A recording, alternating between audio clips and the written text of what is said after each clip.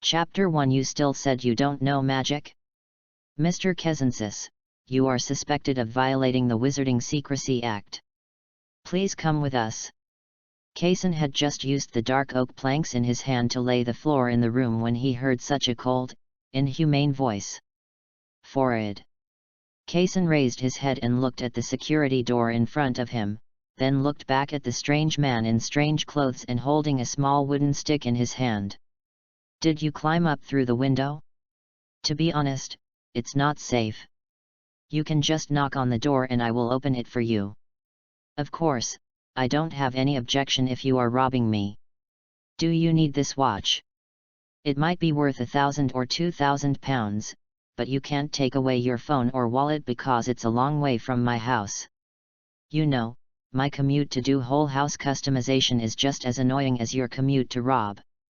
As he spoke, he also took off the elegant mechanical watch on his hand. In fact, it should not be worth 1,000 or 2,000 pounds. He just felt that a robber who went out to rob in pajamas should not have the appreciation skills. Enough. Mr. Kesensis, I repeat, you are now suspected of violating the Wizarding Statute of Secrecy. I am an employee of the Office for the Prohibition of the Abuse of Magic of the Ministry of Magic. You can call me Lester. Please come with me now. Lester took out his wand and pointed it at Kaysen. Oh, do you need me to call your family? Or a mental hospital? Sir, you don't need to pretend to be stupid. We all know what it's like now. Trust me, you don't want a striker or an auror to come to you. Lester took a step forward slowly. I'm sorry, I still don't understand, what is an auror, what is a striker, and what is the Ministry of Magic? Oh my god, I look so good, passed out. Kaysen raised his hand and instantly a 2-meter-high stone pillar appeared in front of him, blocking the flying red light. At the same time, Lester finally showed a smile. You still said you don't know magic? You finally showed your chicken feet. Pang! A shrunken anvil suddenly appeared on his head, knocking him unconscious. I'm sorry, sir, I hope you can forget everything that just happened. Kaysen said as the obsidian cube floating in his hand suddenly turned into a wooden stick about 30 centimeters. No, it doesn't feel powerful enough. Logs are just right. The next moment, a log-solid block was released, floating and flying with his hand. With a thud, another ball of dark blue liquid appeared in his hand and splashed directly on Lester's face. Kaizingzi. Boom. It's not amnesia. Isn't it strong enough? He replaced the log with a rough stone, and there was another bang. How dare you attack a Ministry of Magic employee, you! The cube in his hand changed one form after another, from logs to rough stones.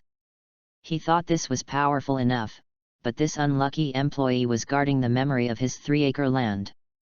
Finally, he took out the anvil and decided to give it a serious blow. Ahem, I think this is unnecessary. What do you think, Mr. Heath? Today is the most magical day in Kaysen Heath, or the second day. The last time he had such a magical day was when he had just traveled through time. At that time, he was playing Minecraft and the first commentary of Harry Potter was playing in the background. Then the computer ran out of power. And just like that, he arrived. This otherworldly England. And he didn't come empty-handed. There is a MC system that can absorb other people's positive emotions towards him to upgrade, including but not limited to favorability, trust, satisfaction, admiration, and the like. When it materializes into reality, it becomes a small block. Anyway, now, anything as small as a stick or a wooden board, as large as a flame block or a water source block can appear directly from his hand and affect reality. Although it is not comparable to the original Minecraft creation mode, it is enough in the Iron Jungle of England, for example, opening a whole house customization studio or something.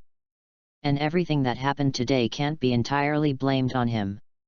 The commentary he read before time travel didn't even finish the first part. If the employee of the Ministry of Magic was willing to say more, such as "Where is your wand?" or something like.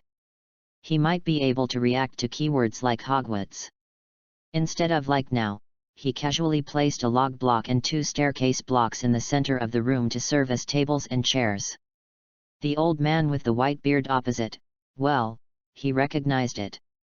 After all, the first scene of the Harry Potter movie commentary showed him appearing on the dark street holding a lighter that could absorb light. At this time, Dumbledore looked curiously at the staircase cube sitting under his butt and the log cube in front of him. Is this alchemy? In short, this is not a transformation spell, but I still sincerely praise your innovative spellcasting method. Kaysen felt very awkward. The old man in front of him showed no hostility at all, and was even too friendly. This made him embarrassed to do something dirty, although he may not have been able to do so. But you can also give it a try. What's so scary about an old man who likes to use a lighter to collect light? Just when he was about to quietly place an anvil on Dumbledore's head like before, the victim spoke. I don't have Lester's good physique. To be honest, if an anvil hits my head, it might really kill me. Kaysen nodded in agreement and replaced the anvil with a wooden board. Oh, I'm sorry, I thought you didn't tell me. He took back the wooden block as if nothing happened. A method of casting spells that I have never seen before. This small square has the same origin as the magic power in you. It seems that you are a natural alchemist, free to transform and create.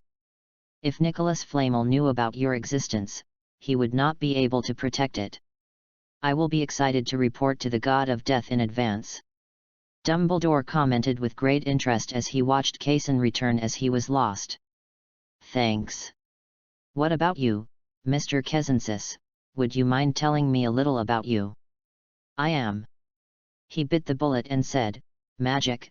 I have been in Sweden before, and I just came to England recently, so I don't know the rules here. Well, I've never been good at telling lies. I really don't have this talent. I get this power as soon as I wake up, so I used this power to open a whole house customization studio, just to decorate the house, like this. Kaysen waved his hand casually, and the wall in front of him was wrapped in a thick and strong wooden board. Under his semi-frank words and frank actions, Dumbledore still maintained his smiling and kind look. Satisfaction plus 10 from Dumbledore. Kaysen didn't know why. But he suddenly felt a chill. Normally, his customers would satisfy him, so there was no problem. Most of them are satisfied with the houses they decorated themselves. But the old man in front of him, why is he satisfied with himself, and what is he satisfied with? Dumbledore noticed Kaysen's strange gaze, his eyes rolled around, and he realized what he was thinking about, and quickly explained, don't get me wrong, I'm just praising your frankness. Dumbledore, you can't talk so cheerfully to the wizard who attacked the Ministry of Magic employees. I want to appeal to the Wizengamot. Lester, who was lying on the ground, raised his eyelids with difficulty. After finishing speaking, he was once again buried tightly by the sand falling from the sky. Chapter 2 Professor of Alchemy? Me? That's it. The pen of admission did not detect Mr. Heath. He has not received any wizard education. As for his magic, it was just a magic riot one day. He was taken away by an old wizard to receive apprenticeship education. Not to mention that after completing his studies, he only used magic to do decoration. This is enough to prove his kindness and there is no need to report to Azkaban. Dumbledore was holding a lollipop bought by Muggles on the roadside in his mouth, and was spitting it towards Fudge in front of him. Then why did he refuse the Ministry of Magic's investigation? And he boldly attacked Ministry of Magic employees. Fudge said angrily. On the sofa in the corner of the office, a small flower suddenly appeared in Kaysen's hand. He snapped his fingers to materialize it and handed it to Lester next to him. The latter subconsciously took it and said thank you, and then he was red and warm. Dumbledore looked back at the interaction between the two and shrugged casually. Look, how well they get along. Fudge rolled his eyes and waved to Lester in the corner. Let our victim choose whether to forgive him or not.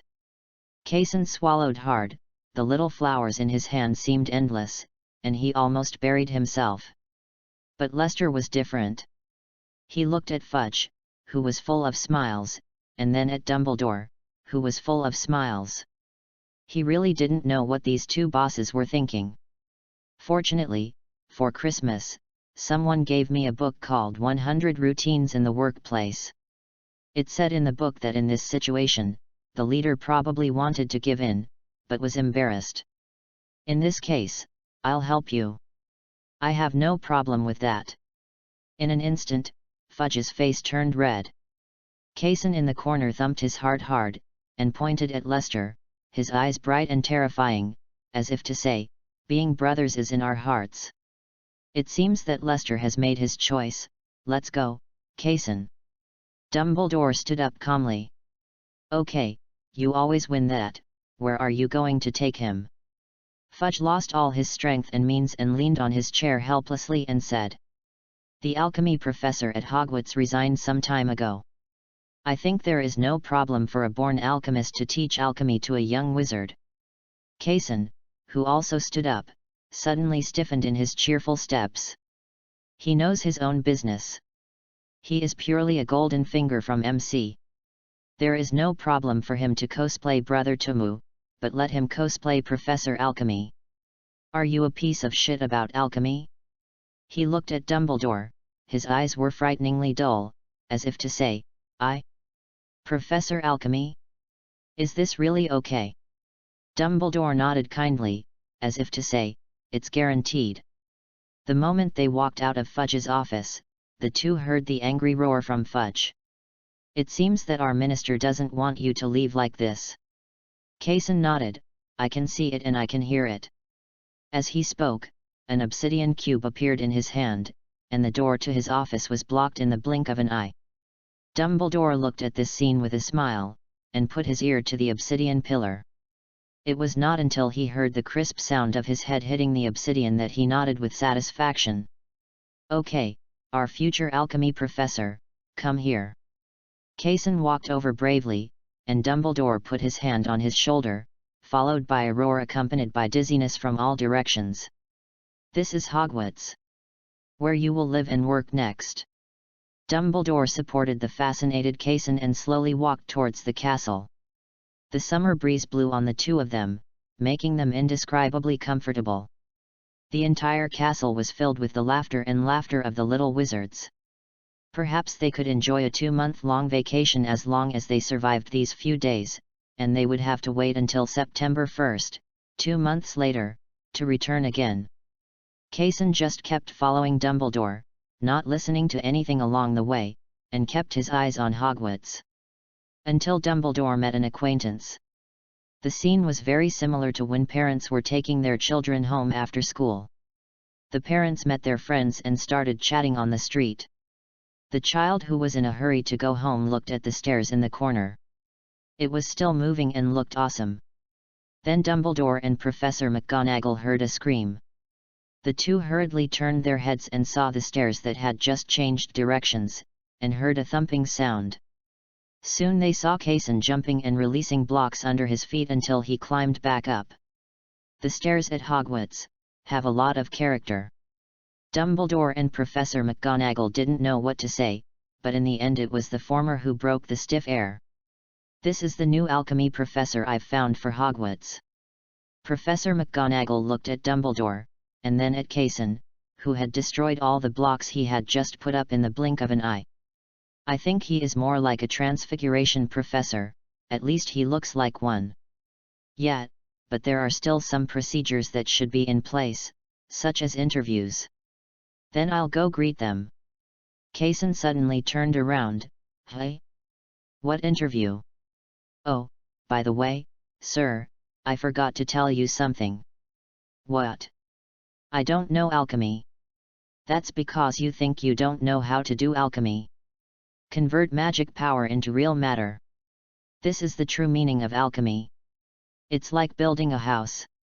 A normal person starts from the foundation to the top, but you already have a house. You just need to explore the structure of this house. Dumbledore explained patiently. Then alchemy has to be done, right? What should I teach the students? Decoration. Kaysen, believe me, if you can control the transformation of matter, you can control the composition of matter, just like turning wooden blocks into floors. Maybe you can give it a try. Do you see this feather? Wrap it with plants. Dumbledore took out a long fiery red feather and handed it over. And Kaysen took it. Pack. You can use any plant, and of course other substances can be used. Okay. He pinched the feather, and the next moment countless rose vines appeared in his hands and entangled the feather, and finally tightened and solidified it into a 13-inch. This is the creation of alchemy, the wand. Give it a try by waving it. Dumbledore said with a smile.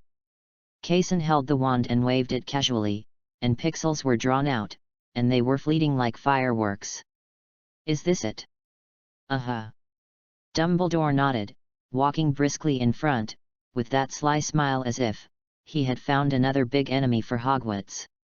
After all, finding a serious alchemist as a professor would cost upwards of 3,000 gold galleons a year as salary, which is only higher than Snape's salary. And an alchemy boss and magic novice who is new to the wizarding world is easy to deceive but not good-looking, kind-hearted and selfless contribution to Hogwarts. Beautiful. Chapter 3 Iron Golem. Satisfaction plus 10 from Dumbledore. Satisfaction plus 10 from Dumbledore. Favorability plus 10 from Dumbledore. Kaysen walked behind and the corner of his mouth couldn't stop twitching. Soon, the two came to an empty classroom. Dumbledore sat in the center, with Professor McGonagall, whom he had met only once, and a greasy professor, Snape, whom he also knew. The other two were a dwarf and a kind lady, whom he did not recognize. The greasy-headed professor looked over casually and said, with all the fanfare, I thought you had brought Ollivander here. Hiss, what a powerful attack power. Kaysen swallowed and sat in a seat opposite. There was a table spread out and a quill on it. Name. Kaysen Heath. Gender. Male. Age. 25. Educational qualifications. Department of Civil Engineering, University of Manchester. Why do you feel ashamed for no reason? Specializing in magic. Alchemy, transfiguration, conjuration. The last one was that he had to bite the bullet and follow Dumbledore's advice. After handing over the form, he leaned back on his chair and looked at the ceiling. The colors of the ceiling and walls of this classroom do not match. If you design it yourself, you should use spruce boards. Not only do the colors match well, but they are also elegant and solemn. And on the other side? Mr. Heath? Snape asked, staring at the form in front of him. Mr. Heath. Kaysen Heath. Ah? What's the matter? Kaysen, who was studying the ceiling, came back to his senses and looked at the greasy-headed professor who was asking him questions. Would you mind showing off your alchemy? What do you need to show? I mean, how should I show it? The most basic thing is, how about material transformation? After all, except for a certain annual position, I don't want my colleagues to be idiots or liars. Kaysen nodded with deep understanding. After all, to be honest, he was just that kind of idiot and liar. If Dumbledore hadn't called him over, he wouldn't have come to this classroom. It's not that he doesn't want to get this so-called professor's job, it's that he has a clear understanding of his own level, and doing renovations is a dimensionality reduction blow. Alchemy? What is that? The four professors looked at this nodding action that was almost like recognition, and their strange eyes fell on Dumbledore at the same time.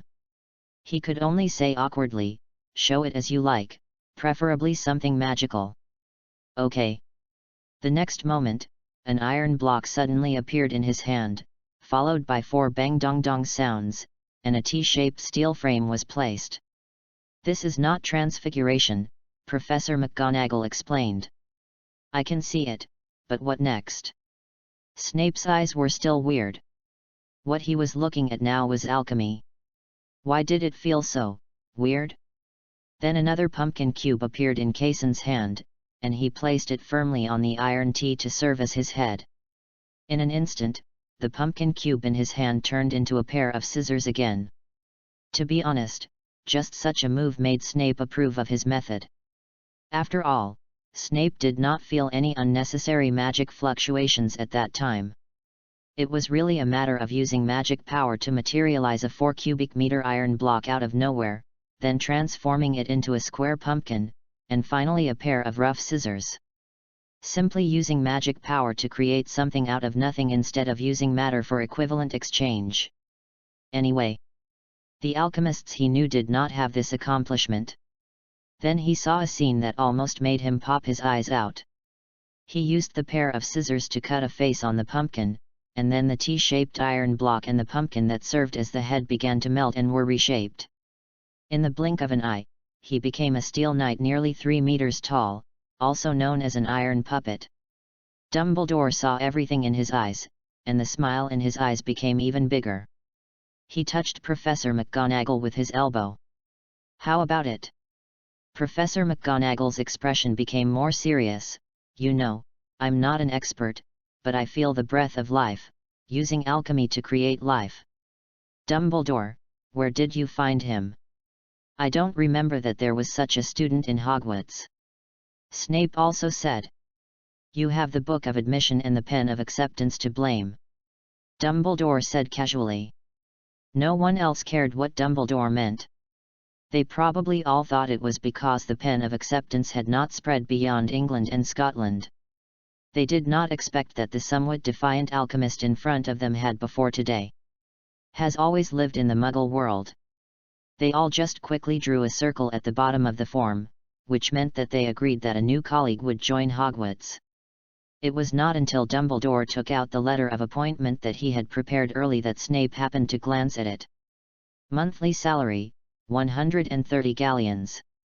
To be honest, this salary is the average salary of most professors, which is pretty much the same, but for technical staff such as alchemy or potion, it can be said that it is not much different from being sent to be a beggar.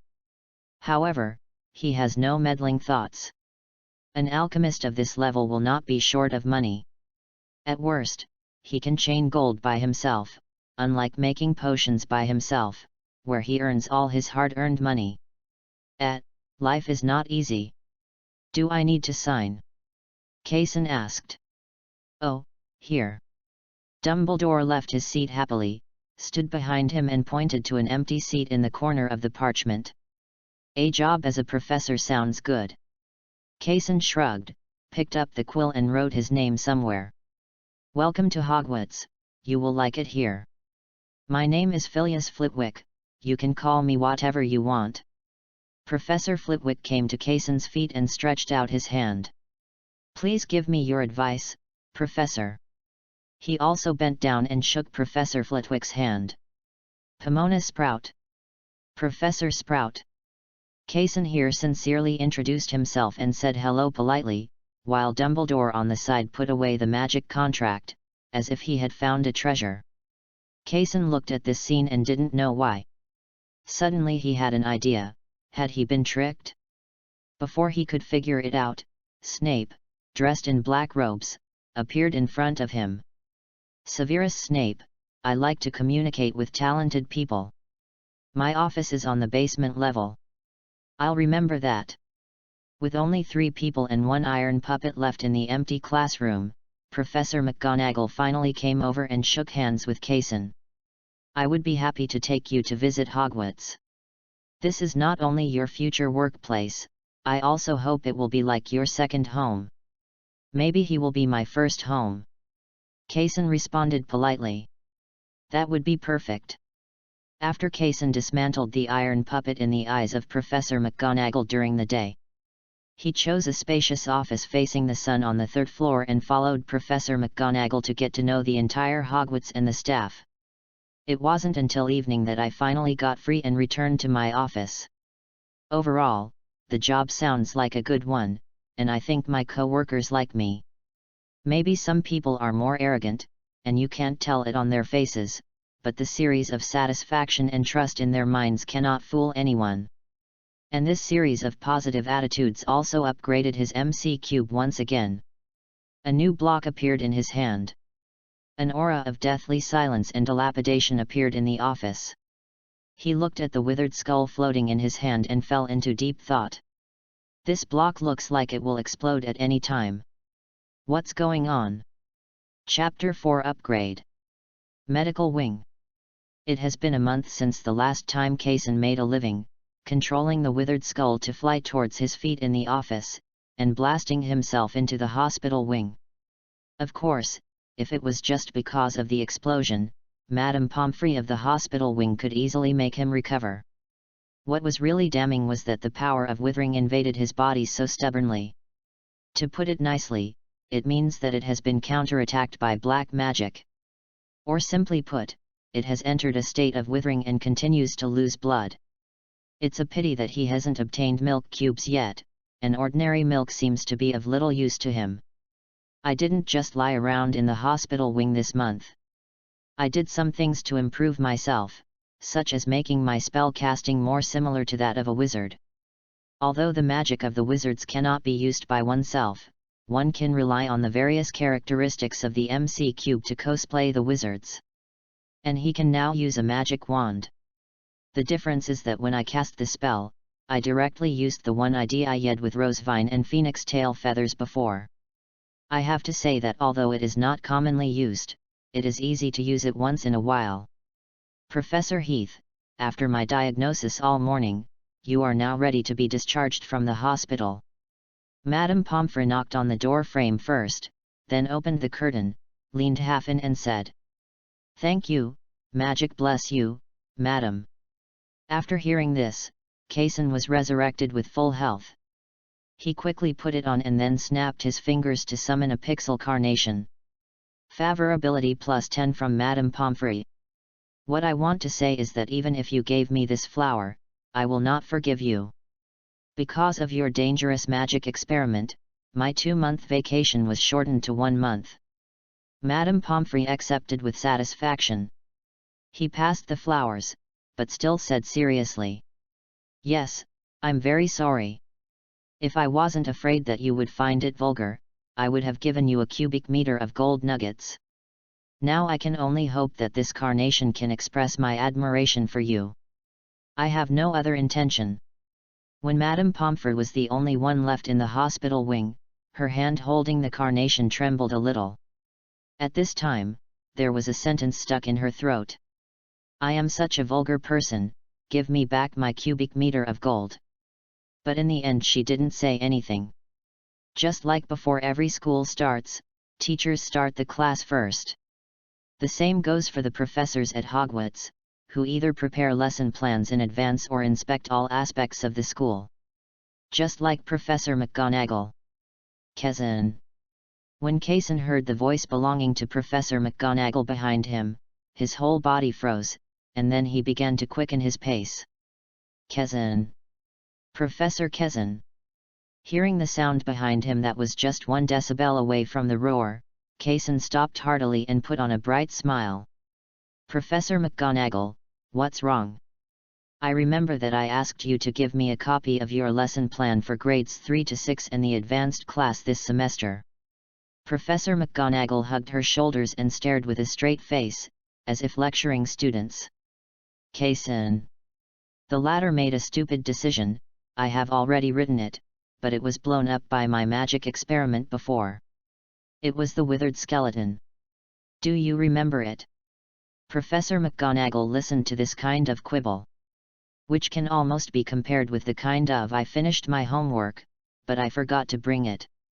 Of course Professor McGonagall, who has devoted himself to education for many years, can see this little trick and simply refuses to retreat. "You can dictate it to me directly. I just need to know a general direction. Don't tell me that you have been lying in bed for a month without preparing anything. Where are the students' textbooks? Their original ones are just fine." Kaysen said, and at the same time he added in his mind, "It doesn't make any difference to me anyway, I can't understand the same thing." Kaysen. Finally, Forced by Professor McGonagall's power, he helped Professor McGonagall move a stone statue standing guard in the corridor from the castle. It can't be said to be moving. In this month, he has learned some basic magic and can create the same effect through imitation, such as the floating spell. You can control tiny blocks to lift heavy objects to achieve the same effect as the floating spell. After the two placed the stone statue on the edge of the Black Lake, Professor McGonagall took out his wand and placed it on the forehead of the stone statue. He chanted softly for a while. As if the stone statue had gained life, it started to move and was on alert. Create your Iron Knight. As professors of Hogwarts, we have the obligation to protect Hogwarts, including upgrading the defense system of Hogwarts. Professor McGonagall finally figured it out. Said. Okay. Kaysen shrugged, took out his wand and scratched it casually. The steel cubes formed a T shape, and then placed a pumpkin skull on it, and an iron puppet was created. He touched his chin and felt that something was missing. After thinking about it, he created 2 iron blocks and a log block to form a huge steel épée. The iron golem took the sword obediently and stuck it on the ground without moving. Let them fight. Professor McGonagall looked at the iron golem and then at Kaysen. Okay. Professor McGonagall also took out her wand and controlled the stone statue to attack the iron golem with a weapon. Only a clang was heard, which obviously failed to break the defense. The iron puppet lowered his head and glanced at the stone statue, then raised his heavy sword and swept it. Pang! The rocks were shattered all over the ground. Satisfaction +10 from Professor McGonagall. Trust from Professor McGonagall +10. Professor McGonagall's eyes were even brighter, and the next moment she was dragging Kaysen to the principal's office. It seemed that she would convince Dumbledore to fully upgrade the defense system of Hogwarts no matter what she said today. At that time, she could not imagine that she would wave her wand and the torrent of steel would move in neat steps from Hogwarts, crushing all the enemies like the earth was shattering. She didn't even know how happy she would be at that time. Hey, wait. Kaysen quickly slowed down and used his wand to point the iron puppet and épée, which instantly shattered into squares and dissipated into the void. Kaysen, I can only say that it is too wasteful for you to do this.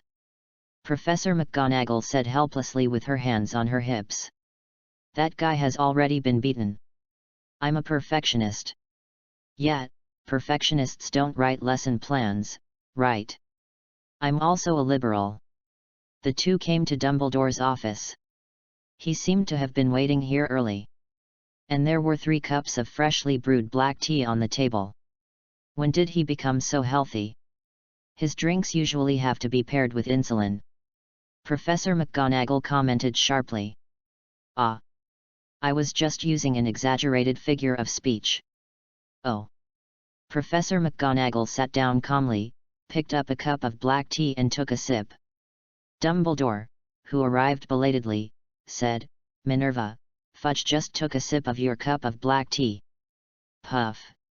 Chapter 5 Orders after arriving at Hogwarts. Kaysen looked at Professor McGonagall with a smile on his face, but the latter glared back fiercely. In an instant, the majesty of the teacher rushed towards him, making him look at his nose, and heart. Okay, what's the matter? Dumbledore changed 2 more cups, poured 2 more cappuccinos and pushed them over. We have an idea about upgrading the defense system of Hogwarts. Professor McGonagall said and told Dumbledore the complete story about the iron golem killing the stone statue. Dumbledore nodded. Of course, I have no objection, but it depends on Kaysen. Can your magic power support you to do this?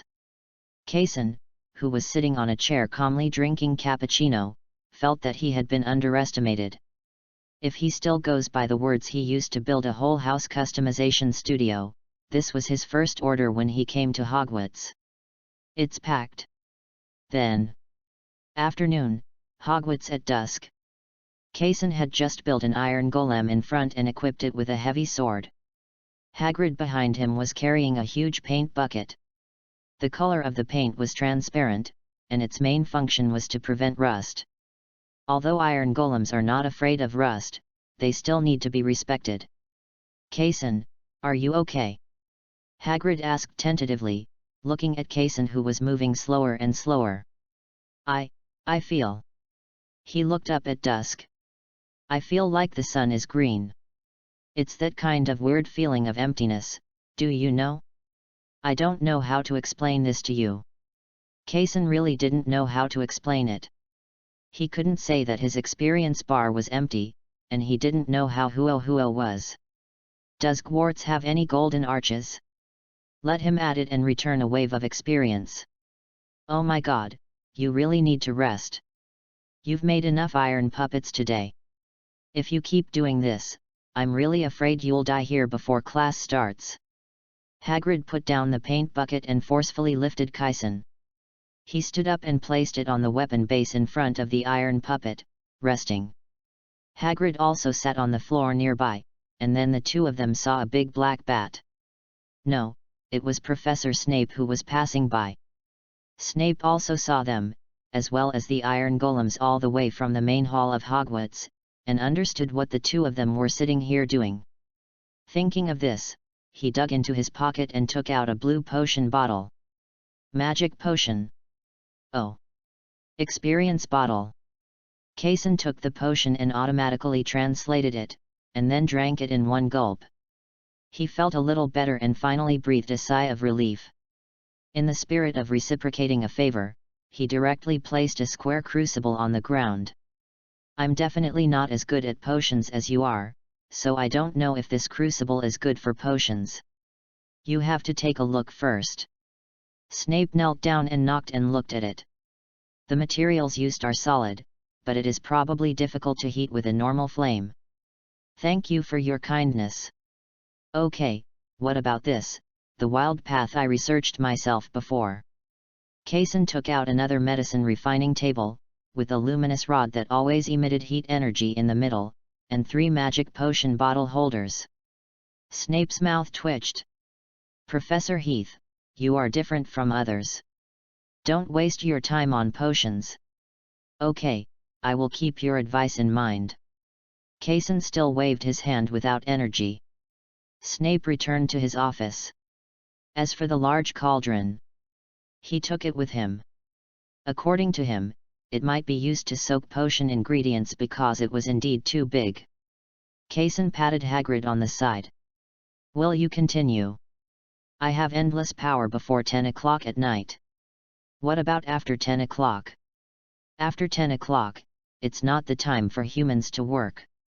Kaysen, at that time we should go back to the room and drink 2 glasses of wine. Come to my place tonight.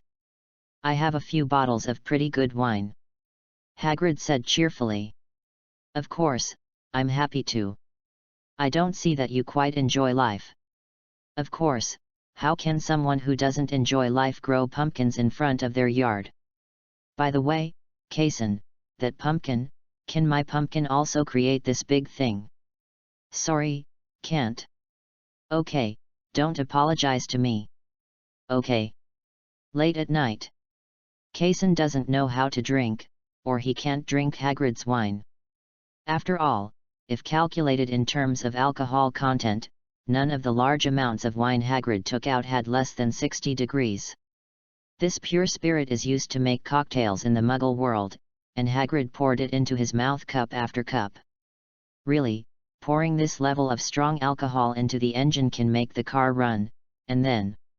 Forget it, I had to drink the wine. I accepted even though I was crying. In this way, every time he drinks a drink, Hagrid's favorability will increase by +10. It seems that he likes bold friends very much. It stayed like this until Hagrid sat next to Kaysen later, his palms as big as leaf palms slapped his back, and his hearty laughter filled his ear canals. I really can't drink a drop. Boom. The next day, Kaysen woke up from Hagrid's bed in confusion. It should be said that Hagrid looked unkempt and was quite hygienic. And he himself was lying on the ground in a daze with bubbles still coming out of his mouth. Kaysen shook his neck and waved his wand to control the small cube to put Hagrid on the bed. He disposed of the empty wine bottle and then tiptoed out of Hagrid's cabin. He took a deep breath after walking out of the house. He still felt that the small house was too small for Hagrid, so he waved his wand to control the small square and left a message at the door. "If you want to expand your house, just come to me, I am professional. Kesson Heath." After doing all this, he rubbed his head and returned to his office. He seemed to remember last night that Hagrid was so satisfied that he got a new cube. "What is it?" "Hiss, my head hurts so much, I forgot about it. After returning to the office, my head is still dizzy." "Dong dong dong. What's the matter?" Snape brought Kesson into the office.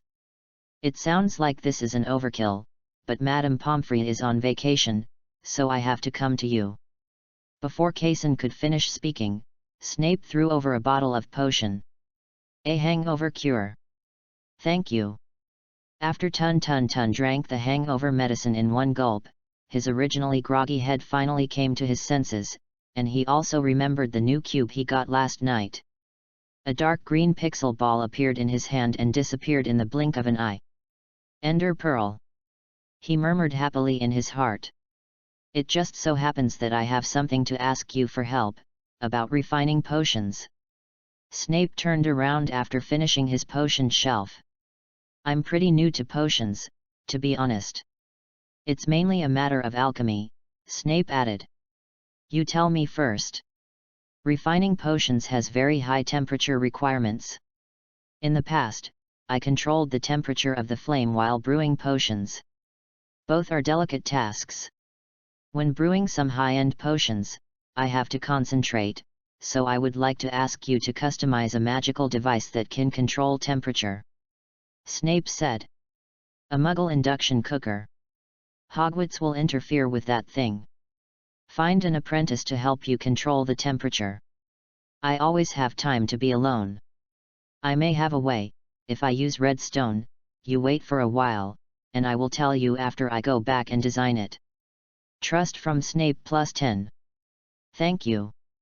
Snape had an imperceptible smile on his face. "Tell me your requirements as well." "No problem." Chapter 6 Meeting Harry for the first time. Kesson returned to the office with a piece of parchment written with Snape's needs. As for his needs, it is nothing more than to make the temperature adjustable and controllable. In short, it is very simple. It is nothing more than a permanent burning flame, adding a baffle on it, and controlling the temperature of the flame by increasing or decreasing the baffle. All it takes is an obsidian slab as the base, and a small redstone piston is used to create a flame baffle to control the temperature. 2 hours later. It's very simple.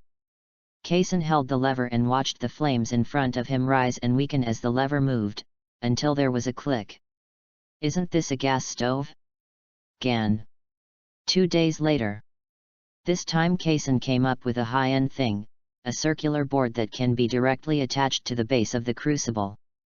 There is no base, and the magma block is directly used to control the temperature. It looks very high-end.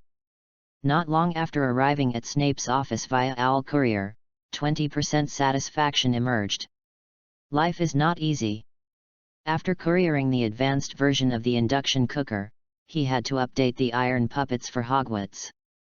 Now he became more and more suspicious that Dumbledore was recruiting him to find a big enemy. Until evening.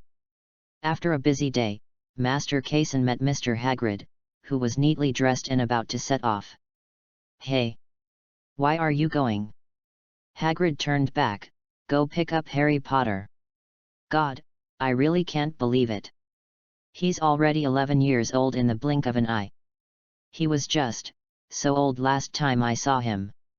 As he spoke, Hagrid made a small distance gesture with 2 fingers.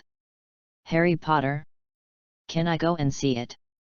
"Of course, if not, that's okay." "Don't say that, of course, get in the car and let's go on a motorcycle." Kesson got on the motorcycle. Hogwarts also has a service for picking up and dropping off young wizards? Or is it because of his fame? Because Hogwarts sent many admission letters to Harry without any reply, Dumbledore asked me to go and see him. Hagrid said and walked into his hut, and soon he was carrying the cake box came out. Today is his birthday. I feel it is necessary to bring this to him. I hope he can keep his stomach and eat my cake.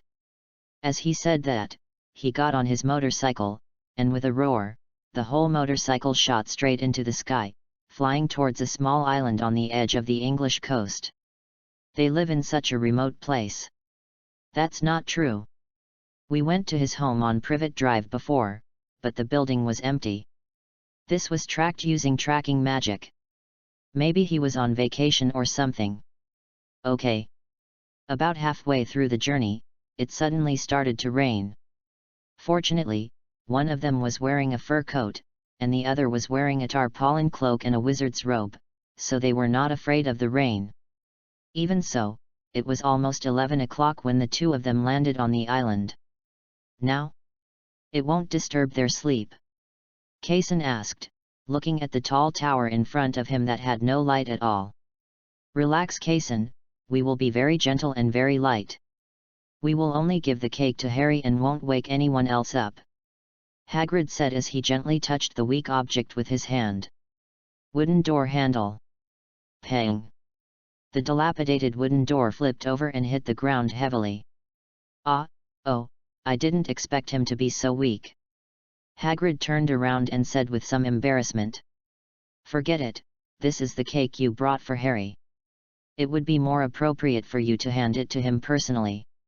Kaysen handed the cake to Hagrid and walked directly into the door. Harry Potter, who was awakened by the loud noise, and the three Dursleys also looked at the two figures at the door. A frighteningly handsome man with a pale face, who may look cold, and a tall and burly guy behind him. Are you guys? Kaysen Heath, behind you is Rubius Hagrid. We are from Hogwarts, and we are here to take Harry Potter away. Well, I'm sorry to wake you up so late at night. Really, it's just this door is too weak. What is Hogwarts?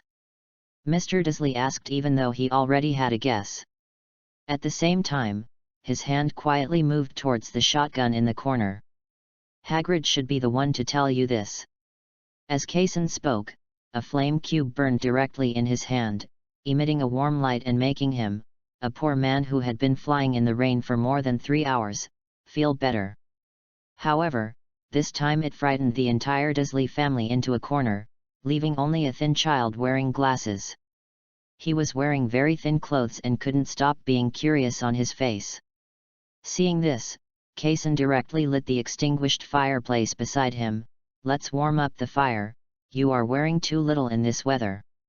My name is Harry Potter, are you here to see me?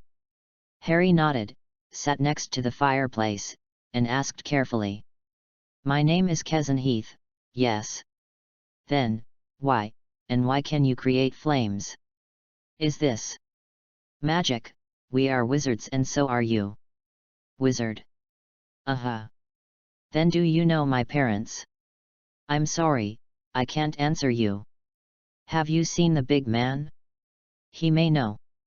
Compared with the warm fireplace on Kaysen's side, Hagrid on the other side had a passionate confrontation with the Dursleys, including but not limited to making the Dursleys' sons grow pigtails and violently cutting the barrel of a shotgun.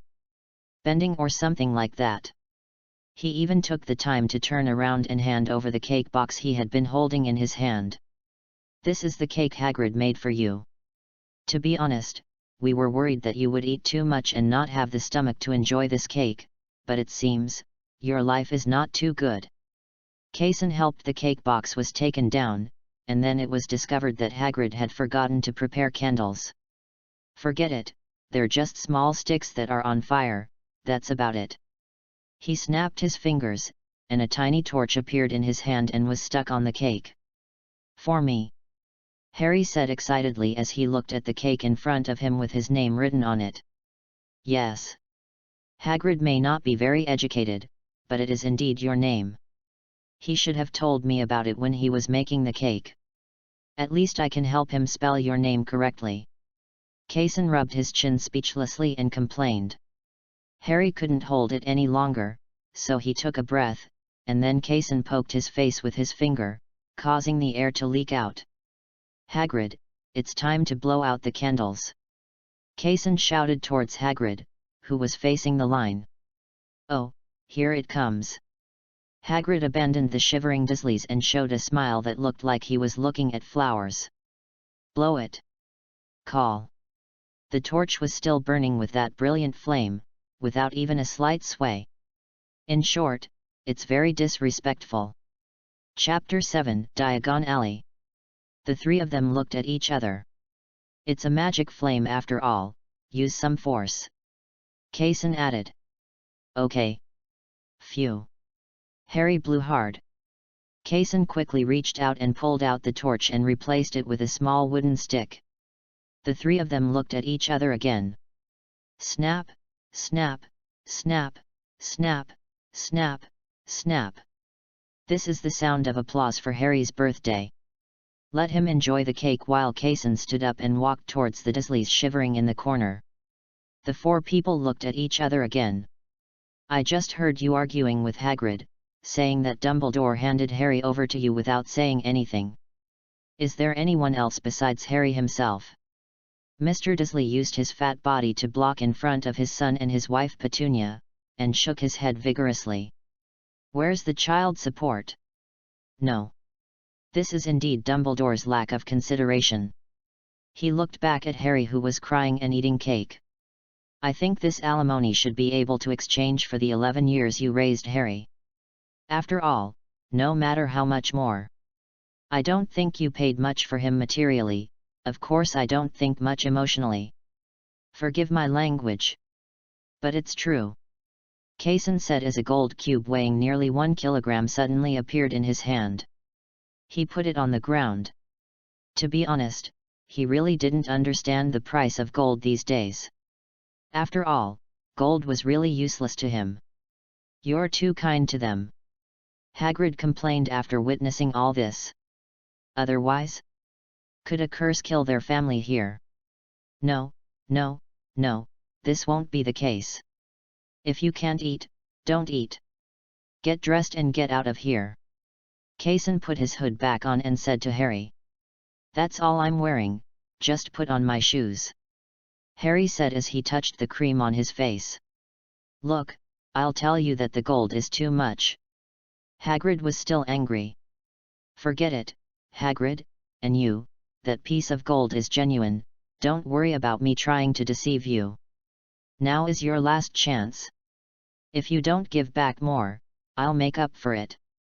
If I leave, you won't have a chance. Kaysen shrugged and said to the family of 3 in the corner.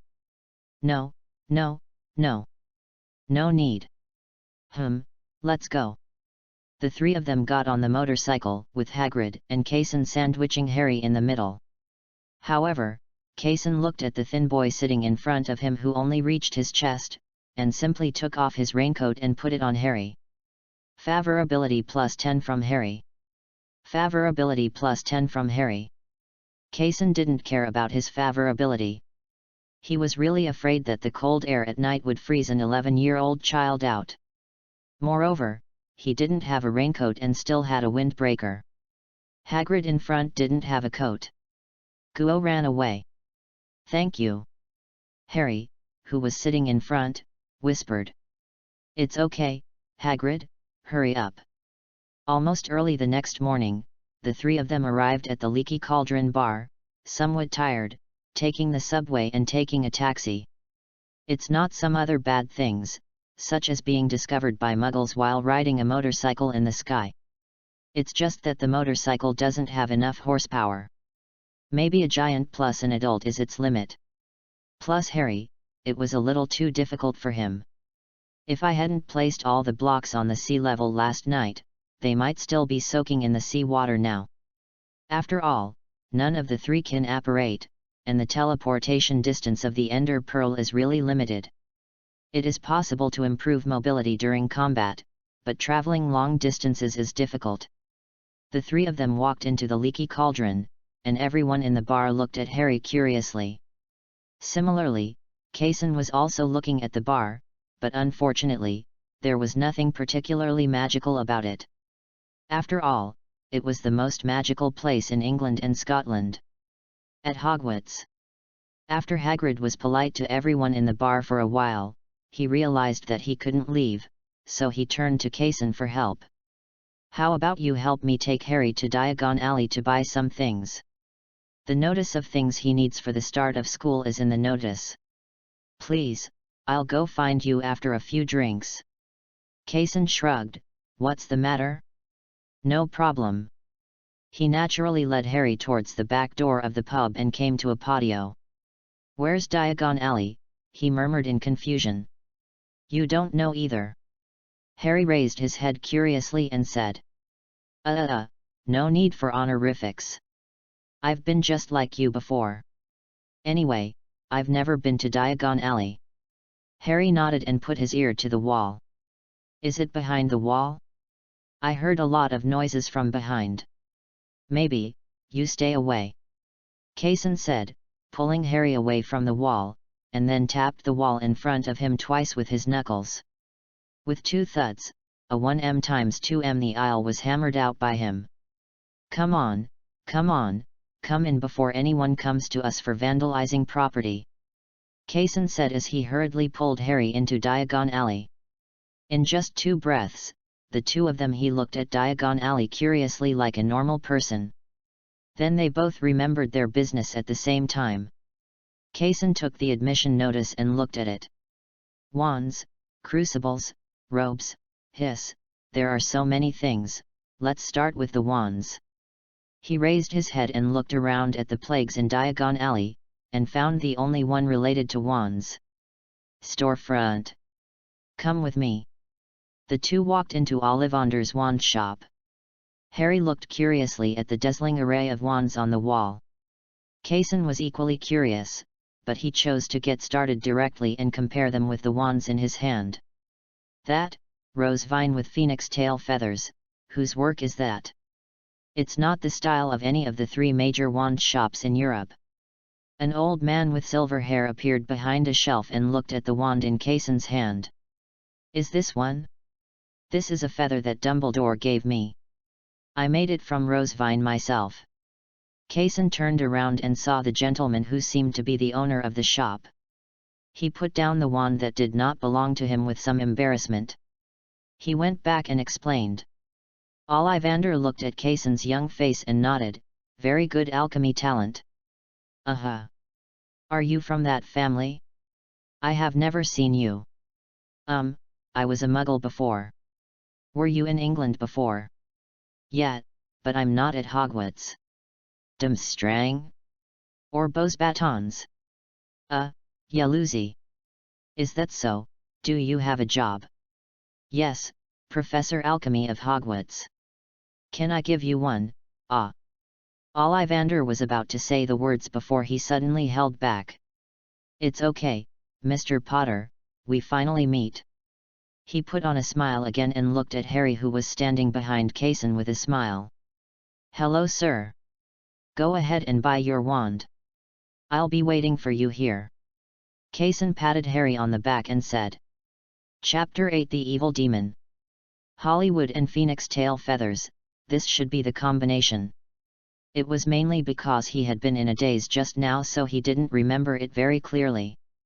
It was only when they left Ollivander's and met Hagrid, who was late, and asked him about it, that he remembered it. Hagrid was talking non-stop about the interesting things that happened in the patio of the Leaky Cauldron. You don't know which genius it was. He probably didn't know how to get into Diagon Alley, so he just destroyed the brick wall of Diagon Alley. Really, he didn't even think of asking old Tom about it. What? There was silence between Kaysen and Harry. Why do you look like that? You are the ones who caused the damage, right? You are not the ones who caused the destruction, right? Hurry up, those Aurors are going crazy looking for you, hurry up. Hagrid took a deep breath and quickly led the two of them into the crowd. By the way, did you go to Gringotts? Hagrid suddenly asked as they walked. What's Gringotts? Harry asked, looking up. It's the white building, the Wizarding Bank. Dumbledore happens to be keeping the key to your family's vault, so today is the perfect time to return it to its original owner, and I also need to go to Gringotts for something. The three of them came to Gringotts and boarded a minecart heading to the underground vault. Is this thing safe? Kaysen asked curiously, his mouth twitching. Don't worry about that. Safety is Gringotts' first priority. The goblin sitting in the front row turned around and explained. Slowly, the minecart started. Kaysen, sitting at the back, watched the surrounding scenery constantly passing by and subconsciously cheered, "This is awesome." "Is it noisy?" "No." "That's awesome." Hagrid cheered along. Then the two of them went to their respective vaults, leaving Kaysen alone leaning against the stone wall in a daze. He didn't have the idea of opening a vault. If there was something, he only needed one box to put it. If one box was not enough, he would upgrade it to a growth box. Soon, Hagrid seemed to have finished getting his things and stood aside waiting for Harry. "Why is that kid so slow?" "I don't know." When the two were curious, Harry finally came out with a big bag of gold galleons and walked straight towards Kaysen. "I have a feeling." As expected, Harry handed the sack full of gold galleons to Kaysen, but he didn't take it. He really didn't take it. Gold was no more important to him than the pebbles on the roadside. The difference is that it is better to give him a rough house to decorate than to give him gold. "What are you doing?" "Pay back the money." Kaysen looked at Hagrid somewhat innocently, obviously wanting him to help persuade Harry. Hagrid shrugged and said, "Take it. It's a token of Harry's love, and you did help him pay back the Dursleys. Can't you help persuade Harry?" Kaysen complained speechlessly, then knelt down and patted Harry on the shoulder. "To be honest, I'm not good at chatting with children, but there's really no need for you. Really, maybe you don't know, I am an alchemist, and gold is of no use to me. Don't take that matter to heart. Now put these gold coins back."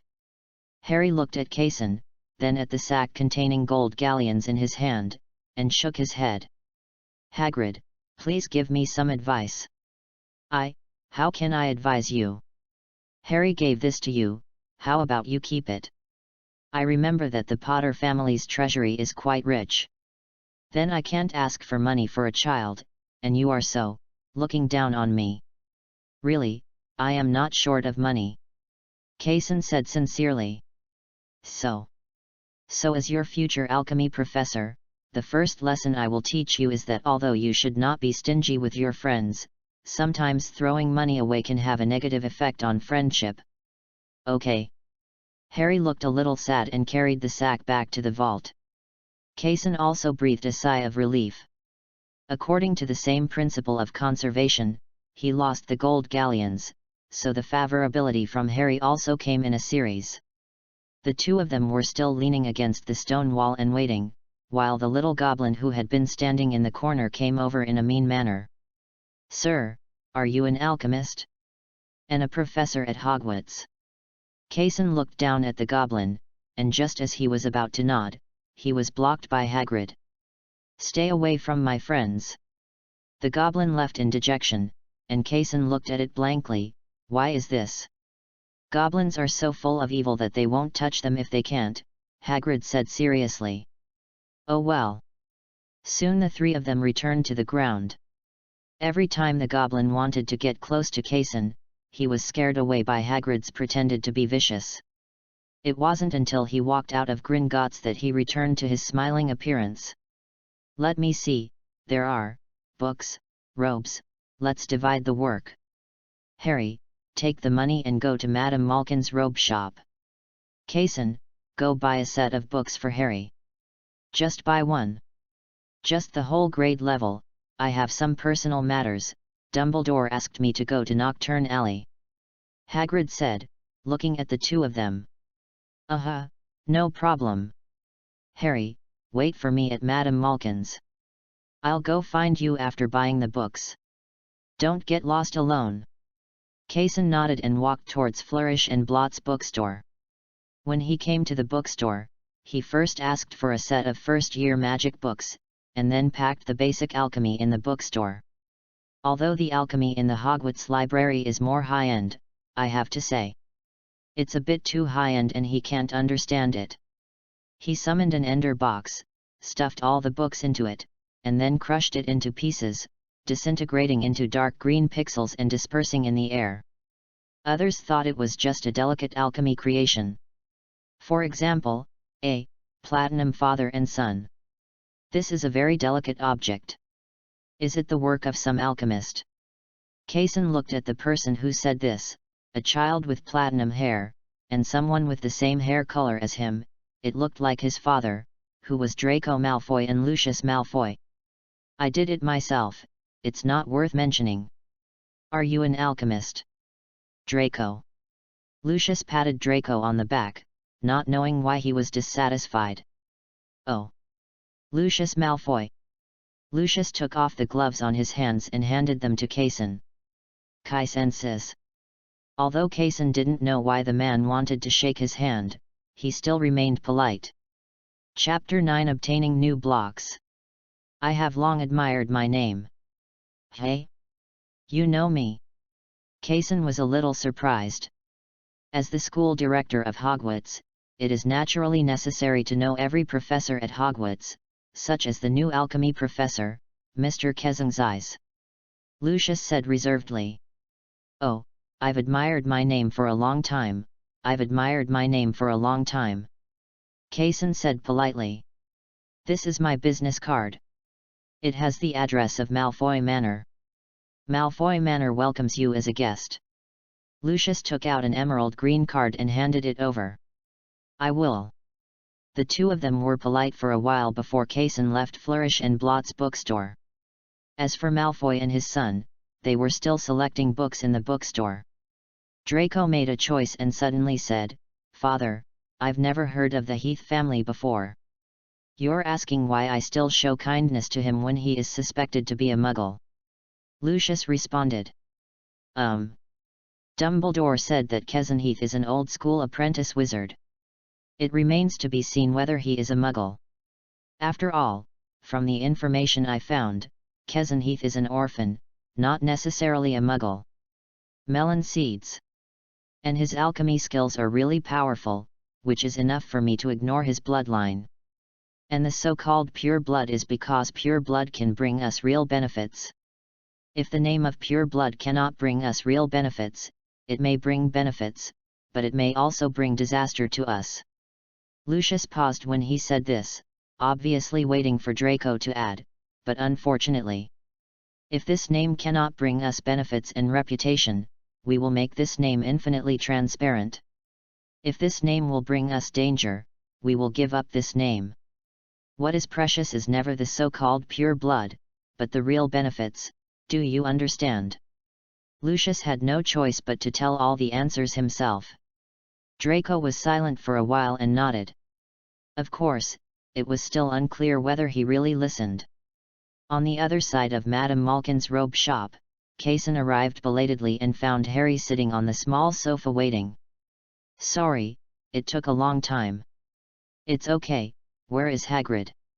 Harry stood up with a smile. I didn't see him. He said he was going to Nocturne Alley. Kaysen shook his head. Let's go find him. I remember seeing a Nocturne Alley sign before. I don't have any objection, then let's go. The two found the path leading to Nocturne Alley. There were not many people along the way, and some were just decadent wizards huddled in the corner. Soon, a path came to an end, and Nocturne Alley appeared in front of them. The general layout was similar to that of Diagon Alley, but it was sparsely populated, and the atmosphere also revealed a sense of deathly silence and chill. It doesn't look very serious. What is Hagrid doing here? Kaysen curled his lips.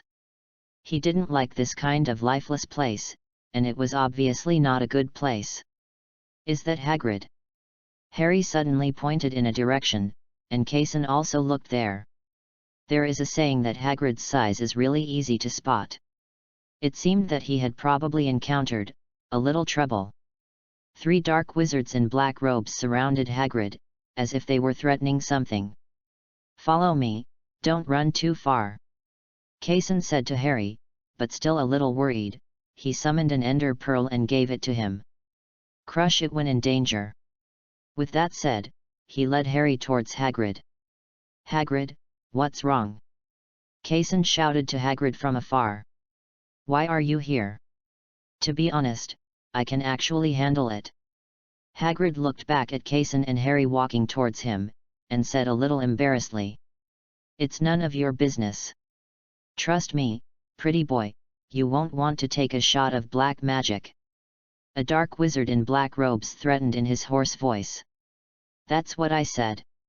Really, if you get out now, you won't be harmed in any way.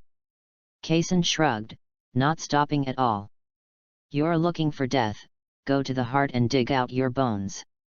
A green curse rushed towards Kaysen at high speed, but was blocked by a sudden appearance of obsidian.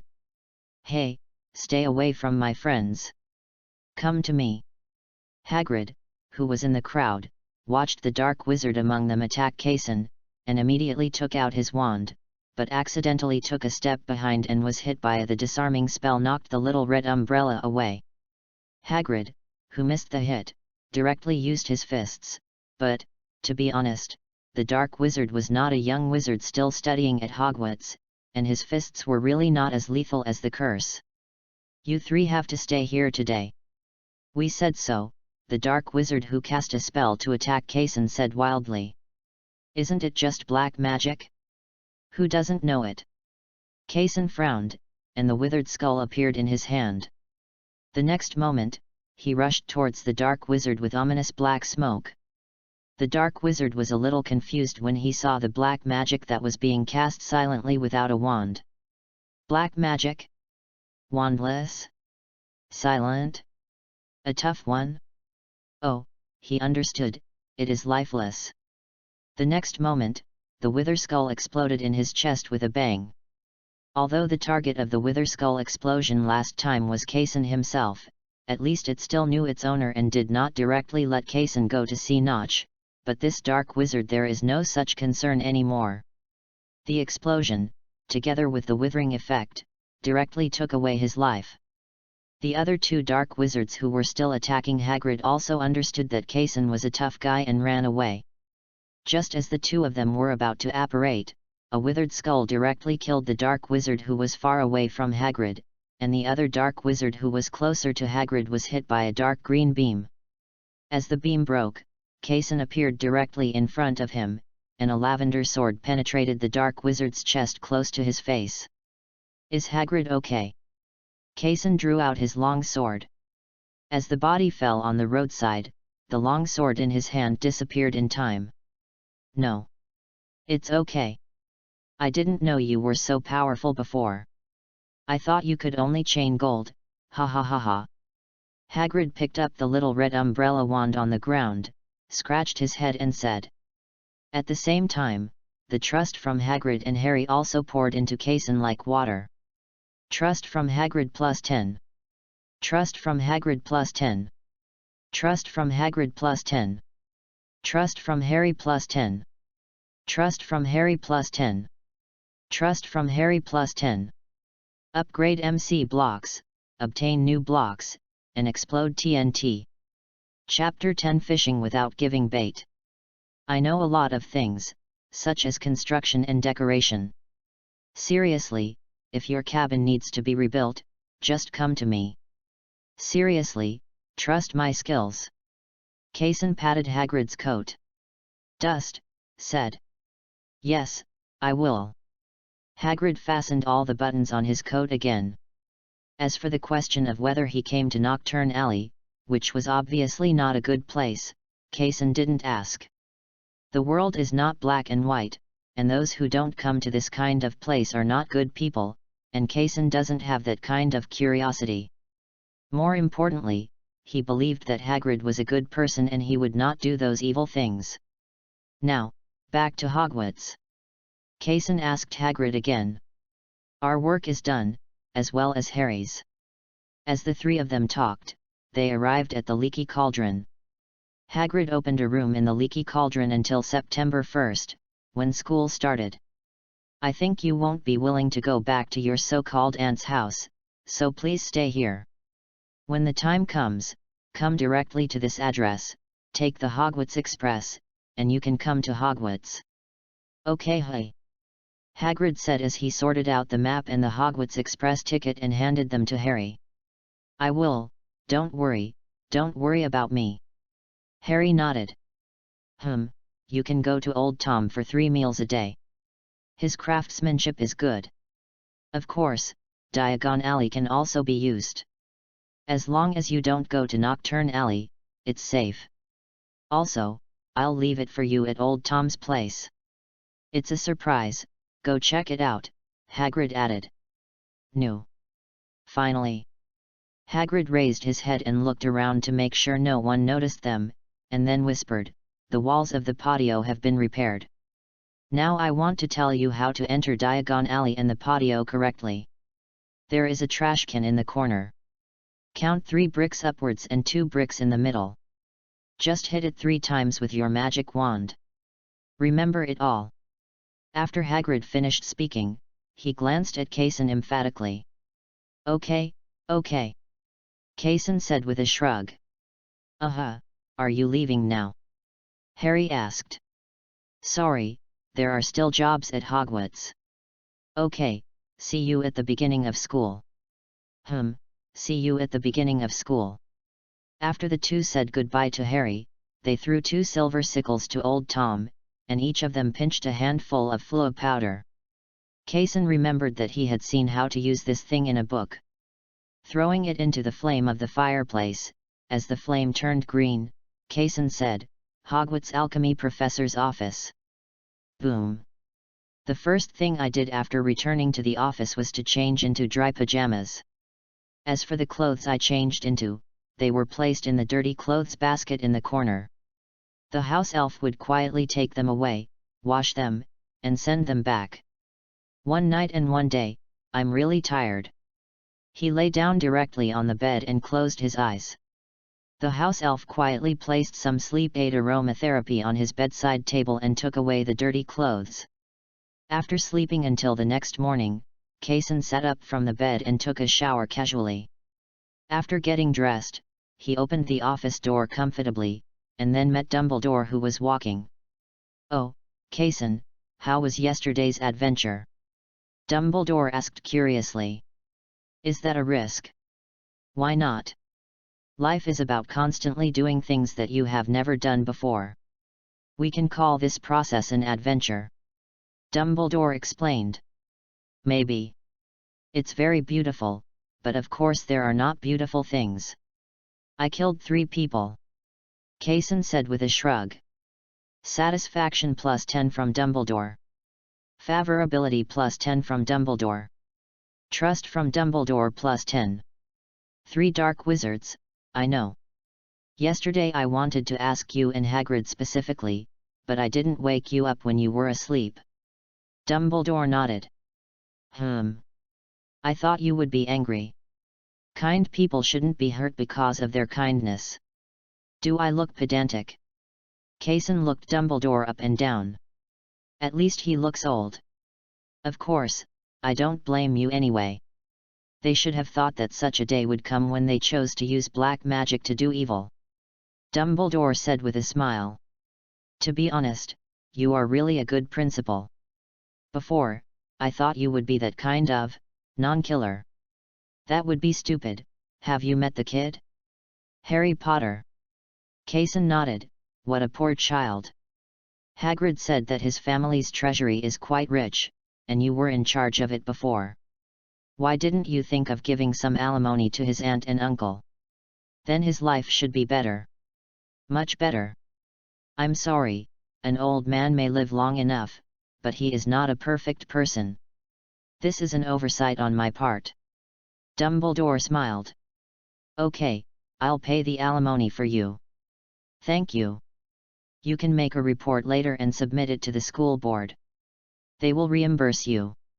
Well, that's not the case. The two chatted all the way and arrived in front of Dumbledore's office. I've been saying this before, is it really not a problem for you to climb such high stairs every day at your age?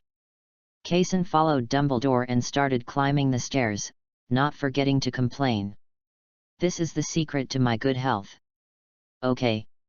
Kaysen shrugged. After the two entered the office, Dumbledore sat on the office chair. He dug into his pocket, took out a small cloth bag, and placed it on the desk. Kaysen, who was sitting opposite him, took it over curiously and took out an irregular red stone. "This is a magic stone made by one of my old friends, Nicholas Flamel. It's called the Philosopher's Stone, the pinnacle of alchemy," Dumbledore explained. "It's a pity that you told me that you were playing the piano to a cow." Kaysen curled his lips and complained. "Because you can do much more powerful things than this magic stone." All in all, Nick Holm and his lover were ready to face death, so they gave this stone to me. Of course, it was also because of a hidden man. The mouse in the dark noticed this thing, and he asked me to keep it for him. "So what are you going to do?" Kaysen asked. "Can you help me make a replica? It needs real magic material, and it needs to have similar magic power fluctuations. I want to use it to fish. I don't want the fish to actually eat the bait, so I came to you for help." Kaysen looked at the blood-red Philosopher's Stone in his hand and smacked his lips. "It's not difficult." Chapter 11: The eve of the dinner party. Kaysen didn't hide it either. The tiny red stone cubes copied the appearance of the magic stone in front of him and carved a pirated magic stone one by one. In his opinion, red stone, a substance that can be called endless energy, is not much different from the magic stone. Although the effect is not that powerful, at least the magic fluctuations revealed are similar. Satisfaction +10 from Dumbledore. Satisfaction +10 from Dumbledore. "I told you that you will live up to your position as Professor of Alchemy." Dumbledore took the imitation Philosopher's Stone from Kaysen's hand and said with a smile. Is there anything else? Please help yourself." "Okay, to be honest, I already regret it," Kaysen said bitterly. "Which way?" "Upgrade the Iron Golem." "Oh, that's true." Dumbledore looked at the dark circles on Kaysen's face and said with some humor. After leaving the office, Kaysen called Hagrid to continue their work on upgrading the campus. The initiator, Professor McGonagall, was listening to jazz leisurely in the office. It has to be said that upgrading the stone statues into iron golems for Hogwarts is an extremely large project. After the upgrade of the entire Hogwarts is completed, it will almost be time to start school. On September 1st, Kaysen stood in his renovated office, humming a little tune and ironing the brand new wizard robe in front of him. "After all, this is the first day that I officially become a professor, and a good image is essential. It's still half an hour before the little wizard arrives at Hogwarts. There is plenty of time." He polished his leather shoes, put on a new wizard robe, and looked in the mirror. Something was missing. He looked down at his empty chest. A brooch is missing. It's easy for him. A drop-shaped diamond half the size of a palm appeared in his hand. Along with the tiny gold squares and red stone squares, the diamonds were inlaid into a brooch that looked valuable. After taking care of everything, Kaysen came to the auditorium humming a tune and saw Professor McGonagall, who was directing the arrangements. Professor McGonagall also saw him and looked at the brooch on his chest. "Good taste." Favorability +10 from Professor McGonagall. Kaysen scratched his head. He had never doubted his own taste, but why did Professor McGonagall go out of her way to increase her favorability towards him? He looked towards his chest and saw the diamond brooch. If the diamonds were ignored, the remaining two colors were red and gold, which happened to be Gryffindor's colors. Okay, the case is solved. A person who has never been influenced by Gryffindor culture subconsciously chooses the Gryffindor color scheme. Even if it is just a color scheme, it is enough to make the head of Gryffindor happy. "How can I help you, Professor McGonagall?" Kaysen asked. "Not yet. Your most important task now is to prepare your self-introduction later. Don't tell me that you haven't even prepared a manuscript." Professor McGonagall suddenly reacted mid-sentence. She immediately lowered her face and asked Rode. No, of course this is ready, ready. After getting rid of Professor McGonagall's murderous gaze, Kaysen was free again and looked at Hagrid, who was inspecting the equipment. He was studying a lantern that was not too bright. Maybe it was the wick or the glass cover was dirty. Of course. The greater possibility was that this kind of kerosene lamp only had a little brightness. Hagrid, do you need help? A fluorite cube slowly appeared in Kaysen's hand. He used a small iron cube to weave an iron chain and put the fluorite in it like a basketball bag. This one is much brighter. I really don't know how to thank you. This will help me a lot. Do you want to go out with me to pick up the little wizard? Hagrid carefully raised the fluorite lamp and suggested. Professor McGonagall, who was giving advice, suddenly appeared between the two of them. I'm sorry, Hagrid, not this year, because today is the most important day in Professor Kaysen's career, and he needs to maintain his dignity. Hagrid smiled awkwardly. That's right, I didn't think about it. Kaysen also shrugged helplessly towards Hagrid. That's it, I'm waiting for you here. Yes. As Hagrid left the castle with the fluorite lamp, Mag also circled around Kaysen. Well, you are in good shape. It seems that you are very interested in today. Trust from Professor McGonagall +10. Of course, of course. The two were talking in the middle of the auditorium, and the old students of Hogwarts had already walked into the auditorium and sat down at the long table in their own college. Go back to your seat, remember Kaysen, today is your most important day, keep your tone. Of course. Professor McGonagall, to be honest, you are a bit like my teacher in high school. Which teacher is good? Professor McGonagall asked. I love my students like my own children. I like him very much. Thanks. Favorability +10 from Professor McGonagall. On the other side. First year little wizard. Come this way. Hagrid stood on a protruding stone and shouted. That's Hagrid. Let's go find him.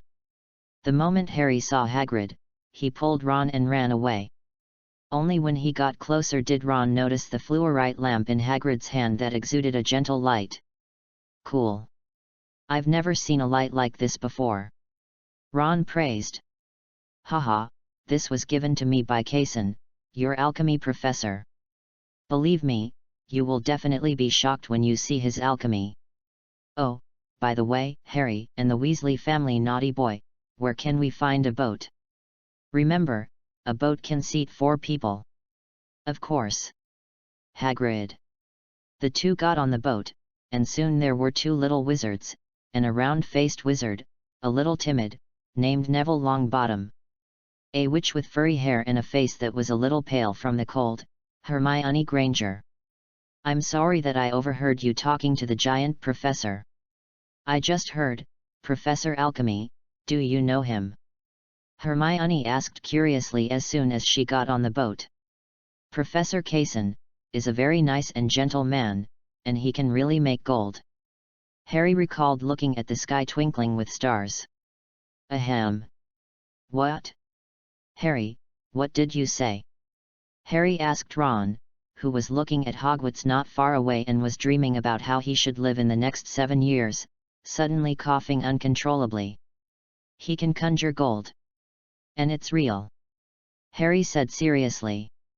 My Merlin, my mother, how rich is he? Ron said with his mouth wide open and unable to close it.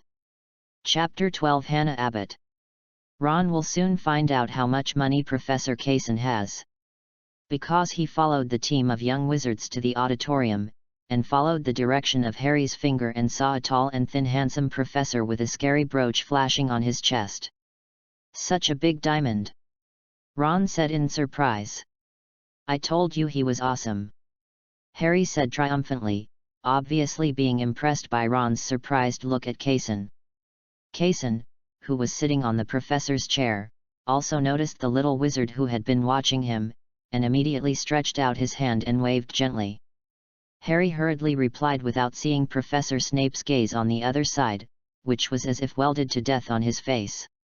Soon, Professor McGonagall came out holding a broken hat, also known as the Sorting Hat, and began to sing the opening line that she had sung countless times.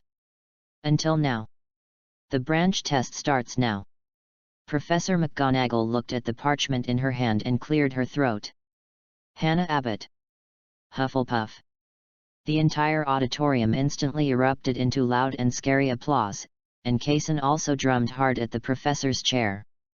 He has been in Hogwarts for so long, nearly 2 months, and has a preliminary understanding of the 4 major colleges.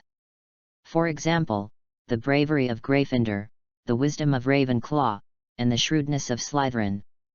But what he really likes is the kind Hufflepuff, and from the time when Hogwarts was built to the present, Hufflepuff has always been the college full of love and warmth.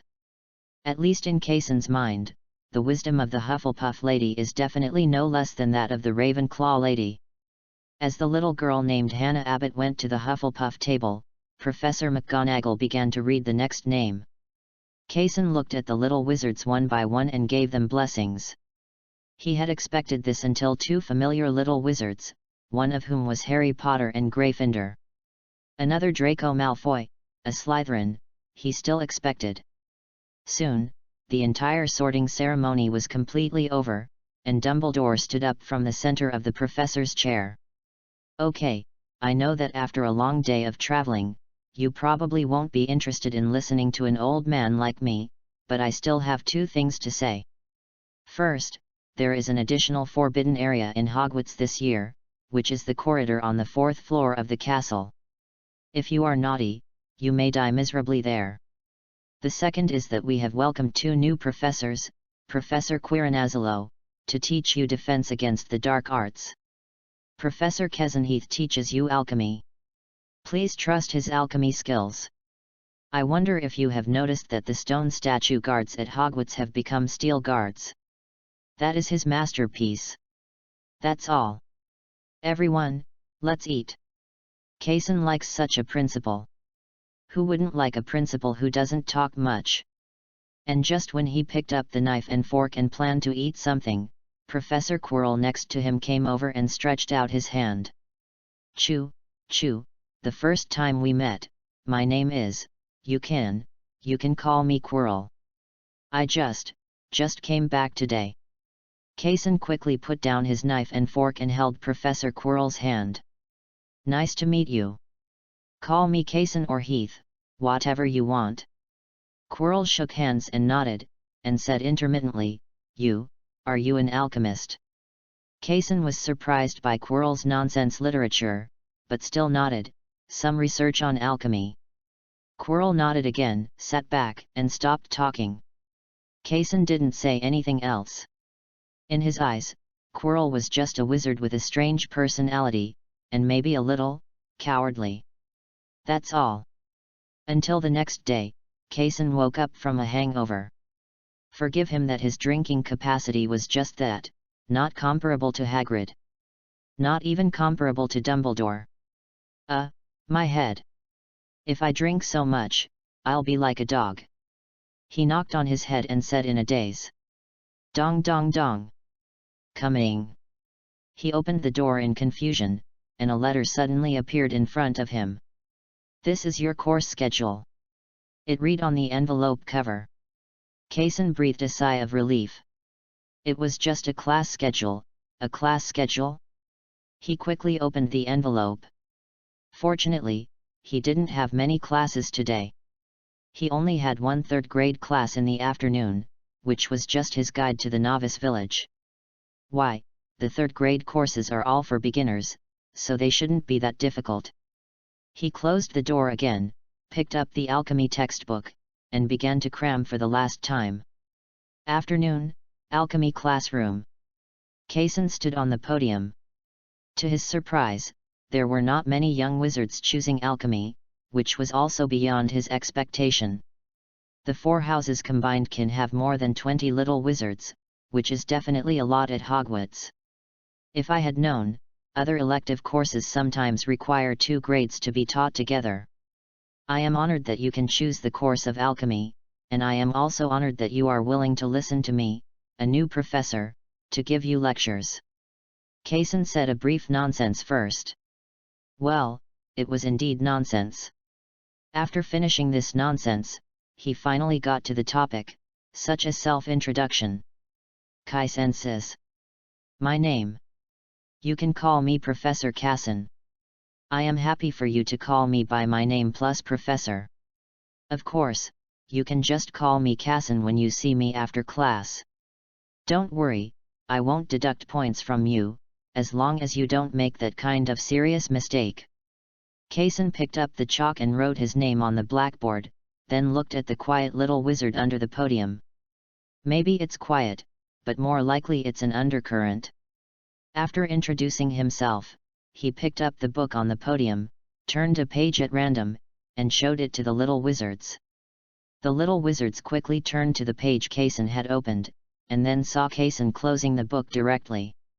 Okay children, you will have plenty of time to read this shabby book in the future. Now let us throw the book into our pockets and I will show you the magic of alchemy. Of course, the most important thing is that I am a new professor and have never taken a class before. If you don't step into this classroom again after this class, to be honest, I will be very sad. Kaysen said with an exaggerated expression and an ups and downs. Many young wizards also laughed together. Of course, this was not about acting, but they found that the alchemy professor in front of them seemed to be pretty good. At least it was much better than the fortune teller who always cursed people to death and Snape who always had a dead look on his face. It all depends on the support of peers. Kaysen sighed and said, next, I will let you see the magic of alchemy, which is also its basis, the transformation of matter. As he spoke, he pointed down at the podium in front of him, reached out and knocked, and the solid wood single podium instantly began to change from the position where he knocked. Finally, the dazzling golden color illuminated the faces of all the little wizards in the classroom. Chapter 13 A Successful First Lesson. In an instant, the entire classroom was dazzled by the pure gold podium that appeared in front of them. How's it going? Kaysen said with a smile. There were a pair of red-haired twins under the podium. He remembered their names, but it was easy to tell them apart, so let's call them the Weasley twins. One of the twins' eyes was frighteningly bright, and the other had raised his hand high. Professor Kaysen, is this really turning into gold, or is it just a trick? He asked. Don't worry, a professor, can still deceive you with my tricks. This is indeed real gold, and this podium, if I don't interfere with it, will always be gold. Kaysen explained. In other words, Professor Kaysen, he will not become the same wood again. Of course, otherwise what's the difference between this and transfiguration? If you don't believe it, you can come up and take a bite, if you don't mind it being dirty. When the twins heard this, they immediately rushed towards the podium, one corner at a time, and began to bite hard. It's a pity that, well, I didn't bite it off, it was too thick after all. Oh my god, can we do this too? A dark little wizard, I think his name is Jordan. Well, it sounds like he is very good at sports. He said dumbfounded. Do you want to hear the truth or a white lie? Kaysen said with a smile. Truth. No, Professor, I think lies are good. It's enough to make us happy. After hearing the two completely different answers, Kaysen shrugged helplessly. Well, I think you can do it. So, Professor, is this the truth or a lie? Angelina asked, raising her hand. Guess what? Kaysen said with a smile. Okay, this can only be regarded as a brief self-introduction in our alchemy, but I still want to tell you, don't try to take advantage of this desk, such as taking him away secretly when no one is in the classroom. There are many people who can use alchemy to turn mercury into gold, but only I can transform matter freely like this, but we all have one thing in common. We won't suddenly take out a big pile of gold, because after all, this thing is still currency. If there is a stupid alchemist who goes crazy and converts gold, and finally converts the gold into worthless, he will be the one who suffers in the end. Do you understand? After Kaysen finished speaking, he looked at the little wizards in front of him. Okay, I think you don't understand, forget it, I'll do it myself. He knocked on the podium again, and the next moment branches and vines composed of tiny gold nuggets sprouted from the corners of the podium. No problem, you can't take him away this time. Of course. I know you must be very greedy looking at such a big pile of gold, right? The little wizards in the audience were almost drooling from their eyes. This is a benefit for you, don't tell anyone else. Kaysen's speech at this moment was very much like a university teacher's speech with emphasis. But the difference is that the university teacher may really like one of the classes and start a little trouble. But Kaysen's secret message is, hurry up and promote it. Give me more publicity. You can't just take the money and not work. As for the money, it was a piece of gold cube that slowly condensed in his hand, about an ounce each, just enough to give one to everyone who came to class. After dividing it up, as the two conspicuous bags bit hard on the gold nugget, a series of positive emotions rushed to Kaysen at the next moment, as if he didn't want money. Favorability plus 10 from Fred. Favorability plus 10 from George. Favorability plus 10 from Jordan. A series of favorability points made Kaysen very happy, until he saw one that was inappropriate. Admiration from Tracy plus 10. He quickly looked towards Tracy, a cute little girl with blonde hair, blue eyes, and fair complexion looking at him with shining eyes. No, no, no, this is not for admiration. Just a good impression is enough, a good impression is enough, really. He said crazily in his heart. Really, this is Hogwarts, if this is in the Muggle world, this little girl is not here to admire herself, but to seduce herself. So scary. The time of a class passed quickly, and after class, the 20 little wizards who had taken advantage of themselves lived up to expectations and spontaneously became tap water. The entire Hogwarts, down to the first-year wizards and Dumbledore, all knew about this new Hogwarts alchemy professor, who had given them a big job. This act of throwing money away made the little wizard who signed up for the alchemy course feel happy. It makes the little wizards in other grades look forward to it, thinking that maybe when they go to class, Kaysen will also throw money at them. And those who are most devastated are probably those little wizards who are also in the 3rd grade, but have not chosen alchemy. As for whether to make the trip now or not, don't be kidding, you don't need to use your head, just use your toes to think. This is definitely a benefit of the first class. They have missed an ounce of gold. Bitter. This was Ron's cry. He had been like this from afternoon to evening ever since he saw the 2 solid gold nuggets of the Weasley twins. Those are your brothers, are you okay with this? Harry comforted with some embarrassment.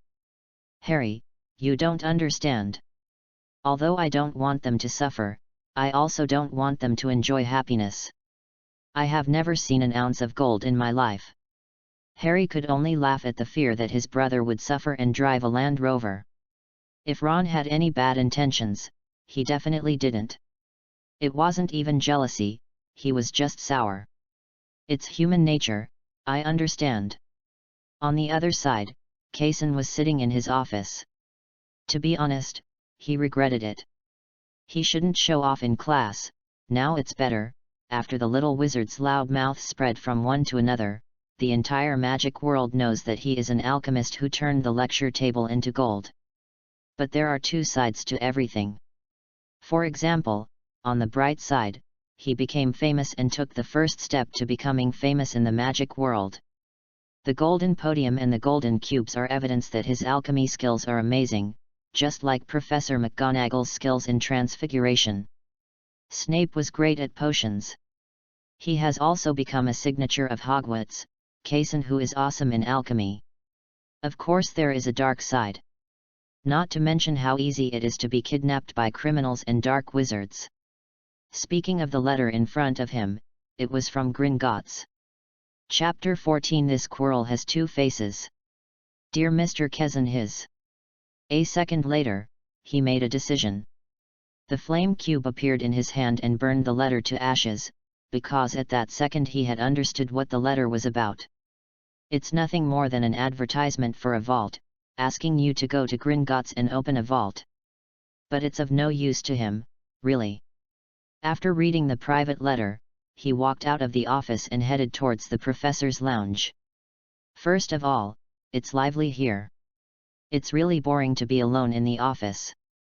Secondly, there are cookies baked by Mrs. Sprout in the professor's lounge. They are rich in milk flavor, sweet but not greasy. After eating one, you will want to eat a second one. The moment he walked into the lounge, Professor McGonagall and Professor Flitwick, who were chatting, saw Kaysen and quickly asked him to sit over. You stole the show in the first class. Minerva and I didn't do well in our class. They kept asking us whether charms and transfiguration could create gold. Professor Flitwick pointed at the man in front of him. The cookie was pushed in Kaysen's direction. Kaysen picked up a cookie and showed off. I'm sorry if I disturbed your class, but to be honest, I'm very proud. I really didn't expect my first class to be so good. Peace, because my alchemy is not orthodox alchemy, it is even wilder than wild methods. But your first lesson is still very good. The best thing is to arouse their interest in alchemy. Learning a subject that you have no interest in is as painful as marrying someone you don't love, so you should do your best to arouse their interest. You are definitely the best in this regard. Professor Flitwick consoled him. Yes, I have a 4th grade class tomorrow, and I have to teach them real knowledge instead of just using gold to deal with a lesson. Kaysen nodded. This is the disadvantage of not preparing lesson plans, Professor McGonagall added. Okay, I will never do it again, I promise, Professor. That's best. The three chatted for a while, and soon a strange smell drifted into their nostrils. Like garlic? Well, it's garlic. Professor Quirrell, the ancient Greek god of garlic, is here. All of a sudden, Professor McGonagall remembered that she still had students' homework to mark, and Professor Flitwick finally remembered that he had to make up his lesson plans, and Professor McGonagall urged him to do it. Kaysen, like a poor little thing, sat there, not knowing whether to leave or stay, shivering in the garlic wind. Professor, Kaysen, I'm glad that you saw me and didn't run away. Quirrell sat down and said embarrassedly. Why should I run? And sometimes I eat garlic, like when I eat barbecue. Kaysen said stiffly. Thank you for being able to understand me. Chi Luo said happily. It's okay. Everyone is an individual. We don't need the understanding of others to be complete. A person can also be a good person, Kaysen explained. Favorability from Chi Luo +10. Quirrell nodded, yes. Exactly, that's right. Yes, I came here to find you. I have something to ask you. I heard that you can transform gold. I want to see how you do it. Although Kaysen couldn't figure out why Quirrell was curious about this, he didn't delve into it. He has no right to care about why others are curious, after all, it is someone else's personal privacy. He just picked up a feather pen scattered on the coffee table and pinched it with his hand. Countless tiny gold cubes on the microscopic level drilled into every aspect of the feather pen, like a cuckoo occupying a magpie's nest, taking away the original gold. The resident fibers are squeezed away and allowed to dissipate into the air. Only the gold remained, forming a golden quill. From this perspective, the so-called conversion should be said to be replacement. Although it is not exact, the meaning is closer than conversion. Quirrell watched this scene completely, and he was already astonished beyond measure. He tremblingly picked up the golden quill. It's really amazing. How is this done? You didn't use magic, the Philosopher's Stone? This isn't mercury either. Kaysen shrugged, maybe it's talent. Appreciation from Voldemort +10. Kaysen, who was still resisting the smell of garlic while enjoying Professor Quirrell's praise, suddenly stiffened. Did he read it correctly? What did he see? Voldemort? If he remembered correctly, this Voldemort seemed to be a big boss, and then the big boss expressed his appreciation for him. He raised his head and looked around. Not all the professors at Hogwarts were as leisurely as he was at this moment. The professors of the required courses are very busy, and most of the professors of the elective courses also have their own things to do, their own magic experiments. There are only a few people like Kaysen who come to the lounge to talk nonsense. Therefore, in the huge professor's lounge, there were only two people, himself and Professor Quirrell, at this moment. Kaysen swallowed silently and looked at Quirrell, who was sitting opposite and playing with the golden quill in his hand. Maybe this is not Quirrell, no, this cannot be explained. Obviously I also have good feelings from Quirrell. After realizing this, he calmly controlled the tiny cubes and began to spread them throughout the restroom, detecting the entire restroom. Well, the possibility of Voldemort being invisible can now be eliminated. In other words, the Quirrell with thick eyebrows and big eyes in front of him has two faces. Kaysen gasped and made a contribution to global warming. Quirrell finally spoke, Professor Kaysen, can you be able to make the magic stone? I think your current level of alchemy is no better than that of Nicholm Low. You just think highly of me. I just have a little bit of talent, but you can't touch Nicholm. No, don't belittle yourself. You are younger than him. This is your greatest talent. After Quirrell finished speaking intermittently, he looked at the golden quill in his hand. I can. Of course, just take it, I have no objection. Thank you. Thank you. Thank you so much. You are so generous. Kaysen watched Quirrell leave the professor's lounge. After waiting for another 5 minutes, he breathed a sigh of relief. Then he also left the professor's lounge and went straight to the door of Dumbledore's office. He looked at the two stone statues in front of him and said, "Pile of cockroaches." Chapter 15. Don't be afraid of what I want to say. After walking up the exhausting stairs to the top floor, which was in front of the wooden door of Dumbledore's office, Kaysen paused deliberately and took 2 deep breaths to adjust his breathing evenly. Ziao. Sound of door opening. Dumbledore, don't be afraid of what I'm about to say. Kaysen sat opposite Dumbledore and said, I'm the headmaster of Hogwarts. I won't be afraid, you say. Dumbledore put the glasses he had just wiped on his face. Quirinicairo, there's a problem. Dumbledore nodded, well, you are very perceptive. Of course. When I was in school, the teacher always said that Kaysen suddenly discovered a blind spot. I'm very perceptive, which means you already knew there was something wrong with Quirrell, so you still keep him. Dumbledore poured a cup of black tea and pushed it over. Remember that day I asked you to help me make a fake magic stone? If I wanted to fish, he would be the fish. Then do you know Quirrell's true identity? Kaysen asked tentatively. He had already thought about it. As long as Dumbledore said the word I don't know, he would have something to talk about. It was bound to be another bloody storm, and Dumbledore nodded, his name is Tom Riddle. Of course, his other name is even louder, Voldemort. Kaysen leaned back in his chair a little depressed. You know everything, you just don't know where this is. This is Hogwarts, and there are little wizards all over the place. Satisfaction +10 from Dumbledore. Trust from Dumbledore +10. Favorability +10 from Dumbledore.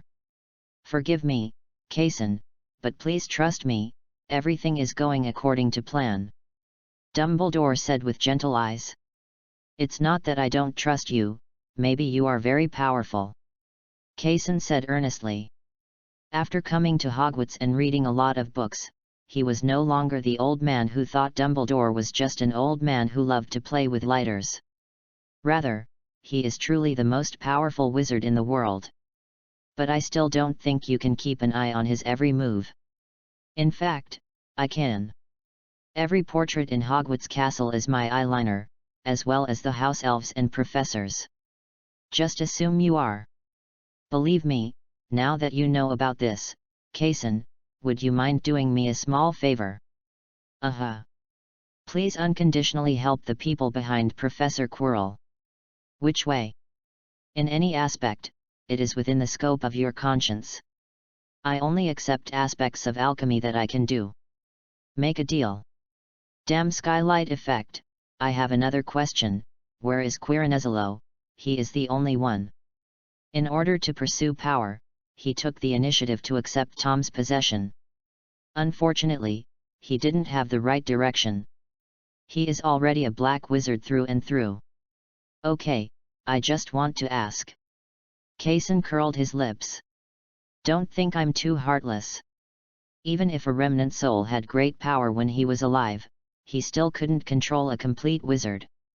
And now that Quirrell has reached this point, it can only be said that he brought it upon himself. Dumbledore explained. One sentence. Did he take the initiative to find him? I thought it was a secret that such a big devil was not dead. Because I never thought he was dead before, so sometimes I would talk about it. Okay. Kason nodded and left the principal's office without much interest. It's not surprising that he is like this. Anyone who knows that his colleague is a heinous guy will not be very happy. After returning to his office, he continued to supplement with basic alchemy. Although most of the so-called material transformations can be achieved out of thin air. As long as you understand the knowledge, can verbalize it, and teach it to students. But some of the magic pattern seal carvings, energy utilization, etc. are still very useful. When the time comes, you might be able to make something interesting with red stone. Dong dong dong. Who? Yes, it's me, Quirrell. Say CAO and CAO are here. Kason sighed and opened the office door. Quirrell walked in with a fruit basket and a smile. After placing the fruit basket behind his desk, he saw the basic alchemy book placed there. You still read books of this level. Although over time, this method seems to be engraved in the bones, but it is not easy to convert them into language and output them. Kason took out tea leaves from the cabinet and made a pot of tea for Quirrell. Ah, it's like this. I came today because I have something I want to ask you. Quirrell picked up the teacup and took a sip. Please tell me. I want to ask you to make a magic stone for me. Kason's hand holding the teacup suddenly trembled. Then what? What makes you think that I can make the magic stone? He said with a strange look. Just one piece is fake. This is Dumbledore's meaning. Quirrell quickly explained. Tell me. Do you know the mysterious man? Kason nodded. Dumbledore has always thought that the mysterious man is not dead, so he set a trap here in Hogwarts this year. The bait of this trap is the Philosopher's Stone. Of course, it is what Dumbledore declared to the outside world. As a person, Dumbledore told me that he needs a fake Philosopher's Stone, and he wants to use a fake bait. Come and catch the mysterious man. Kason nodded and took a calm sip of black tea.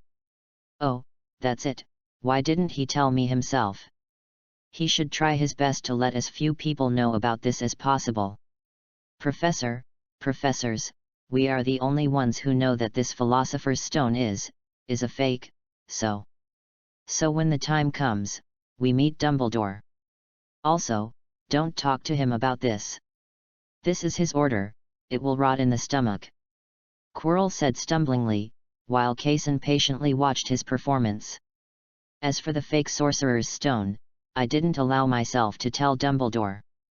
It was easy to understand. It was nothing more than a civet cat replacing a prince.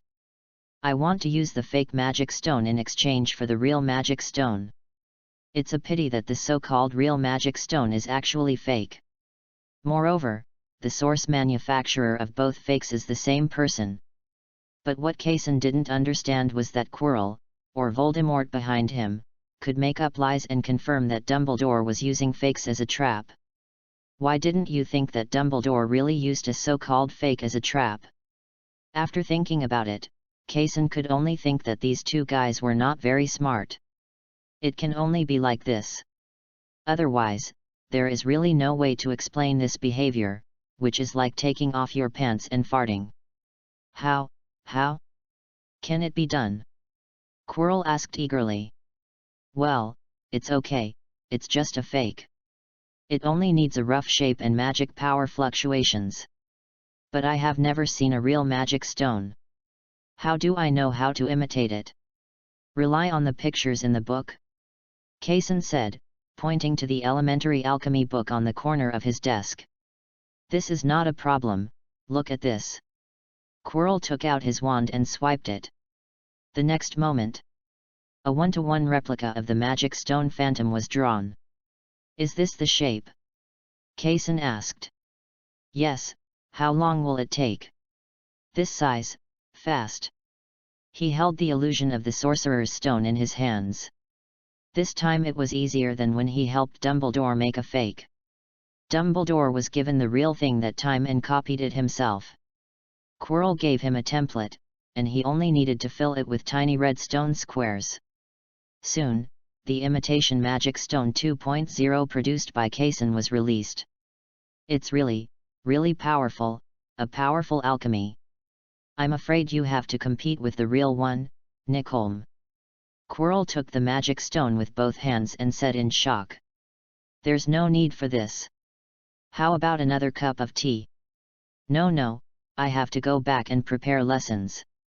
Walk slowly, I'll see you off not far away. After sending Professor Quirrell out of the office, after waiting for 5 minutes, Kaysen came directly to Dumbledore's office again.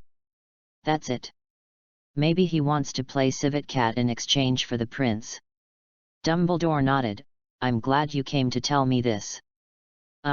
Shouldn't I say this? This is also for the safety of the students, the safety of Hogwarts, and mine. That's it, Kaysen, you are a qualified professor. Dumbledore's eyes were still gentle. Whatever you say, I still have to study how to take the 4th-year courses. Seriously, don't you have any idea of changing me to another position? Absolutely not. Dumbledore shook his head. I wish you had. The next day. Take a deep breath, Kaysen, you can do it. Today you are going to explain alchemy to a group of young wizards who are new to alchemy. Believe in yourself, you will catch them. Kaysen stood in front of the dressing mirror in the office and began to give himself psychological suggestions. After all, unlike yesterday's cute little wizard, my alchemy reserves in the past 2 months are not necessarily as much as those of 4th grade students who have already studied for a year. And my goal for the first class of 4th grade is also very simple, as long as I don't reveal my secret. As long as the secret is not exposed. Kaysen took another deep breath and exhaled suddenly. About 10 minutes later. It's too hard to force yourself to wake up 3 hours early. It's better to sleep for a while, besides, it's not that serious to reveal your secret. Kaysen was lying on his side on the bed and writing the quilt, while the sky outside the window was still as black as ink. There is another chapter during the day. Please forgive me for staying up all night yesterday and not saving the manuscript. Chapter 16 Enchanting Table. Attend class. Kaysen knocked on the podium in front of him. It was still pure gold and had not been poached by the naughty little wizard. Soon the little wizards in the audience opened the alchemy books in front of them and took out the folding alchemy discs from their pockets. Then they all looked at Kaysen on the podium with admiring eyes.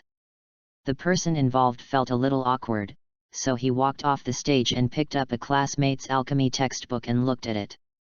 Ancient runes. He murmured. Ancient runes. Ancient runes. Ancient runes, what the hell is that? He fell silent in a rare moment, and then looked back. Soon his forehead, which was about to shed sweat, became extremely dry again. The so-called ancient runes are a kind of magical writing, and they also have other names. For example, Odin in Nordic mythology, the rune letters he learned by selling his own eyes are another name for ancient runes.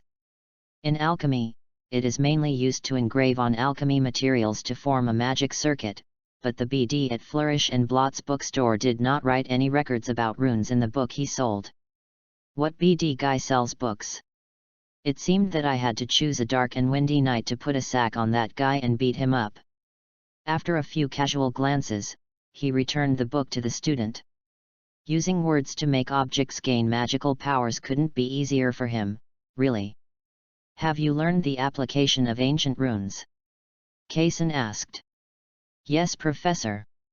Kaysen nodded. Forgive me for coming to teach you halfway, and your last professor resigned suddenly. This also means that I have some slight deviations in your learning progress. I hope you understand. But you know runes, right? I remember there was a professor of ancient runes at Hogwarts, and he taught runes. After he finished speaking, he returned directly to the podium without giving the students time to reply. The so-called rune carving, I think the previous method of filling with mithril was very rough. Carving grooves on the object and filling in the mithril that originally contained magic power belonged to the magic power of mithril, not the object. Its own magic. So I developed a more advanced way of applying runes. Of course, this cannot be called seal engraving. I call it enchantment. As he spoke, Kaysen took out the obsidian and made a base. He also took out 4 fist-sized diamonds that shone brightly and set them in the 4 corners of the obsidian base. He took out another blank book and threw it casually on the obsidian table. The book floated up. Someone give me something, and I'll show you how to use it. Kaysen casually leaned on the enchanting table and said. Professor, what's the use of this? You can directly add the magic power of ancient runes to objects to make them more powerful, such as making weapons more powerful and tools more durable. After Kaysen finished speaking, all the students in the classroom glanced at each other. The next moment, they were jumping up and down in sync, wanting to send their things to the podium. A minute later, as the first magic spell flew out from the wand of a little wizard who had no moral ethics, the little wizards in the classroom lost their moral baggage for a moment, and soon the final winner stood in front of Kaysen. Give me the thing, he said, holding out his hand. Well, Professor, it's not that I don't trust you. You also know that the wand is the most important thing for every wizard, so I want to ask again. It's absolutely safe, Kaysen added. The little wizard quickly handed over his wand. Ash, Unicorn Hair, what's your name? Cedric Diggory, sir. Aren't you in the 3rd grade? Kaysen asked, touching his chin. Last year's alchemy professor thought my progress was too fast, so he made me take classes with the 4th years. Oh, very good, very good. What effect do you need? You can also choose effects. Cedric said with some surprise. Is alchemy such an inconvenience? Of course you have to write the runes corresponding to the magic effect in this book. Of course, you can also use your book. This guy will automatically absorb the runes within a certain range. Kaysen said proudly. Okay, I'll write it now. Is this book okay?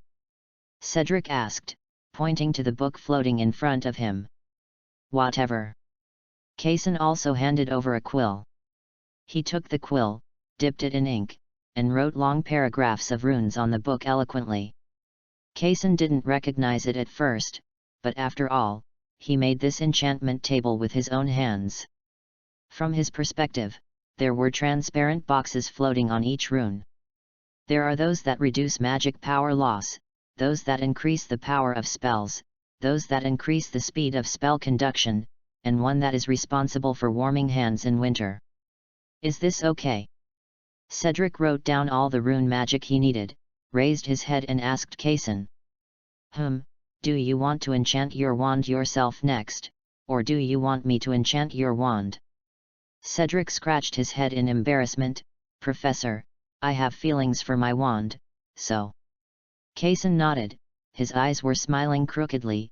He looked at Cedric sideways and said, you know, young people have an inexplicable possessiveness about the things they like, even if others touch them, they will the unhappy kind. Cedric scratched his head in embarrassment. He didn't know why this kind of thing felt a little different after Kaysen said it again, but he still admitted it. Put your wand on the book and it will float. Then put your hand on the book and activate the magic to attract the rune magic in it. Bless it on your wand. It's very simple. Give it a try. Cedric hummed and gently placed the wand on top of the book. The wand was instantly captured by a force and flew up. The next step is to activate the magic power and add the magic power of the runes to the wand. Everything was normal, no problems at all. The next moment Cedric rolled his eyes and fell straight down. Kaysen scratched his head and gently touched Cedric with his foot. Diggory. Cedric. As Cedric fell into a coma, commotions began under the podium. Some even said that Cedric had attached too much magic to his wand, which made Kaysen feel his greed and secretly commit evil. The curse cursed Cedric to death. Quiet. Kaysen lowered his head and studied Cedric for a long time. After confirming that he was really just in a protective coma caused by his magic power being overdrawn, it was nothing serious, he raised his head and scolded. There was still chatter below the podium. Quiet was useless. Kaysen was speechless and summoned a small golden bell in his palm. He knocked it gently with his fingers. In an instant, the sound of the bell spread like water waves, not only forcing the little wizards in the audience to shut up, but it also made Cedric, who was lying dead on the podium, sit up with a start. Professor, am I okay? Cedric touched his head and said with some fear. It's okay, it's just that your magic power doesn't allow you to add so much magic to your wand. The magic power is about to be overdrawn, and your body is in a protective coma. Kaysen explained. Am I so weak? Cedric said awkwardly. You're not weak, you're just too small. Then did I succeed in enchanting you? At least you don't have to worry about it freezing your hands when using the wand in winter. You have only completed this enchantment, but this is a good start. For you bravely standing in front of the enchanting table to enchant your own wand, and for using the wand to perform a full martial arts show with your classmates in the classroom, and finally standing in front of me, Hufflepuff adds 10 points. As he spoke, Kaysen's original serious expression finally lost its strength and he said with a smile. Thank you, Professor. Cedric breathed a sigh of relief before picking up his wand and returning to his seat. Ahem, isn't your wand enchanted yet? Kaysen asked on the podium. Is it okay? Cedric turned around and asked in surprise. Why not? Of course, this is the benefit of being the first person, but the newcomers will not have such benefits. If you still want to enchant, just give me the wand. Kaysen stretched out his hand. Almost as soon as he finished speaking, Cedric's wand appeared in his hand. He placed the wand on the enchanting table. As a large amount of magic power was poured into the inside of the wand along with the runes, the originally waxy white the wand glowed with a shimmering purple light. Go give it a try. Cedric took his wand and subconsciously held it in his hand. Pang! Everyone looked at the big hole in the classroom floor, the potions classroom below, and Snape, who had a dark face. Cedric Diggory. Snape's falcon eyes decisively found the culprit, and he started at frame 0 and said, 10 points for Hufflepuff. Kaysen walked over quickly, with the dark oak board square in his hand, and repaired the floor in a few clicks. Ahem, what? Everyone should take this as a warning. In the future, all experiments with wands will be aimed at a dead object. Don't swing it casually like Cedric. Look, if you throw it casually, you'll get 10 points. This is me. After Kaysen finished speaking, he paused deliberately, which made Cedric somehow realize that the professor in front of him for the first time, no, it must be the second time, was surprisingly good. He might still have some points. Feed your own ideas. If it were other professors, this score might really be made up for you, but who told you to meet me? Kaysen said very harshly. Oh. The little wizards of Hufflepuff withered like cabbage in winter, while the little wizards of Gryffindor liked this kind of O. Henry's little joke. As for Slytherin and Ravenclaw, they have nothing to say, they all have nothing to do with themselves. Soon, it was almost time for get out of class to end. Your homework is to study this enchanting table and write a paper of no less than 3,000 words. It would be better if you could make a replica for me that can also be enchanted. Get out of class is over now. After speaking, Kaysen left the enchanting table where it was and was about to leave the classroom. It wasn't until I reached the door of the classroom that I slowed down. Hufflepuff, 10 points. Oh ho ho ho ha. Long live Professor Kaysen. Chapter 17 The Lion Licking Its Wounds. Footage of a new alchemy workbench has leaked from Hogwarts. Of course, there is also its original name, the enchantment table. Maybe it was a photo ball used by some naughty little wizard, maybe it was other recording magic, or of course it might be a magic video recorder. In short, the image of Kaysen enchanting Cedric's wand leaked out of Hogwarts. Kaysen didn't have much to say about this. To be honest, he quite liked fame.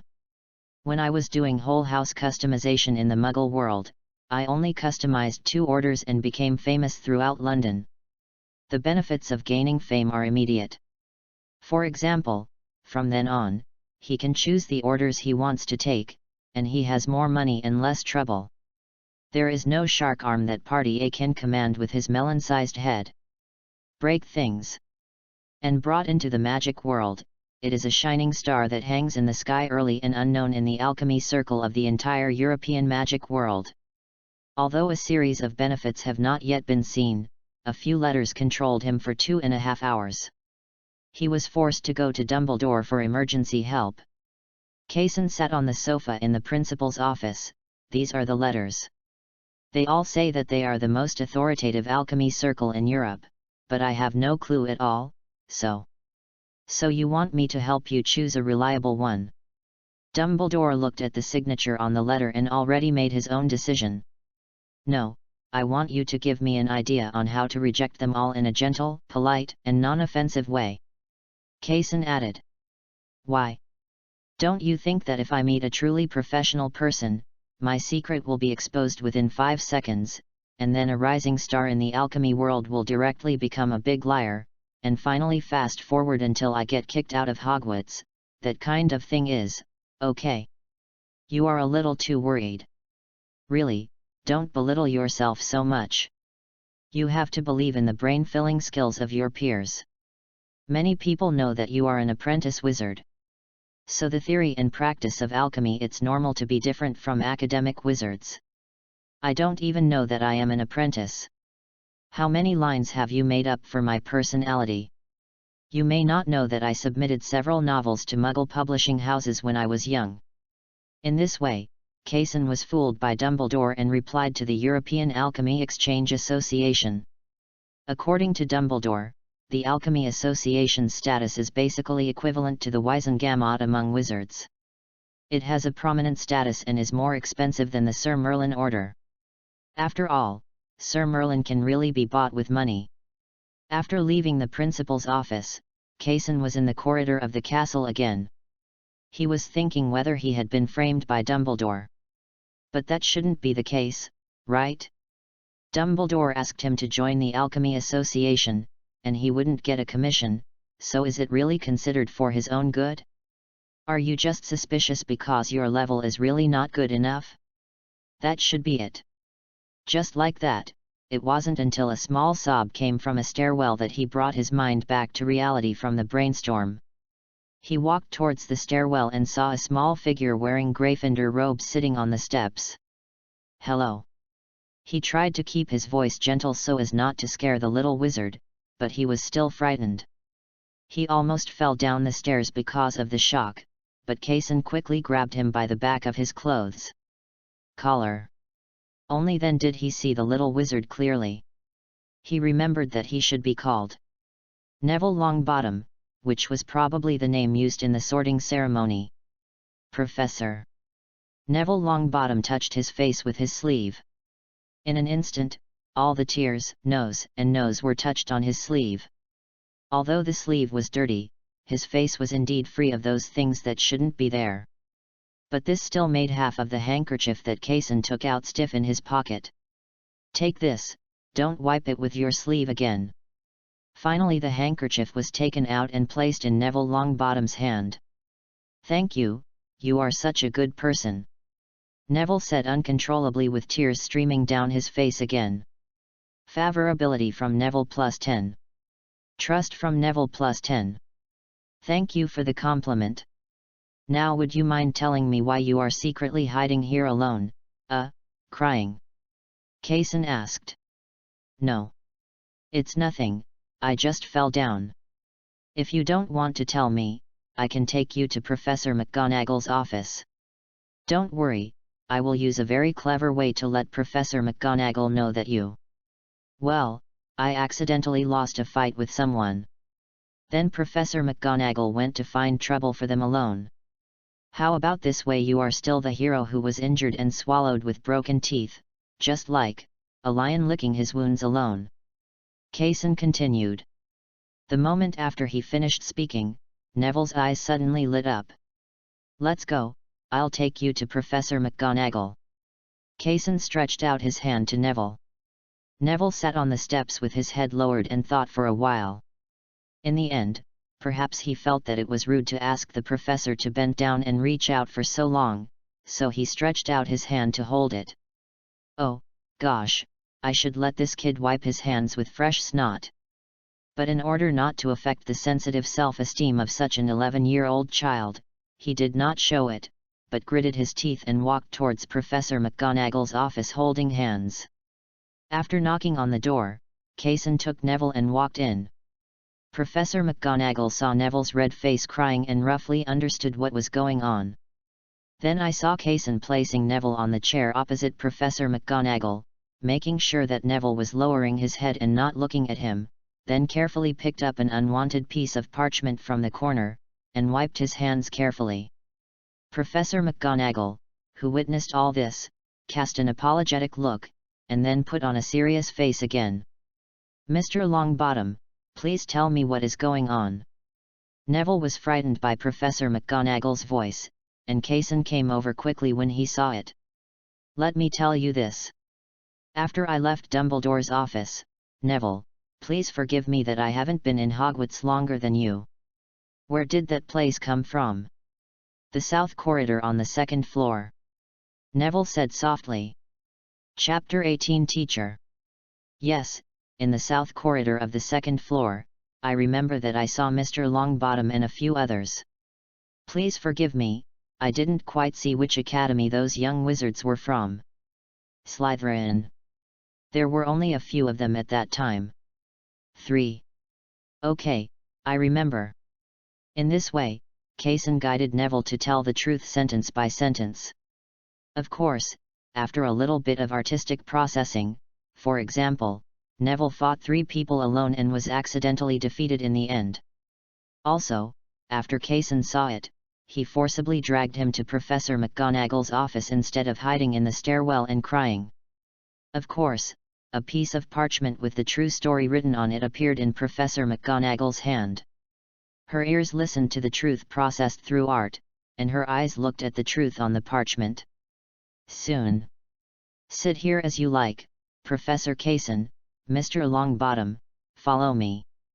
Professor McGonagall sighed and pulled Neville out of the office. And Kaysen. What Professor McGonagall just said seemed to be to ask herself to wait for a while. Maybe there is something unsaid, so just wait for a while. Soon Professor McGonagall returned to the office. I'm really sorry to trouble you, Professor Kaysen. It's okay. How did you deal with it in the end? The people who clashed with Mr. Longbottom were the 3 first-year wizards of Slytherin, Mr. Draco Malfoy and his friend and follower, Mr. Goyle, and Mr. Crabbe. Professor McGonagall made a reservation for Kaysen. A pot of black tea. Malfoy, we met once at Flourish and Blott's bookstore. The kid looked quite cute at the time. How did we deal with it in the end? Kaysen said with a long sigh.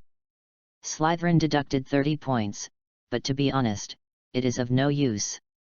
Soon these 30 points will be added back by Severus for various reasons.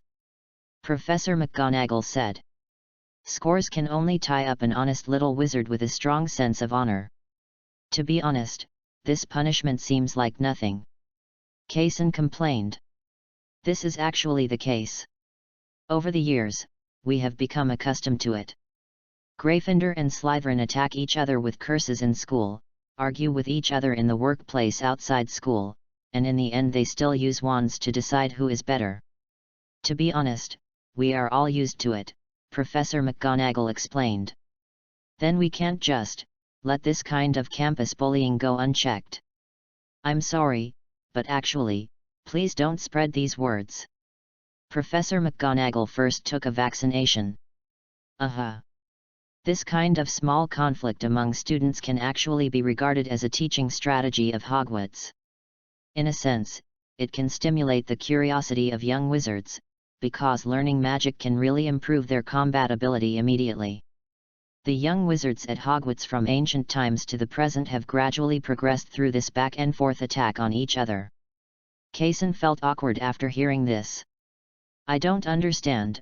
Okay, it's easy to understand what you said, but it still shocked me. Will this really not cause psychological problems for the young wizards? I can only say that Hogwarts has produced many crazy people, but fortunately, the successive Hufflepuff deans have all served as psychological therapists, so the young Hufflepuff wizards have a lot of problems in Hogwarts. And outside it is very popular. Professor McGonagall responded. Is it too much for me to send Neville Longbottom here today? First of all, I am just asking you, but if I encounter this situation in the future, I will still care. How Hogwarts uses the grazing model to improve students' combat capabilities is Hogwarts' business, but I cannot just ignore this kind of bullying. Kaysen said seriously. Of course not. Neville is an exception. He is too honest. He dare not resist. Why? His family background? I remember that few young wizards of this generation had happy families because of Voldemort, but why was he the only one like this? Trust from Professor McGonagall +10. I don't know much about the private affairs of the Longbottom family, but perhaps it's Mr. Longbottom's grandmother. That lady is too strong, so strong that it's scary. Professor McGonagall guessed. Does Hogwarts support home visits? I don't recommend you do this if you don't want old Lady Longbottom slaughtering Malfoy Manor in the Daily Prophet the next day. I know how powerful that old lady is. Kaysen hurriedly deleted his home visit plan. Anyway, I'm still very grateful to you for bringing Neville here. Oh, maybe he should go to Hufflepuff, so that he won't suffer such unfair treatment. Kaysen left Professor McGonagall's office. After experiencing the same two things, his plan to knock out the clerk of Flourish and Blott's bookstore with a club in the middle of the night was temporarily put on hold. He returned to his own office. Since this kind of fight between little wizards was an implicit rule of Hogwarts, he might be able to make a small change. He also understood what Professor McGonagall said. The wizarding world is different from the Muggle world. In a sense, the wizarding world is a bit like a jungle society. It is not so civilized. On the contrary, it has a bit of social Darwinism. As a professor at Hogwarts, I can of course easily protect a student, or even a group of students, within Hogwarts, but they will all graduate. What about leaving Hogwarts? Spreading out his own radiation range? Going to the wizarding world and continuing to protect them?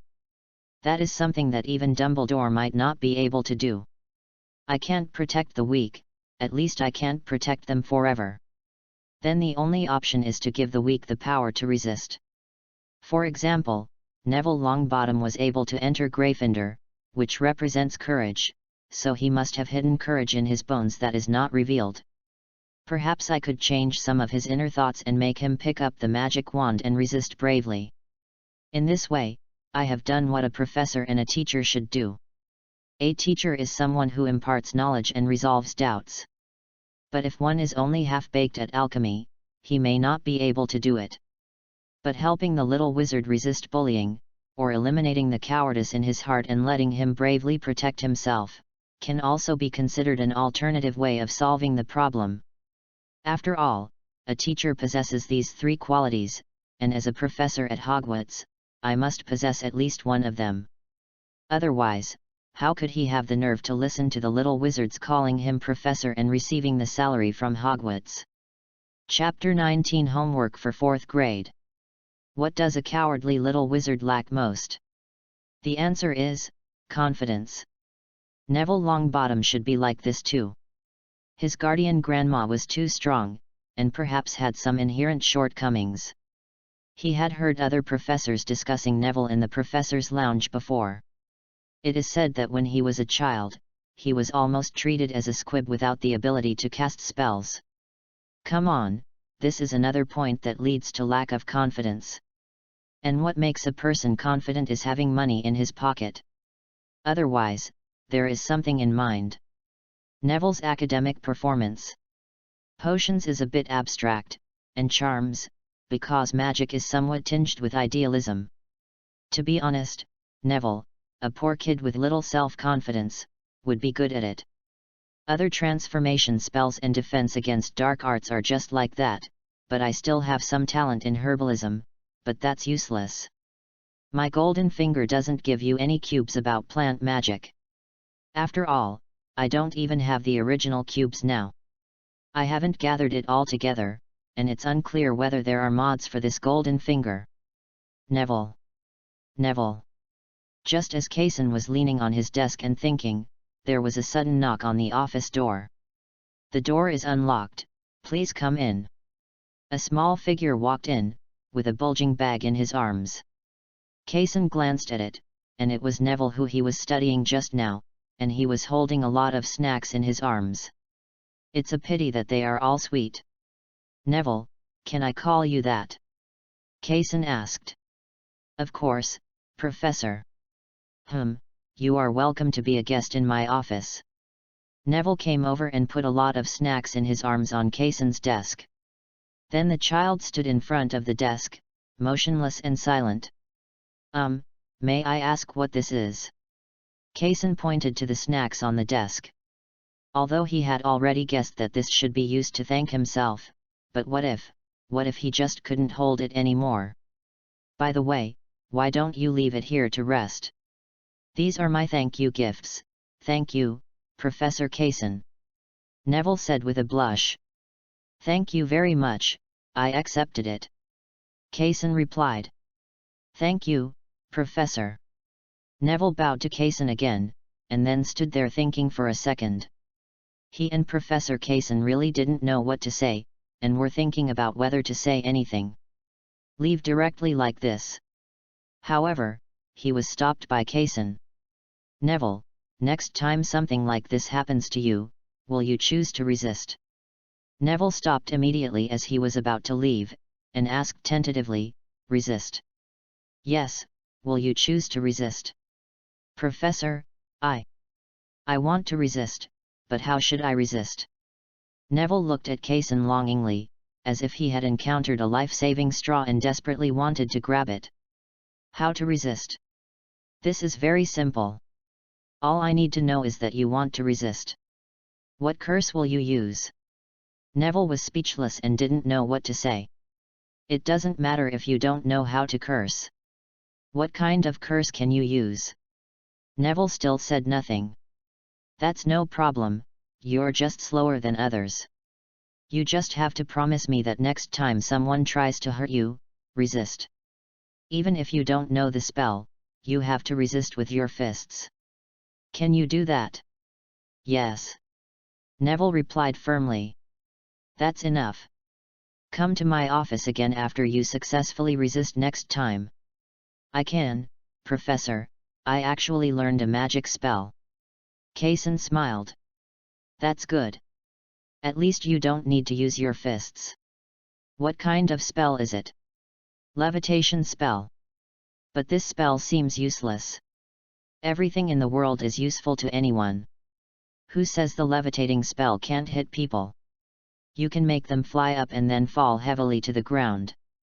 Neville thought for a moment and nodded. I can do it, Professor. Well, go ahead, and remember to resist. Weakness is not scary, cowardice is. Kaysen didn't know if Neville heard the last words. Because this kid runs very fast. Favorability from Neville +10. Trust from Neville +10. Favorability from Neville +10. Trust from Neville +10. After sending Neville away, Kaysen felt at ease again, and the previous psychological infighting had long since disappeared because he was sure that Neville, a silly boy, had a rebellious mentality. His life once again returned to the days of 4 o'clock in the auditorium, office, library, and professor's lounge. But most of the time it's the library. He has absorbed a vast amount of alchemy knowledge into his head, and class is no longer like it was before, just like a scam. At the same time, he also began to try to analyze his MC ability through alchemy. The conclusion is that it is contrary to nature, very contrary to nature. The Philosopher's Stone, also called the Philosopher's Stone, has the most powerful property of converting matter, but in his eyes, this pearl of alchemy is just the most basic level A.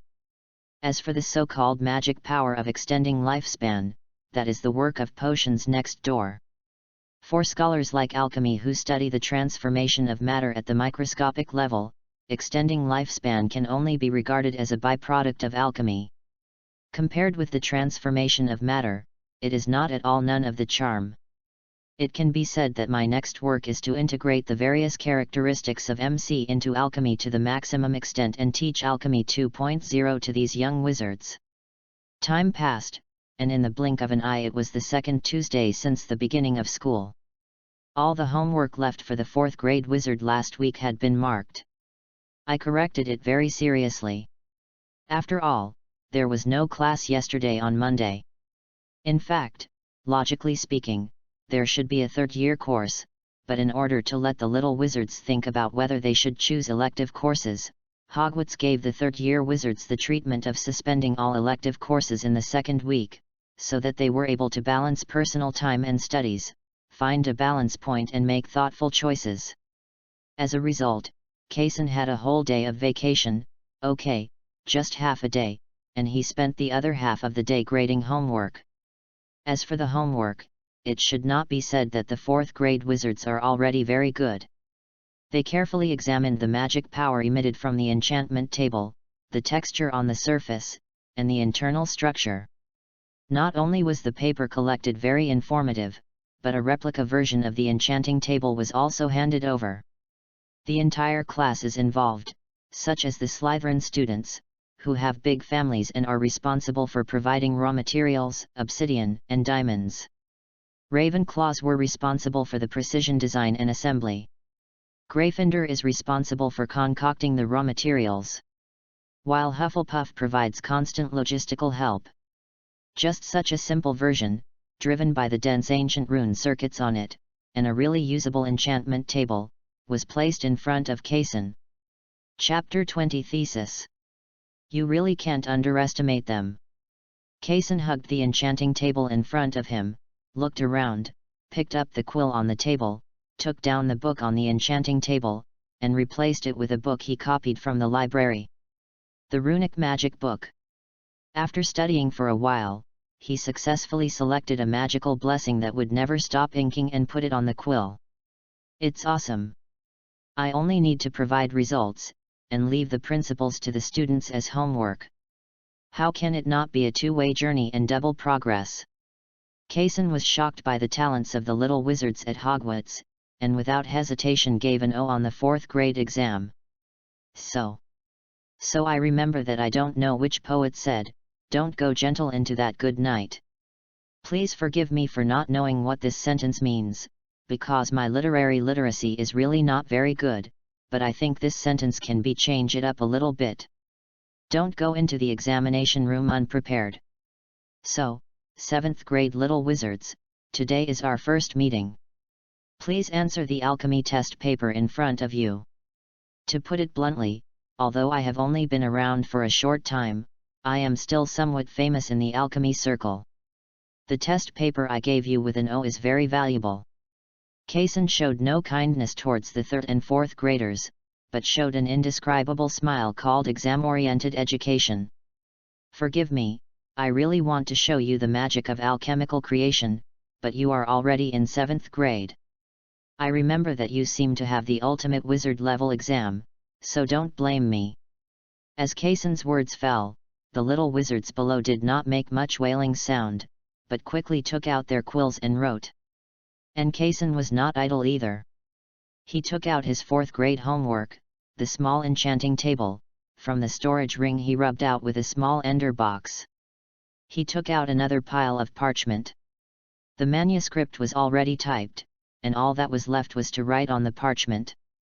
There were more than 10 pieces of parchment recording the profound principles of the enchantment table that the young wizards had copied.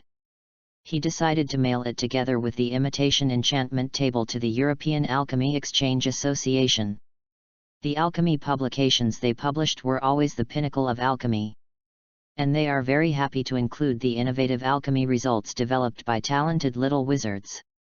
Next, I only need to wait until the next class for their 4th graders and let them sign their names on the paper. As a professor who is not too responsible, I have done a little bit for my students. Contribution. Soon, the test paper was handed over. Kaysen did not mark it immediately, but looked at his watch. There were still 5 minutes left. I can't go on with the lecture anymore, but I can make a small preview for my next class. Hogwarts' newly upgraded iron golems. Some people like to call them iron knights. Have you seen them? The little wizards in the 7th grade no longer have that kind of clear stupidity, but instead have a kind of stupid shrewdness and irritability that are about to leave the ivory tower and come into contact with the secular society. At this time, as their professor, Kaysen did not choose to let them continue to delve into the so-called truth of magic and the mystery of alchemy. Moreover, he did not think that in such a busy time as 7th grade, only 1 year could achieve any results. He decided to take a more pragmatic approach as their graduation gift. A cram-filled education and a resume that will give them a bright future. Studying iron golems is a good start for them. Kaysen thought so. The iron block and pumpkin head in his hand flew up and down, and the iron puppets appeared on the podium one by one. Each person takes one and studies it by himself. I will need their detailed analysis of the principles in class next week. It would be better if I could make a replica. Is there anything you want to say? Kaysen asked, knocking on the golden desk in front of him. No. Very well, get out of class is over. Soon, the recess time passed, and the little wizard of the 4th grade came to this classroom again. Soon, all the students were full, and Kaysen picked up the paper he had written on the desk. He said it was written, but in fact it was made up of the essence of the papers written by the students under the platform. Now, according to your contribution to making this enchantment table, line up in a row and sign your names here. At the same time, I also want your complete identity information. After signing, go back to your seat and write it on a piece of blank parchment. Leave it to me after class. Kaysen said, pointing to the signature column of the paper on the podium. Professor, what is this for? Cedric asked with some confusion. This is a paper I wrote based on your homework and results. I want to send it to the European Alchemy Exchange Association. You are all the authors of this paper, so naturally you have to sign it. Kaysen explained. But Professor, this is your achievement, are we just? Cedric, the honest man, said hesitantly. I ask you to write as long as you want. There is so much nonsense. Listen carefully and rank it according to your contribution to the production of this enchantment table. Professor, who has made a greater contribution by providing raw materials, design, and assembly? A young Ravenclaw wizard raised his hand and asked. It's hard for a clever woman to make a meal without rice. If your father didn't spend so much money, how could you study alchemy without any distractions? However, you still have to study the specific order by yourself. Okay. The little wizards chattered, quickly lined up, and signed their names in the signature column of the paper one by one. After class, Kaysen put the paper and the identity information of the little wizards into an envelope and walked towards the owl loft. When you have time, you should buy an owl of your own. You will like these shrewd and loyal little messengers. Outside the owl shed, Dumbledore was leaning on the railing and looking at the Quidditch pitch in the distance. Gryffindor, the team is training there. I am a person who has no long-term interests.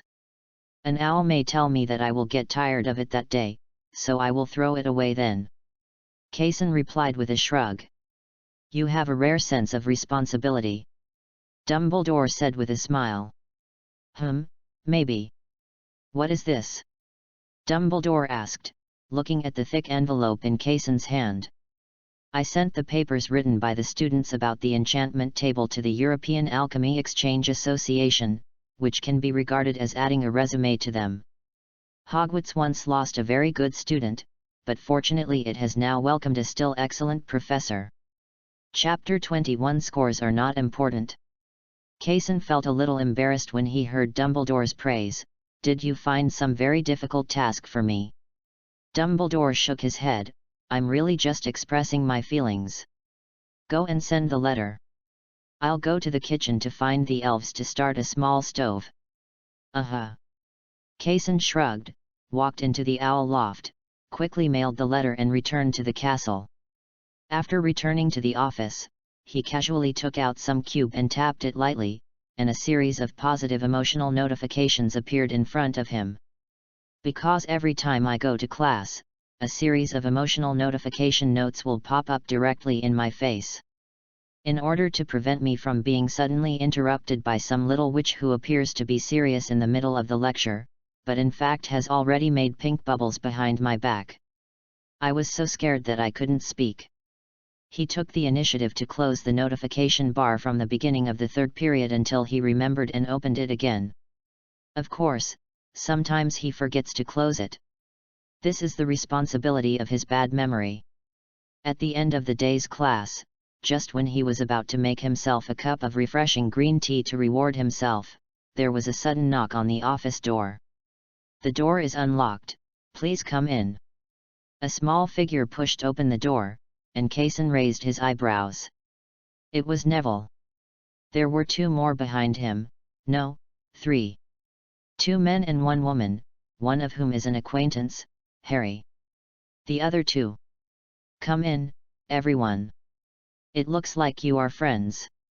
Neville nodded excitedly. Congratulations to you, Neville, and congratulations to you, you have made a very good friend. Kaysen took out 4 more cups and poured green tea for them. Professor, let me introduce to you, these are Harry Potter, Ron Weasley, and Hermione Granger, the 3 friends I made. Neville introduced excitedly.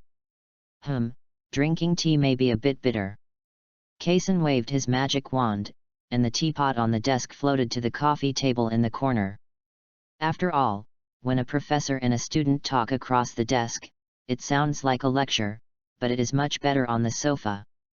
Today that Malfoy came to trouble me again. I used the levitation spell to lift him up, and then threw him heavily to the ground. His 2 followers also wanted to rush over and beat me with their fists, but Harry and Ron, they happened to run into me and they helped me fight off Malfoy. Malfoy also said that he wanted to tell Professor Snape that we met Hermione when we didn't know what to do. She suggested that we come to you, and I just want to tell you that my resistance was successful. Neville said while sitting on the sofa with his face flushed and dancing. You made a brave first step, and you also made loyal and reliable friends.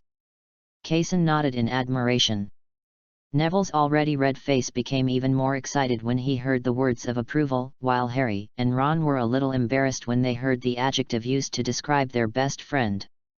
And Hermione still remembered what the 4 of them were here for. Professor Kaysen, Malfoy said he was going to tell Snape, and he would definitely call Neville over and severely deduct points from Gryffindor. Let him deduct it. Didn't Professor McGonagall deduct Slytherin's points last time? It doesn't matter. Kaysen said casually. But, Professor, Gryffindor's score. Gryffindor's points are actually not important. What's important is that Neville will no longer be a bullied bag from now on. As for deducting points, you just treat it as a face to Snape. How about that? Hermione shook her head. No, Malfoy obviously made a mistake in this matter first, and in the end, Gryffindor's points will be deducted. This is unfair. You may not know that when I was a child, I went to school in the Muggle world. From a community primary school to the University of Manchester, basically all students believed that students' conflicts should be resolved by themselves. Telling the teacher that this conventional method cannot solve the problem, and often cannot truly punish the wrong party, on the contrary, the victim will be retaliated against, and only hitting him back with a real fist will be effective, explained Kaysen. Professor, I don't quite understand. Hermione said with some embarrassment. On the surface, what I mean is to encourage Neville to resist, but another meaning is, don't be afraid of deducting points. Why is Mr. Malfoy, who did something wrong, not afraid of deducting points, but Neville, who did everything right, is afraid of deducting points? Should good people be held at gunpoint? Kaysen spread his hands and said bluntly. Harry and Ron looked at each other and nodded in agreement, while Neville had already believed what Kaysen said. Only Hermione always felt weird, but the score. The score is not important, it is just illusory. The so-called honor, if because of this illusory thing, a little wizard is restrained and does not dare to resist, then it is better not to get this honor. The professor is absolutely right. Neville finally couldn't help but echoed. Professor McGonagall will be very happy to know that you resisted. This matter is nothing more than deducting 10 or 20 points from you. Maybe Snape will deduct more points, but it doesn't matter. It will be over if you hold on. The Weasley twins are George and Fred, and Ron's brother gets 10 and 20 points deducted every day. Isn't that pretty good?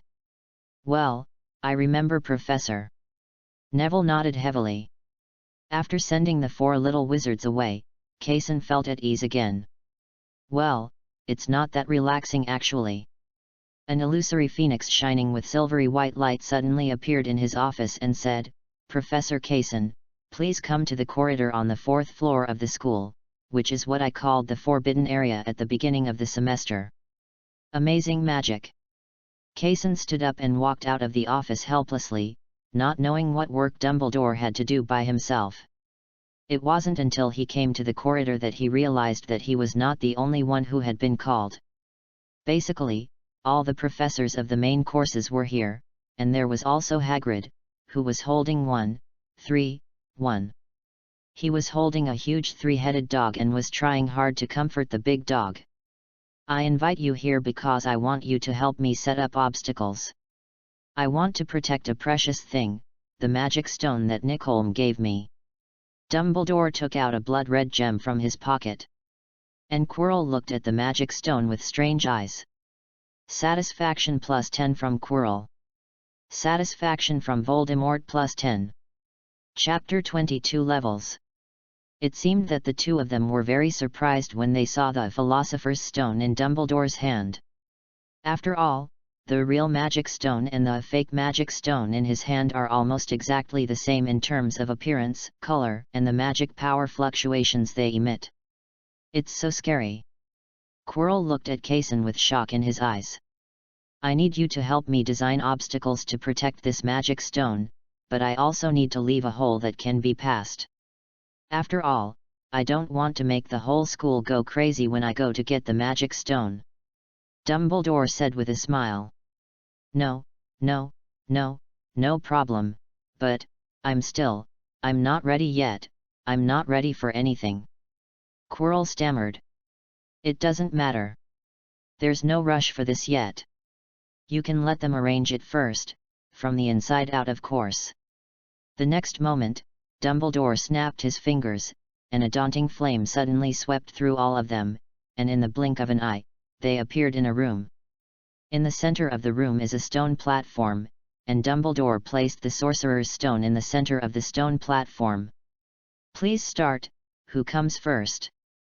Dumbledore looked back at everyone and said.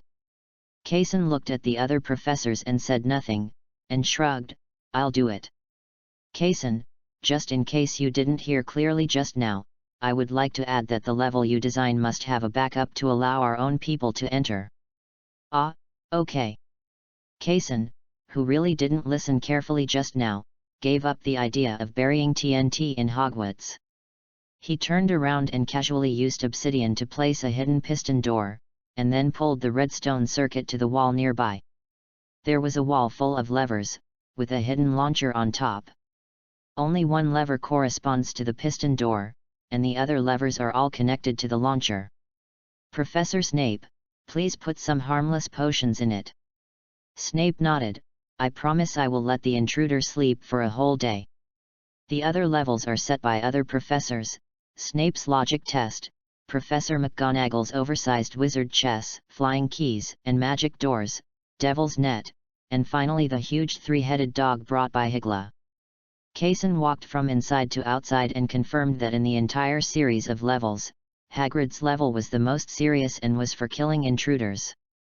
The other levels were either simple jokes or punishments. The measures are not high. It's Hagrid. How about saying he is sincere? After all this was done, Kaysen was about to return to his office and lie down, but Dumbledore secretly called him to his principal's office. "Kaysen, that's the name of your piston door, right?" Kaysen nodded. "What is the correct way for him to enter?" Dumbledore took out a large box of snacks from the drawer, and they were all sweet. That look matched his question, just like a little wizard holding a lot of snacks as bribes and asking him for a test topic in the next class. "Well, actually I don't know. When I arranged the lines, I arranged them casually." Dumbledore looked at Kaysen with his sincere eyes. "Okay, that magic circuit is the same as the red stone I used to make the fake magic stone for you. Just touch the magic circuit with the fake magic stone and the door will open." Kaysen couldn't stand Dumbledore's weirdness. With a scary look in his eyes, he finally answered. "In this case, I also need a piece of red stone made by you." Dumbledore said. "Who needs it?" "Definitely not you, I remember you being able to apparate inside Hogwarts." "Harry Potter. You really want an 11-year-old kid to play Dragon Quest? You're a bit too extreme." Kaysen commented directly at Zero Frame. "Harry is famous now, but he still needs real achievements. This is the achievement I gave him, just like you give your alchemy results to your students." Dumbledore explained. "That's different, and what does Harry want to achieve? What does he want to be famous for? Those are all burdens for him as an 11-year-old child, and he can't control them." Dumbledore crossed his hands on his desk and thought for a moment. "This is a prophecy, made by Trelawney, the divination professor at Hogwarts. Ha! Although this is a magical world, I still have to say that it is really surprising that a wise man like you believes in prophecies." Kaysen said sarcastically. "I am not superstitious about prophecies, but I am in awe of them. This is related to whether we can really kill Tom and defeat Voldemort in the end. I must calculate all possibilities and try all methods of killing him. Voldemort's vitality was so tenacious that everyone in the wizarding world thought he was dead, but he just appeared on the back of Quirrell's head openly. I can't make any mistakes. Well, even to believe in an imaginary prophecy. Even if it's a prophecy." Dumbledore nodded. "Okay." A thumb-sized red stone cube appeared in Kaysen's hand and placed it on the desk. "Just find a chance to give it to Harry. No, I think it's better if you leave it to him.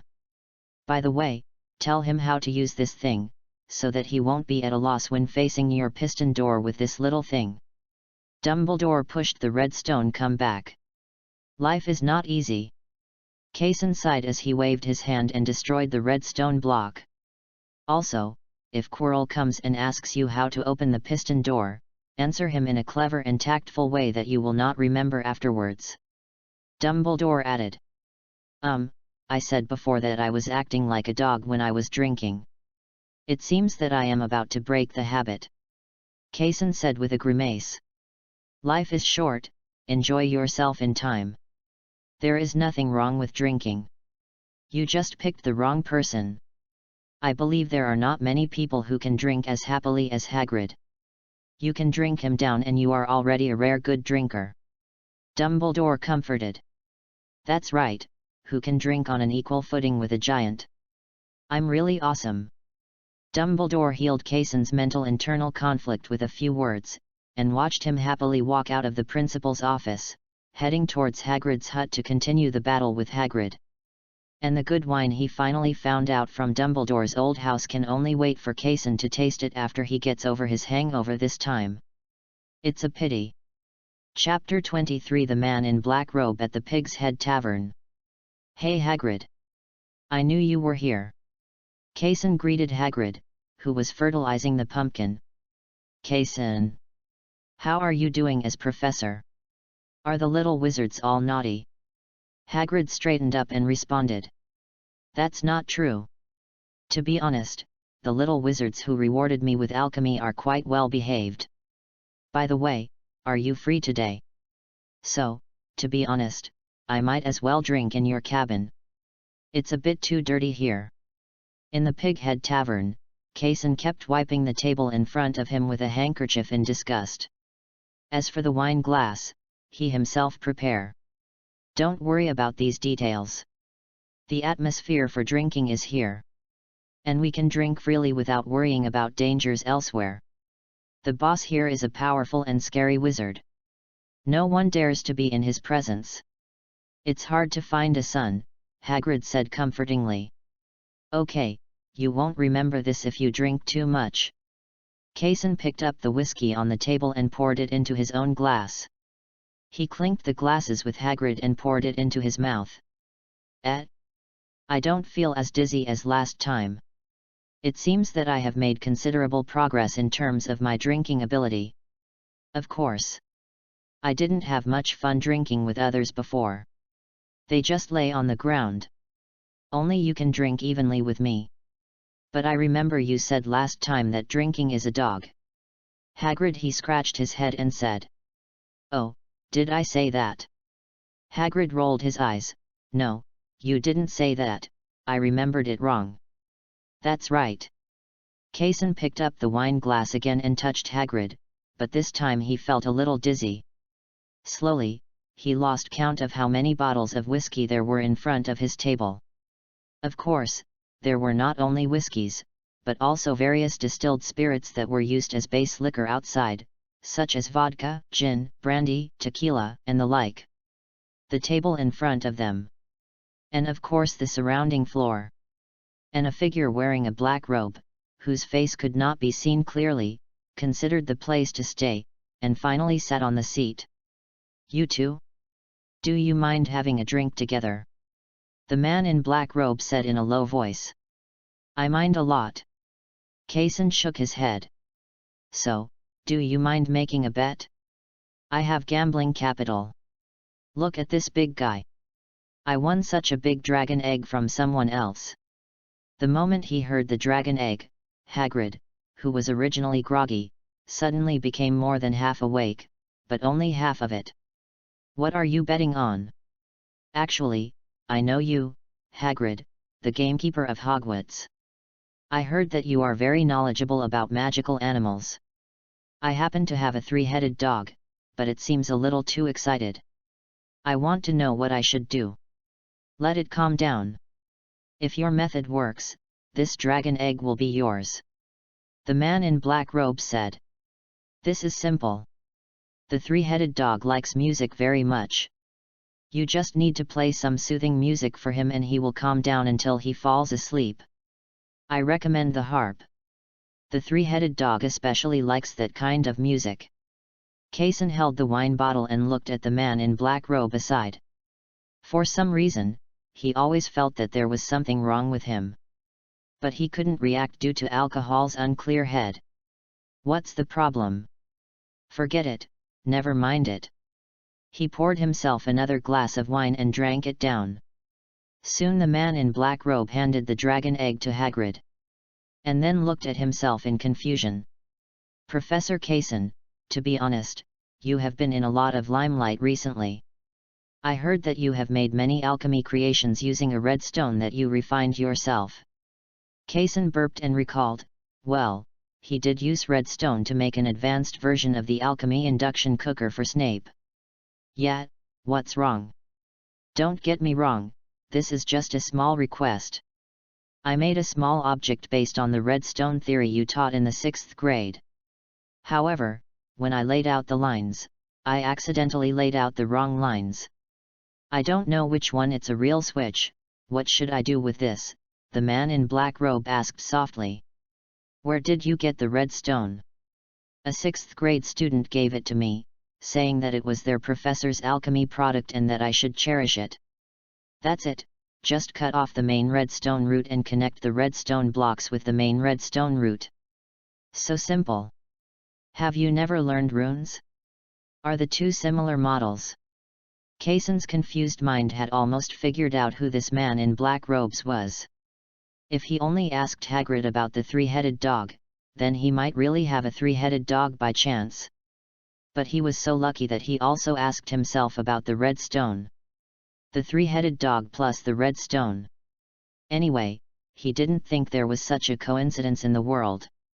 From this, it can be concluded that this man in black robe is always close to him. 10 is Quirrell. But this was just right. Dumbledore had asked him to use a clever method to tell Quirrell how to pass through the piston door. He was wondering how to tell it. As a result, when drowsiness comes, I give you a pillow. Isn't it just right? Thank you both. By the way, Hagrid, this dragon egg is for you. The man in black robe, or Quirrell, left the dragon egg on the table and left the Pig's Head Tavern. Haha, Kaysen. I didn't expect that we would have such a big surprise when we come to drink, dragon egg. Haha. Hagrid was laughing and hugging dragon egg in his arms, and looked at the man who was pouring wine into his mouth. Kaysen suddenly stopped laughing. Am I a bit of a fisherman? What do you think? Sorry, come and cheers. The next day. The total is 29 gold galleons plus 6 silver sickles. I'll give you a 0 and give you 30 gold galleons. The old man with the goatee said in a calm tone. Kaysen was about to take out the money when he paused. He was obviously stunned by the reverse zero wiping operation. However, he didn't have much objection to this. He and Hagrid slept in the tavern all night yesterday and occupied the table until this morning, which indeed delayed their business. Moreover, the two of them slept all night without missing anything. From dragon eggs to galleons, after a whole night, they were still in a crowded tavern. If security is done for this purpose, there is nothing wrong with giving an extra galleon. 30 galleons, how do you count? Kaysen took out 30 galleons and lined them up on the bar. No need. The old man put away all the galleons and stood back, continuing to wipe his dirty wine glass with his dirty rag. Chapter 24 The Mirror of East. After walking out of the tavern, Hagrid was stunned instantly. He grabbed Kaysen's shoulders and started shaking him. Kaysen. You know? A dragon egg. This is a dragon egg.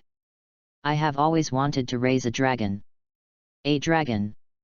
Okay, dragon, a dragon, I know. Kaysen echoed as he was shaken helplessly. I'm going back to my cabin next. I really want to hatch this beautiful creature as soon as possible.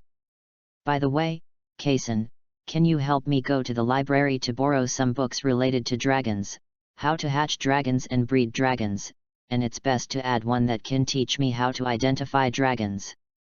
Holding the dragon egg in his arms, Hagrid was indescribably excited. He kept circling Kaysen, and as he spoke, he spared no effort to turn Kaysen, who had just woken up, into a coma again. Okay, I will, please Hagrid, stop spinning. Returning to Hogwarts, the two of them carried the dragon egg back to their cabin with a dog in their arms, and the other dragged his confused body back to the castle. Kaysen first came to Dumbledore's principal's office, and Dumbledore waved excitedly when he saw Kaysen. "You really should come over and see this." He couldn't help but stood up from his seat, took Kaysen's hand and walked to the corner of the office, where a gorgeous dressing mirror stood. "What did you see?" Dumbledore asked. "I decorated Hogwarts from the inside out, one block after another," Kaysen said subconsciously. Dumbledore showed an indescribably friendly look. "I have to say, Kaysen, if I put the Sorting Hat on you, you would definitely be a Hufflepuff." "Why?" Kaysen asked. "Even dreams are so plain and warm. I can't think of any other academy." "Dream?" Dumbledore nodded. "Yes, it is a dream. This is the mirror of Arist. It can reflect the desires hidden in people's hearts. But for a desire as cute as yours, I think it is better to call it a dream. And, to be honest, I have never stopped you from decorating Hogwarts, but I sincerely hope that you will start from the principal's office." Kaysen rapped his knuckles on the mirror in front of him, and Kaysen inside responded in kind. "That will have to wait until I have time. To be honest, teaching students is really not an easy job." I want to move this magic mirror to another room, shall we?" Dumbledore asked. "With your hands?" "With magic, of course." Dumbledore held Kaysen's shoulder with one hand, and grabbed the edge of the mirror with the other hand. With a buzzing sound, the two of them appeared in an empty classroom. "Harry will like this gift, but I don't mean to give him this mirror. I just want him to experience it." "When are you going to let him experience it?" "Seriously, why don't you just let him go to your office and look in the mirror?" "After Christmas, I don't want to have too close contact with him too early. It's not yet time," Dumbledore explained. "Oh, Christmas, I would have forgotten it even if you didn't tell me. I haven't prepared any Christmas gifts yet." Kaysen's whole body suddenly trembled. "Who are you planning to give them to?" "Everyone at Hogwarts, Neville, Harry, and their friends are no exception, as well as my students. The Geminis like to play pranks. I plan to make a little one for them that can blow people up but does no harm. Object. Jordan, he might like a new Quidditch robe. Angelina. She told me her broomstick was uncomfortable to sit on, and Cedric, and." Kaysen kept chattering like this, and Dumbledore kept watching this scene with a smile. "Kaysen, I have to say, you are really full of love." "Love?" "Maybe, to be honest, I haven't met my parents yet, but I can feel that they live a good life." Kaysen shrugged and said with an indifferent expression. "Death is a grander adventure, Kaysen." Kaysen was a little embarrassed. He couldn't tell Dumbledore that his parents really lived well in another world, although it was similar to what Dumbledore thought. "Forget it, don't worry too much about this. By the way, I almost forgot, Hagrid and I were drinking in the Hogshead Tavern. A man in black robes used a bet to tell Hagrid how to appease the three-headed dog. I thought the man looked like Quirrell. I also told him how to open the piston door." "That's great. It saves trouble, not only for you, but also for Quirrell and Tom." Dumbledore smiled. "Maybe, do you have anything else to do? Just leave without me?" Kaysen asked. "No, remember to tell Harry how to open the piston door."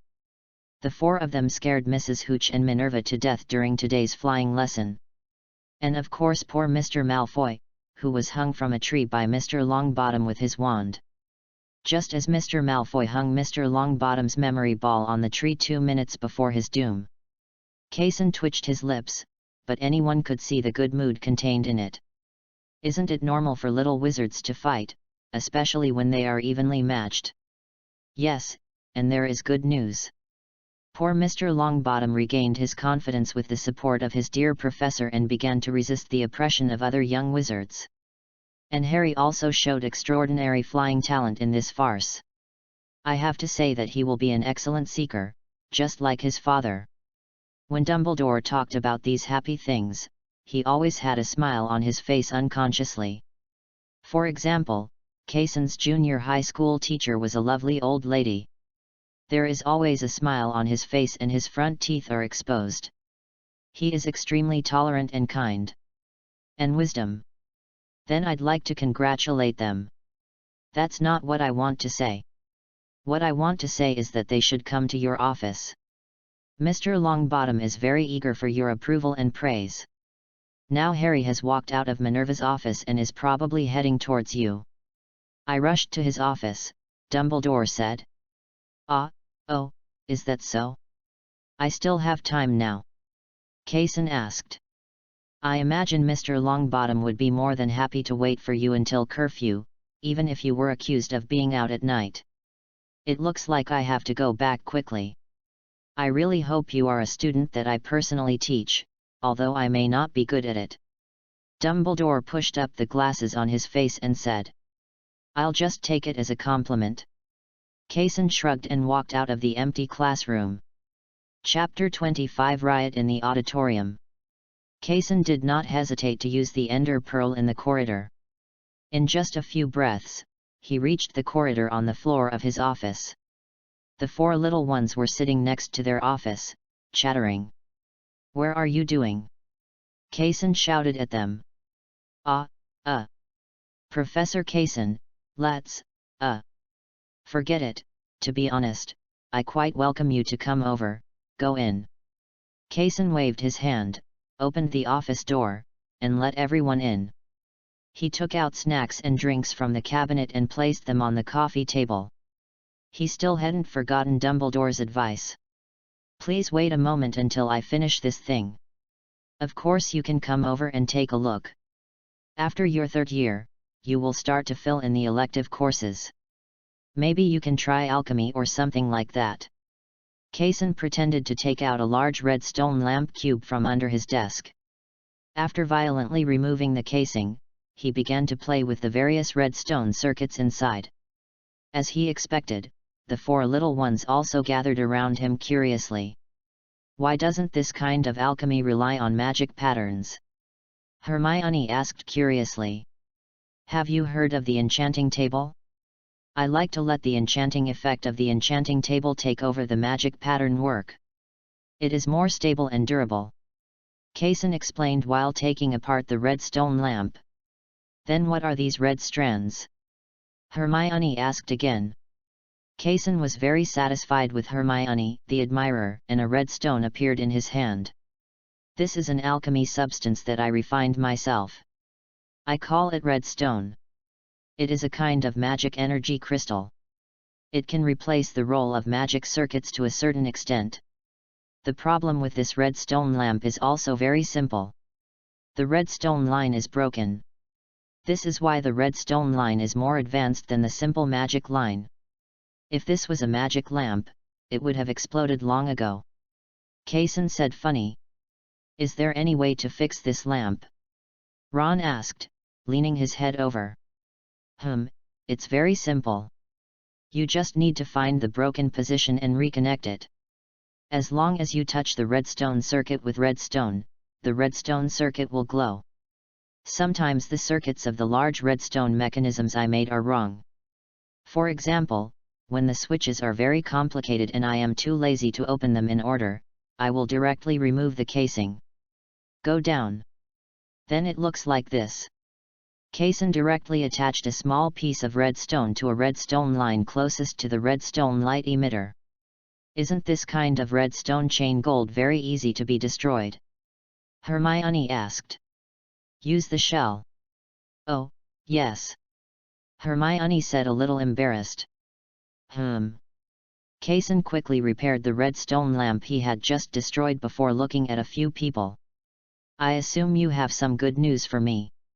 Speaking of this, Neville immediately became excited. During the flying lesson today, that Malfoy didn't have a long memory and wanted to cause trouble for me. I gave him a hard lesson. Didn't he put my memory ball on the tree? I also put him on the tree. When Neville said this, his face turned red and he was extremely excited, like a brave man who defeated the evil dragon. "That's good, and I can see that you have regained your confidence. Believe me, your grandma will be surprised by your change when you get home for Christmas," Kaysen said with a smile. "Will she?" Neville asked with a twinkle in his eye. "Yes," Kaysen replied directly without saying anything. At the same time, he also secretly made up his mind that it was necessary to write a letter and send it to Neville's grandma. It is not advisable to blindly suppress education. Also, Harry successfully joined the Quidditch team. He is the youngest since the school was founded. Professor McGonagall personally approved it. Neville continued to share with Kaysen, and it probably lasted 10 days and a half months. It wasn't until the sun began to turn yellow that the four of them realized that they had stayed here long enough and it was time to leave. "By the way, I'll give you a little gift. I hope you won't dislike it. Maybe you can use this thing to make some interesting small objects." Kaysen waved his hand, and 4 fist-sized red stone cubes appeared on the coffee table in front of him. "Thank you, Professor. ×4. Let's go. Although it's a bit greasy to say this, study hard." Kaysen relaxed his muscles and left the office and walked towards the auditorium. "I heard that there will be lamb chops for dinner today, so I have to taste it carefully. Not all professors come to breakfast, lunch, and dinner every day. Most of the time, only professors attend the opening dinner and Halloween dinner." It was also rare for Kaysen to see Professor Snape, who usually seemed invisible, in the professor's chair in ordinary life. "Good night, Severus. Perhaps this greeting is a bit strange." Snape shook his head. "I have seen weirder greetings." As he spoke, he raised his head and looked at the professor's chair to make sure that no one noticed them and the empty seat belonging to Quirrell. After thinking about it for a while, he said, "Dumbledore told you about Quirrell thing." "Well, it doesn't matter, I discovered it myself," Kaysen replied. Snape nodded, very keen. "That day I went to Hogsmeade to buy a potion material. I saw you and Hagrid getting drunk in the Pig's Head bar, and there was a man in black. Like, where did I trick you and who is that person? I can't see the face clearly, but I think that's Quirrell. Come and ask Hagrid's 3-headed dog and how to get through my piston door. Did he ask you?" "No, if he still needs to come to me for that kind of logical thinking question, he should really go to St. Mungo's to have his brain checked." Snape did not hide his contempt for Quirrell in his words. "Yeah, Kaysen agreed and paused suddenly. "Dumbledore trusts me, and he also told me that if necessary, give Quirrell a push, which means telling him the right option." Snape saw Kaysen's pause and explained. "I don't have any opinion on Quirrell or Voldemort. He is nothing more than a powerful and evil dark wizard. It's just that Dumbledore always believes in the prophecy. I just came here and I am still new. To be honest, he really wants to rely on me to defeat Voldemort with Harry as a child. Prophecy sometimes do require awe." Kaysen didn't know how to continue the topic, so he could only say dryly, "I always thought that potion was a materialistic subject." "That's not the case."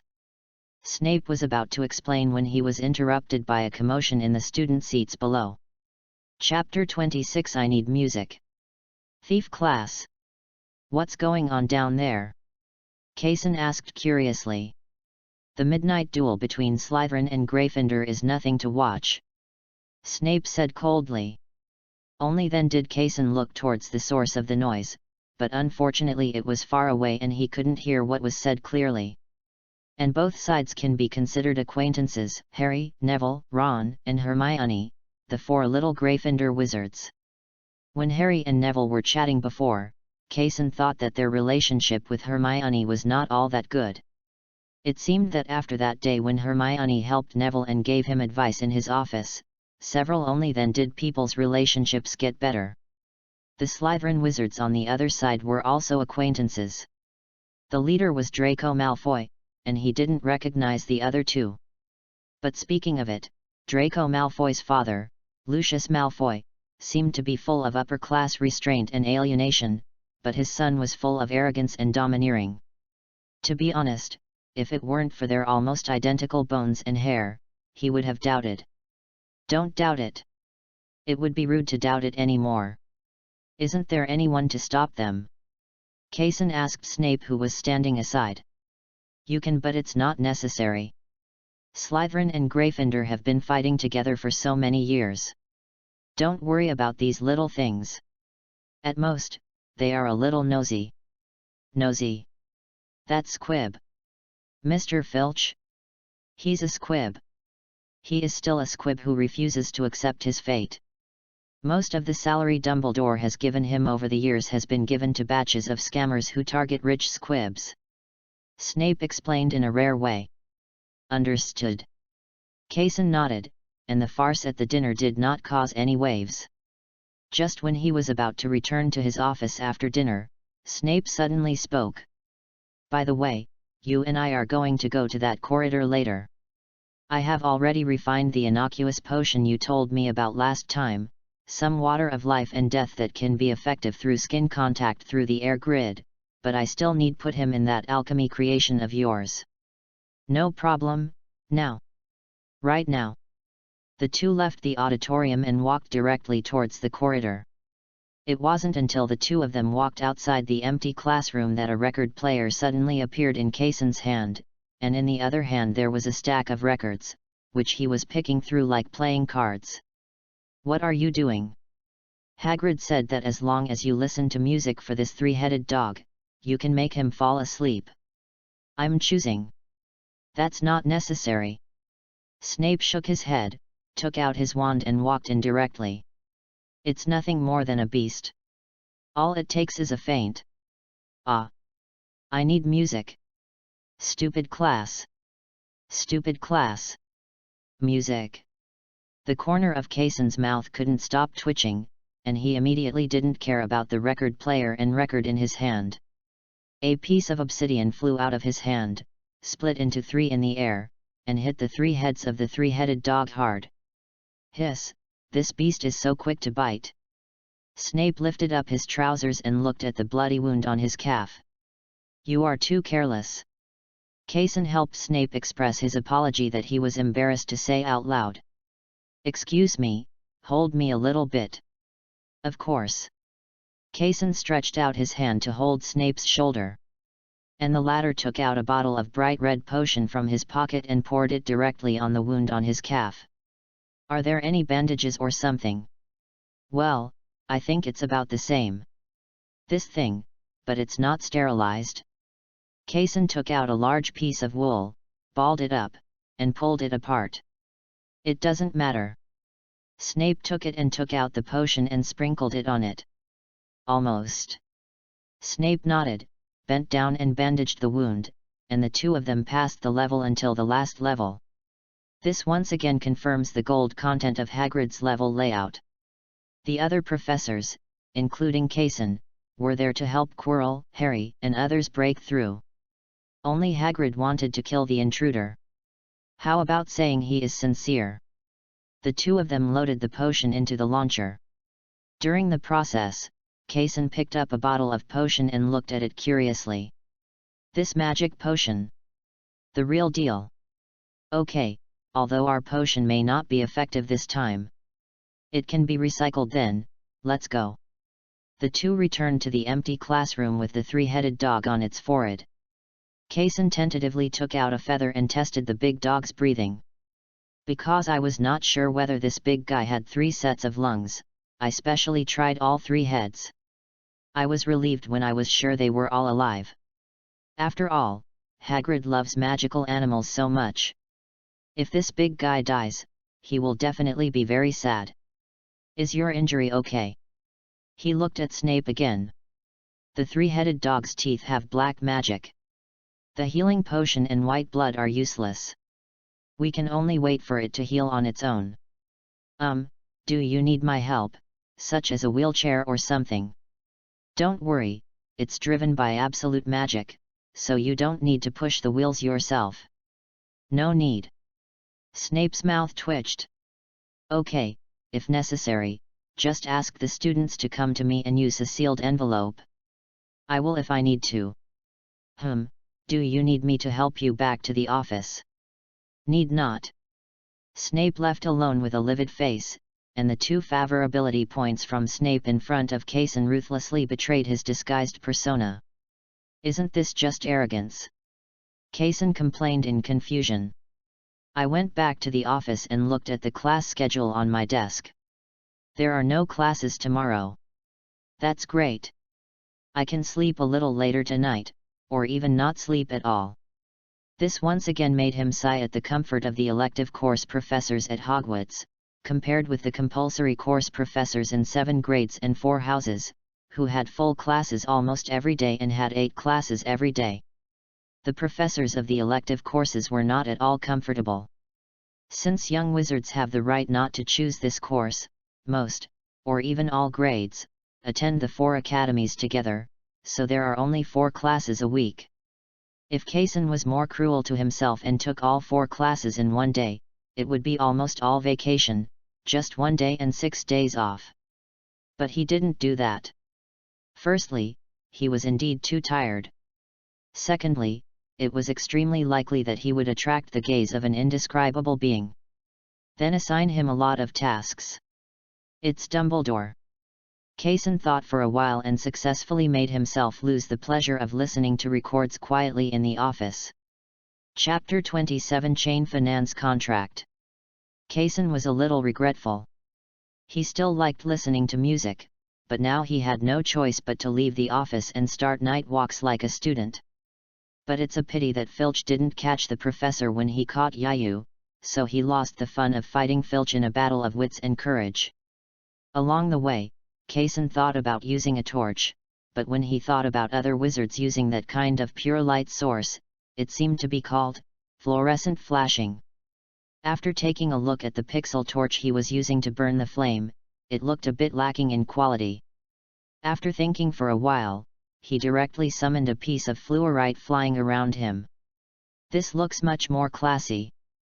Kaysen came all the way to the library. Although it was less popular than during the day, it was still great without Mrs. Pance's hawk-like gaze. Fluorite surrounded him and he walked all the way towards the restricted book area. After all, he was admitted to the University of Manchester on his own strength, and his learning ability was definitely not bad. During this time, ordinary alchemy books could no longer satisfy him. Of course, there are also cases where he is so idle that he cannot learn any other magic except alchemy. Even alchemy complements his abilities. To be honest, if he hadn't been able to use cubes to replicate most of the magic taught at Hogwarts, he would have been unable to pretend. But that's not necessarily the case. Maybe in the future, if you gain favorability to a certain extent, you can directly open a mod for yourself, or even a command block, then. GGG. Who is there? An old and hoarse voice came from a distance, and it seemed a little trembling if you listened carefully. It's me, Kaysen Heath, Professor of Alchemy. Are you Mr. Filch? Kaysen waved his hand, letting the fluorite cube fly to his chest, illuminating his face. It's Professor Heath, please don't laugh so scary again in the future. Filch said dryly. I'll pay attention. Did it disturb your work? Kaysen said politely. It's okay. Filch held a lantern that was not very bright, walked around rows of bookshelves, and finally appeared in front of Kaysen. I'm just here to confirm that you are really a professor. Some naughty little wizards will pretend to be professors to deceive me. Once I confirm that you are genuine, there will be no problem. It's hard work. Kaysen nodded, then noticed Filch's dim lantern, rubbed his fingers, and an exquisite iron lantern appeared in his hand. This is the first time we have met in private. Maybe this can be used as a meeting gift. This is an alchemy creation. It will keep shining like this without putting in fuel. Oh, you gave it to me? Aren't you just making fun of me? Filch asked in disbelief as he looked at the brand new lantern that was so close at hand, and it was also a precious alchemy creation. Road. Someone is making fun of you. Kaysen frowned. There are simply not too many. Gryffindor, Ravenclaw, Slytherin, those naughty little wizards have always been like this. A delicious-looking candy can make your lips swollen for a week, and a shiny small things can release too much electricity, Filch said casually, pretending to be indifferent. You should talk to their respective deans, and I have no intention of having fun with you. Kaysen said and handed the lantern to Filch. Oh, thank you, Professor. Favorability plus 10 from Filch. Favorability plus 10 from Filch. Favorability plus 10 from Filch.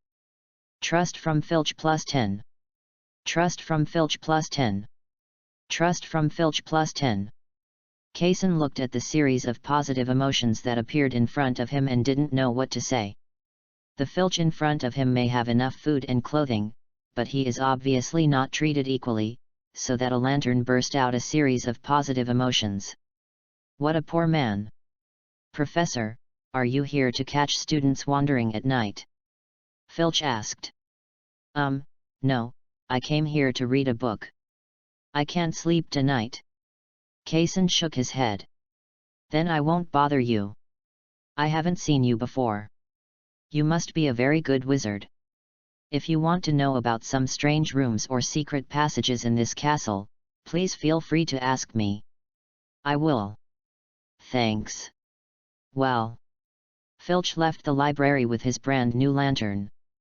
Kaysen looked at his back and felt that his walking posture looked younger. Mr. Filch, you should probably buy a looking glass. That thing can allow you to avoid the mischief of naughty little wizards, and it will not make you miss out on the kindness of other little wizards. Kaysen thought for a moment and then reminded him loudly. I know how to do it, Professor. I read a book called Forbidden Alchemy in the restricted section of the library for a while. Strictly speaking, the level of alchemy is not too high, but the things in it are quite evil. Among them, the most evil one is flesh and blood alchemy, such as fusing flesh and blood into alchemy creations.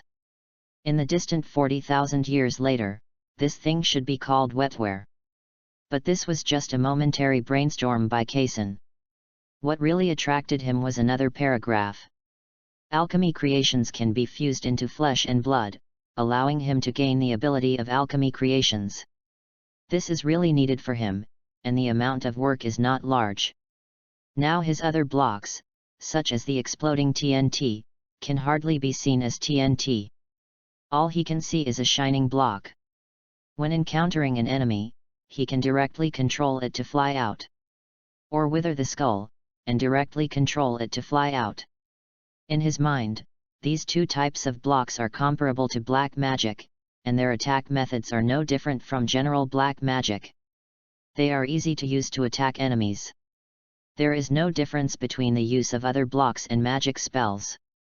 There is only one thing that he really needs to merge into his flesh and blood, and that is the Ender Pearl.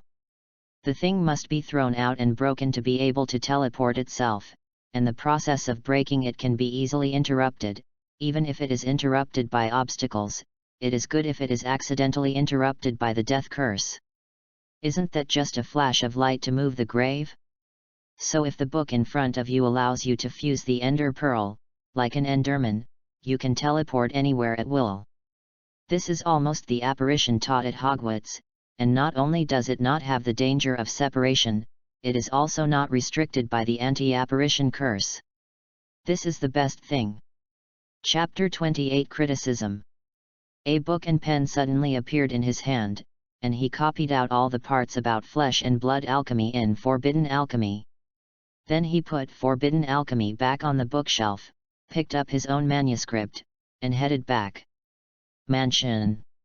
On the way back to the office from the library, Kaysen suddenly heard a series of footsteps, as if they were running away. He didn't say anything about this. There was nothing novel about Filch catching a little wizard wandering at night. It wasn't until he was nearly 20 meters away from the staircase that he realized that the classroom above that staircase seemed to be where Dumbledore used to fish. And that classroom also contained Hagrid's three-headed dog. I'll give you Merlin. The Ender Pearl instantly appeared in Kaysen's hand, and in just 3 breaths, he appeared outside the classroom door. He quickly opened the door and saw 4 little wizards. At the same time, a bright light came from the distance, and a breathless voice came. "Is it Professor Heath? Have you seen the 4 little wizards wandering at night?" Kaysen looked down at the 4 little wizards squatting in front of him and shaking their heads wildly, as well as Filch, who was holding a lantern not far away, but still shook his head. "That's it, I'll go look for them on other floors. Those naughty brats, they can't escape from my grasp," Filch said sadly and walked towards the stairwell.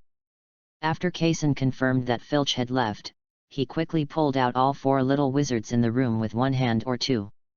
"Harry, Neville, Ron, Hermione, please tell me why you go out at night." "No, compared to this, night outing is a complete trivial matter. Do you know that this big guy only needs 2 to eat the 3 of you? A round. Even the last one is divided into 3 parts." Kaysen scolded the 4 little ones sternly immediately after taking them back to the office. "It's Malfoy. He asked us to come out for a duel, but he escaped and reported to Filch. We were also afraid of deducting points," Ron said a little aggrievedly. "It's just a score, let Filch deduct it. Did Dumbledore tell you about the danger of the empty classroom when school started? Did you turn a deaf ear to it? Is it better to deduct points or die? If not, the most he can do is confine you. Is death easier to accept than confinement?" Kaysen stood up straight again and kept outputting with his hands on his hips. "If it's Snape's confinement, it's really not as good as..." "Harry, shut up. You don't understand the seriousness of this matter now. The dangers of the 2 results you misjudged. Before you hid in that classroom, you should have thought of Dumbledore's warning to you at the beginning of the school year. Well, maybe you were in a panic and didn't react. That's okay, but when you saw that 3-headed dog, why didn't you escape immediately? Do you really think that big dog is sleeping peacefully? Even if I didn't say it, you should be able to see clearly that if the big dog really attacks you, Harry, navigation, Ron, and Hermione will be the last one. The worst thing is that you will be bitten into 3 pieces." Kaysen became more and more angry as he talked.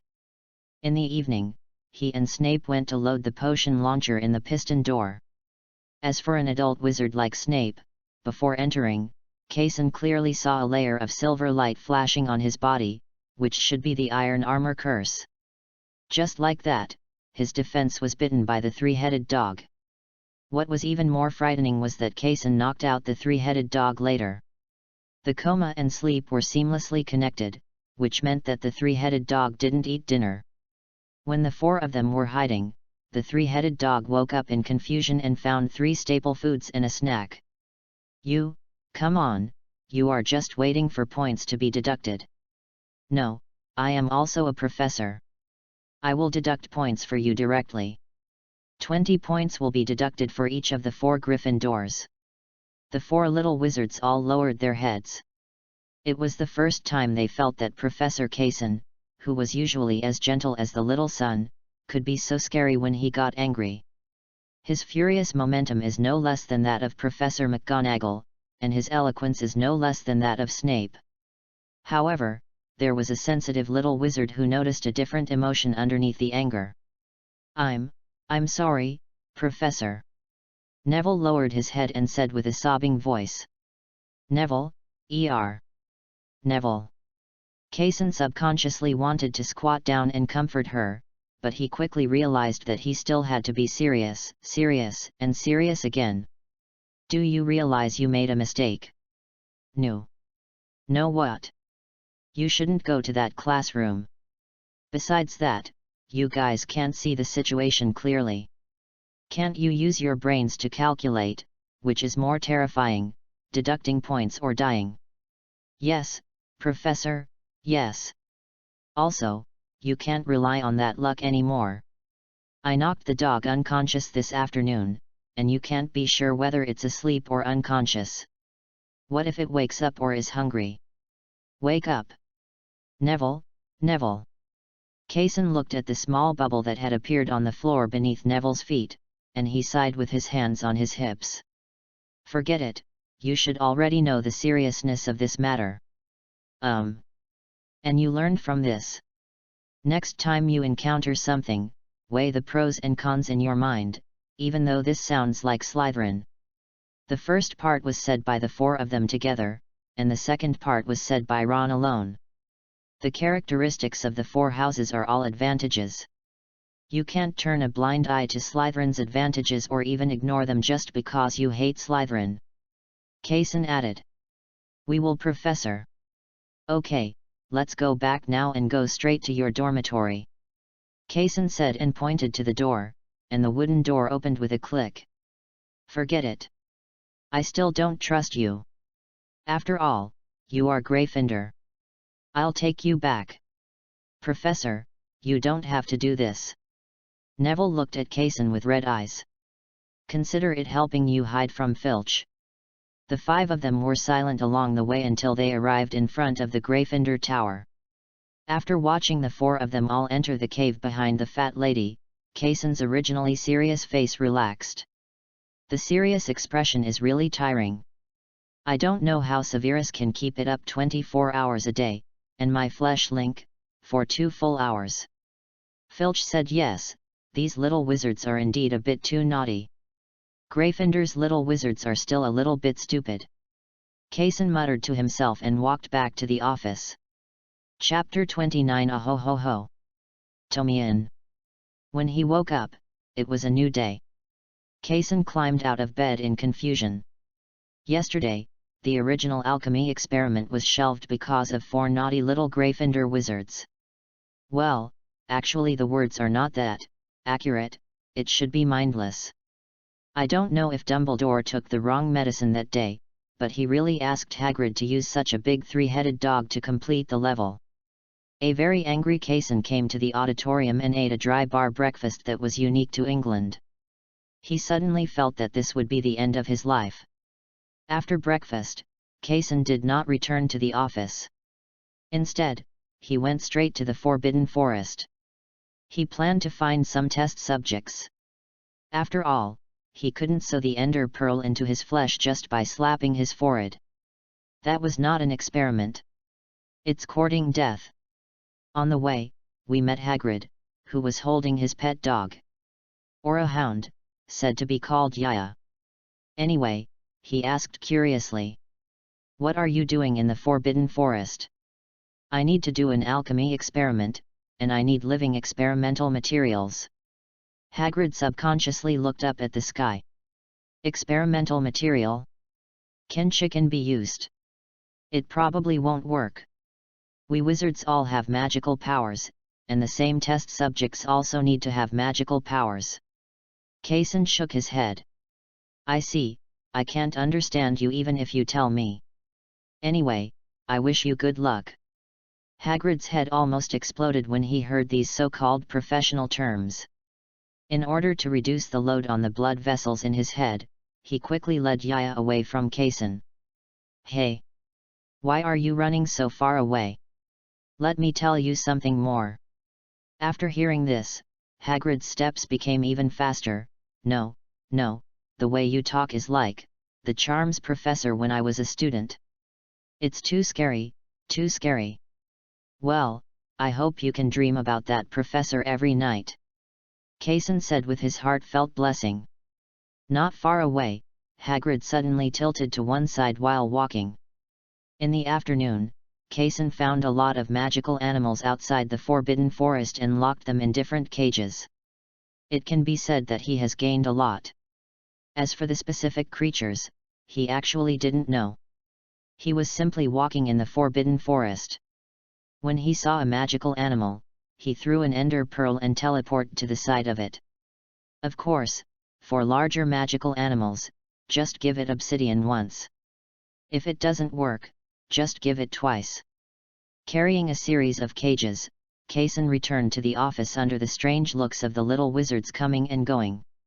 He neatly stacked them in the corner, prepared food and water, and ignored them.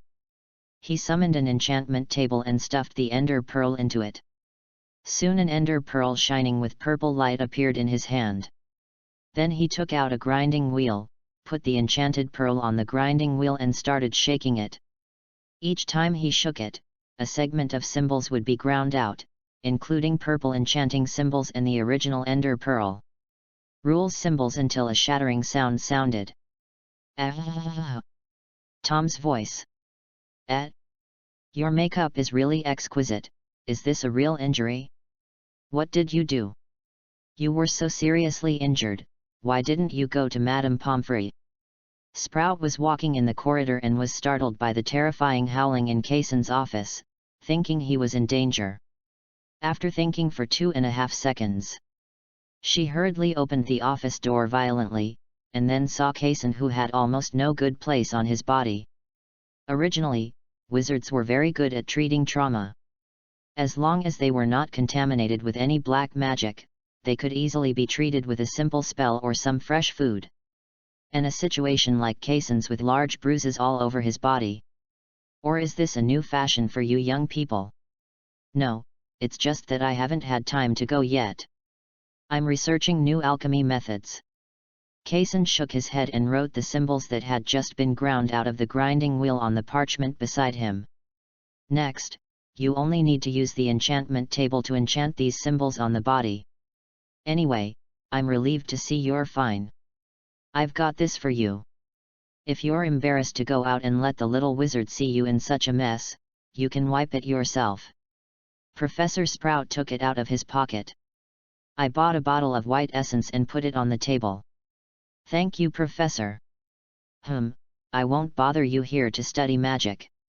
Professor Sprout had just walked out of the room and closed the door when another voice came from the office. Young people today are so pretty. Until the evening, Cason controlled the cotton swab to smear his whole body with white essence. While looking at the dense enchantment symbols on the parchment, he felt that his suffering was not in vain. Now he only has one idea. Sleep. The next day, evening. Tisk, tisk, tisk. Cason placed a magical animal that was possessed by magic and died in the cauldron nearby, where an elf would take it away and take it to the kitchen from time to time. In fact, his experiment was very close to success. According to the enchantment theory of the enchantment table, each item has its own enchantment symbol. So do people. All he needs is to fill the enchantment symbols belonging to the ender pearl into the gaps of the enchantment symbols on the human body. And it was precisely this last step that stumped him. It wasn't that it was difficult, but the enchantment symbols of magical animals were too dense, and he couldn't find a place to sneak in. In the end, it won't be directly inserted into the human body, right? I won't die on this, right? Will I explode the equipment? For example, the entire office was filled with a massive amount of cubes in an instant. Well, Cason is not a serious person. No matter what he thinks about, he will be filled with cold jokes that suddenly appear in his mind. Dong dong dong, the door was suddenly knocked. He waved his hand and the door opened with a click. Professor Cason? We are here to apologize to you. Cason glanced at Harry and Neville, they were the only two. You don't need to apologize to me. You just need to understand what you did wrong. Most mistakes can be made up for and you won't make them again in the future.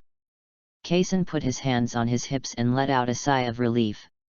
Well, Professor, are you disappointed in me? Neville suddenly raised his head and asked.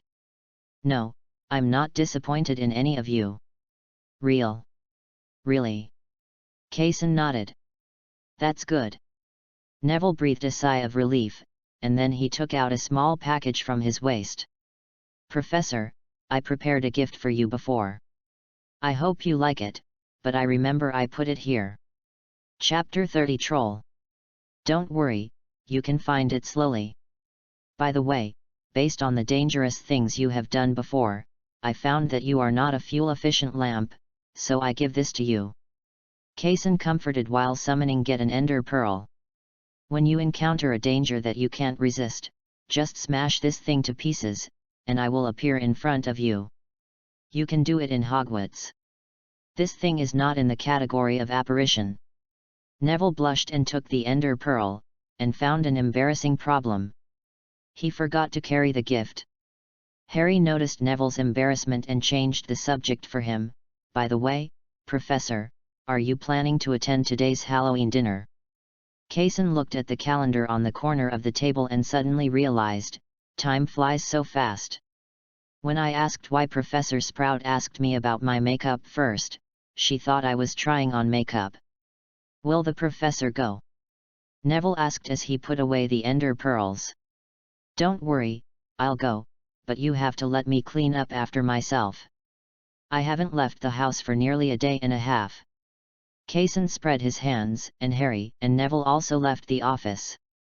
When he had free time, Kaysen put away the book on the table that recorded the enchantment symbols of the ender pearl, walked into the office, took a comfortable bath, and then opened the closet and started to look good. Soon, Kaysen, wearing a dark purple robe, appeared at the professor's chair. In fact, the robe was black at first, but after witnessing the three-headed dog defeating Snape, Kaysen immediately lamented the danger of Hogwarts and enchanted himself a set of battle wizard robes overnight. At this moment, it can also serve as a dress. To be honest, the robe is nice. Dumbledore said, looking at Kaysen's shining robe. Pretty good. Maybe you could help with my socks. Well, you know, you always get cold as you get older. I wish it were a new pair of socks. Impossible. Okay. Dumbledore said a little aggrievedly. Just when everything was quiet, Professor Quirrell suddenly ran into the auditorium out of breath. Dumbledore. Troll, there's a troll in the castle. Quirrell said at the end and drew it without even taking a breath. It seems that the Halloween party will not be held. Dumbledore complained softly, and then stood up. Young wizards from the 4 major colleges, follow your prefects and return to your lounge as soon as possible. Don't be left behind. All professors, now go search the inside and outside of the castle to find this giant monster. I guess it was Quirrell who let it in. The thief shouts, catch the thief. I'm happy to tell you that you guessed it right. Dumbledore agreed in a low voice. Merlin. Kaysen complained softly, and quickly took out his wand and left the professor's seat, walking towards the direction where Quirrell rushed out. He walked slowly. Hogwarts is so big, and finding a giant monster in it is definitely not an easy task. If there are no accidents, it is possible to look for it all night. And the little wizards were all evacuated back to their respective lounges, and the damage a troll could do was nothing more than destroying buildings. Then isn't it time for you to show off your skills? He had already thought about having an architectural feast in front of all the wizards in the school and giving Hogwarts a big civil engineering shock. Then he felt an ender pearl shatter. And the next moment he appeared in a somewhat dilapidated corridor, with 2 little wizards in front of him. Harry was slumped in a corner not far away, Neville's leg was broken, and he was looking at his sudden appearance with a look of joy on his face. Then he hurriedly pointed behind him. Kaysen looked back and saw Ron strangling the giant monster's neck from behind. Unfortunately, the troll didn't have a neck. And Hermione in the corner, must have been knocked unconscious. Professor, be careful. I don't know who shouted it, but in short, the troll noticed the wizard who suddenly appeared in front of him. Although his little mind couldn't understand how the wizard appeared here, he still instinctively picked up the wooden stick. Smashed it over. Clang! Kaysen stood there and took the heavy blow abruptly. It's not that he was acting like a superior, he just didn't react. Fortunately, he had shamelessly enchanted his robe more than 10 times before. The blow that could have knocked out his brains only made Kaysen feel like someone had knocked him on the head. Not even the defense was broken. Professor, are you okay? Kaysen shook his head. Ron, stay away from here. Ron was relieved when he saw Kaysen coming here. He jumped down from the back of the troll nimbly, picked up Hermione in 3 steps and ran behind Kaysen.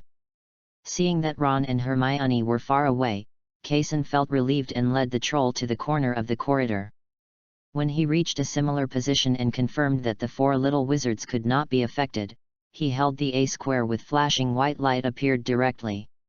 He pressed it hard into the troll's chest, then quickly summoned an ender pearl and left the place. Bang!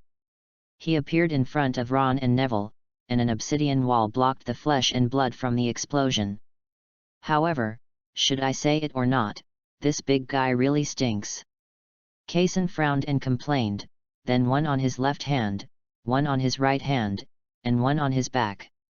Ron followed, and the five of them walked directly towards the hospital wing. After handing all four young wizards to Madame Pomfrey, Kaysen found Dumbledore. You should feed that Quirrell a bottle of Verita serum. A troll almost killed four little wizards. I'm sure he won't let more than one in. Dumbledore patted Kaysen's shoulder reassuringly. Relax, relax. I have determined that there is only one troll, and that troll has been blown into a pulp by you. Just relax. This is best. But I still think you should control Quirrell. If you can't save face, I can put a sack on him in the middle of the night to ensure that he can't leave his butt in a wheelchair before the Christmas vacation. Dumbledore looked at Kaysen strangely. I didn't know you were so radical. After all, you have always been quite Buddhist in your behavior before. Now that he has thrown trolls into Hogwarts, what else can he not dare to do? At this time, do I still have to stand and talk without hurting my back, saying that Quirrell is an innocent and good man? He is already an enemy. Kaysen said with some excitement. I understand, but you can rest assured, really. Chapter 31 You will regret it. I am the principal. Bang! Kaysen looked at Dumbledore's calm look and was silent for a rare moment. Then he said, You have everything under control. What about today? What happened today was an accident. You will regret it one day if you continue like this. Maybe, but before that, I am still the principal of Hogwarts, and I have the right. Bang! Kaysen punched Dumbledore on the slightly crooked bridge of his nose, then left the office angrily, slamming the door with a loud bang. Familiar strength. Dumbledore sighed, covering his nose. If he uses a little more force, my nose might be able to be straightened. Kaysen left the office and was walking towards the medical wing. Then, satisfaction +10 from Dumbledore. Trust from Dumbledore +10. Favorability +10 from Dumbledore. Could this be some kind of pornographic fetish? Kaysen shuddered subconsciously, and then quickly shook the matter out of his mind. He walked all the way to the hospital wing and rushed into Quirrell's ward while Madame Pomfrey wasn't paying attention. He was wondering whether he should use an anvil or obsidian, or directly use the withered skull to blow Quirrell to pieces, along with the Voldemort behind his head. Kaysen! A deep voice came from behind him. Kaysen looked back and whispered, Severus. We need to talk. If Dumbledore asked you to come, I'm sorry, at least until I finish solving this matter. Snape nodded calmly and turned around cooperatively. Kaysen turned Quirrell over, face down, and back up. In the end, he still didn't use the withered skull. But he still took out the obsidian, smashed it into powder along his spine, and hit the back of his head more than 10 times. In the end, it was Snape who listened to his weird voice, grabbed Kaysen who was committing violence, looked at him and shook his head. Call. Kaysen followed Snape out of the hospital wing. The latter walked in front and suddenly said, That is not a serious injury to Madame Pomfrey. I didn't really want to kill him. Well, I have ideas, but I still have reason. Although I don't know Dumbledore's specific plan, I respect it. I just thought that if those two guys stay in the hospital bed for a few more days, Hogwarts can live in peace for a few more days. Kaysen explained. I have to say, you are a truly good person. Snape commented after listening to the thoughts behind him. I will take your words as a compliment. Kaysen nodded. It's up to you. You don't have to think so much. Dumbledore has never told you that he is a completely good person. Did you know that he has a nickname, called the White Devil? I have been mentally prepared before. I also know that it is impossible for a good person in the traditional sense to become the principal of a magic school, let alone that the school has to compete with the Ministry of Magic. I just hate his kind. I can't tell, but his arrogance has already made the 4 little wizards almost go to see Merlin, but he still kept saying that it was planned and under control. I couldn't hold it back for a moment. Maybe I should apologize to him sometime. Snape quietly became a listener, and when he heard Kaysen give Dumbledore a sharp blow on the bridge of his nose, he smiled fiercely. Seriously, you did what I always wanted to do. Maybe, but why? Is it also because of the safety of the little wizard? No. A fight against workers' grievances against their bosses. No, this issue is more complicated. Okay. Kaysen shrugged and stopped talking. Dumbledore asked me to confirm that you are just here to make Quirrell temporarily lose his ability to cause trouble, and to vent his anger. Now my task is completed, and I remember that you have no classes next. Maybe find some time to relax. Way. Snape said suddenly as he walked in front. Wow, is this comfort? If you think so, then this is it. Thank you. Maybe I will find a small room and decorate it, such as Hagrid's hut. I have always wanted to bulldoze that small house and rebuild it.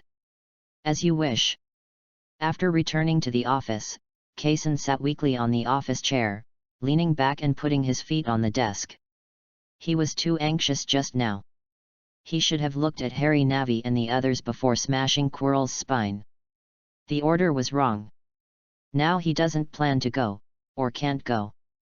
After all, he is really not good at lying. At that time, Madame Pomfrey asked him angrily, "Do you know who usually has a grudge against Professor Quirrell?" He absolutely couldn't hold back at that time. Absolutely, you might even laugh out loud. Just as he was maintaining such an extremely comfortable posture and feeling the greatness of ergonomics, there was a knock on the office door. "I didn't lock the door, please come in."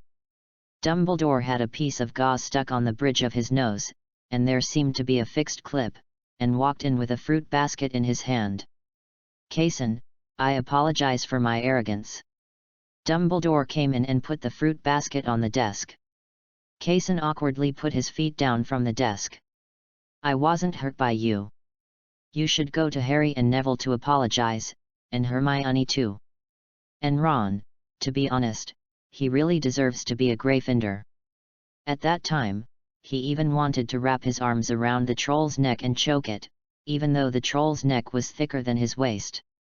"They have woken up and I sincerely apologize to them. Now I'm here to apologize to you. My arrogance hurt the heart of a great professor who truly loves Hogwarts and the little wizard." Dumbledore sat down and said earnestly. "It feels a bit awkward, and don't look at me like that, it's quite disgusting," Kaysen said with some chill. Dumbledore shook his head. "Okay." Kaysen sat up a little straighter. He was not very good at talking about these big things, so he chose to change the topic. "I don't know your specific plan, but now that Quirrell has been disabled by me, he should be unable to do anything while his new spine grows out." "I'm glad you didn't kill him directly," Dumbledore said. "Actually, I did, but when I think about the Voldemort you mentioned is so difficult to kill, putting him under your nose is a good idea. Thank you for your understanding." Chapter 32, Fusion of Ender Pearls. A week later, Kaysen was in the office unhappily, fiddling with the enchantment table in front of him. Because he still underestimated Madame Pomfrey's skills, Quirrell, who was beaten to a semi-crippled state, appeared on the stage of the Defense Against the Dark Arts classroom again a week later. Also unhappy with him was Snape. However, the two of them were unhappy about something different. Kaysen was because Quirrell had once again acted like a monster. Snape, on the other hand, was offered the job of Defense Against the Dark Arts substitute professor just a week ago. But now he forcibly cleared out the sinful thoughts related to Quirrell from his head, and continued to study the enchantment table in front of him. He has been studying for a week to enchant the magic of the Ender Pearl into his body. It can be said that everything is ready, except for a shiver. Several pieces of lapis lazuli suddenly appeared in his hand, and he placed them on the enchantment table. When I used to enchant wands and wizard robes, I just used a huge amount of magic power to fill them up. But now to enchant yourself, you have to be as professional as possible. After all, it is really easy to kill someone. The next moment, he directly placed the book in his hand on the enchanting table and floated directly. In an instant, the text symbols were extracted from the book, and combined with the magic power, a purple light was slowly generated. Phew! Pang! Dumbledore, who was in the principal's office, felt his heart skip a beat when he heard the loud noise. "Mrs. White Dress, do you know what's going on?" he asked towards a portrait who came to the principal's office as a guest. "I'm going to ask." Mrs. White Dress left the portrait and came back not long after. There was an explosion in the alchemy office, and Professor Kezensis disappeared. Dumbledore's originally calm face suddenly stiffened. "I hope nothing happened to him." He stood up, thought for a moment and apparat directly into the alchemy office. At this moment, the office was blown up by a horrific explosion, and Kaysen appears in every corner of the office. It's not an advanced clone technique, it's just that his teleportation speed is too fast. "Dumbledore, help me, I can't stop." Dumbledore took out the Elder Wand and tapped it. Kaysen, who had been unable to control his teleportation, finally stopped, or was pulled by a more powerful space. Every time he teleports out, he will be moved back by a more powerful and weird space force. Hell, Merlin! It seems I should redecorate this office. After returning to normal, Kaysen patted his chest in fear. "Before that, would you mind letting me know what you are doing?"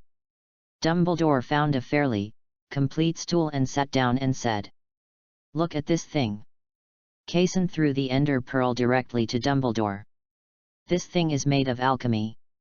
What is its use?" "Smash him to pieces." Dumbledore nodded and threw it to the ground.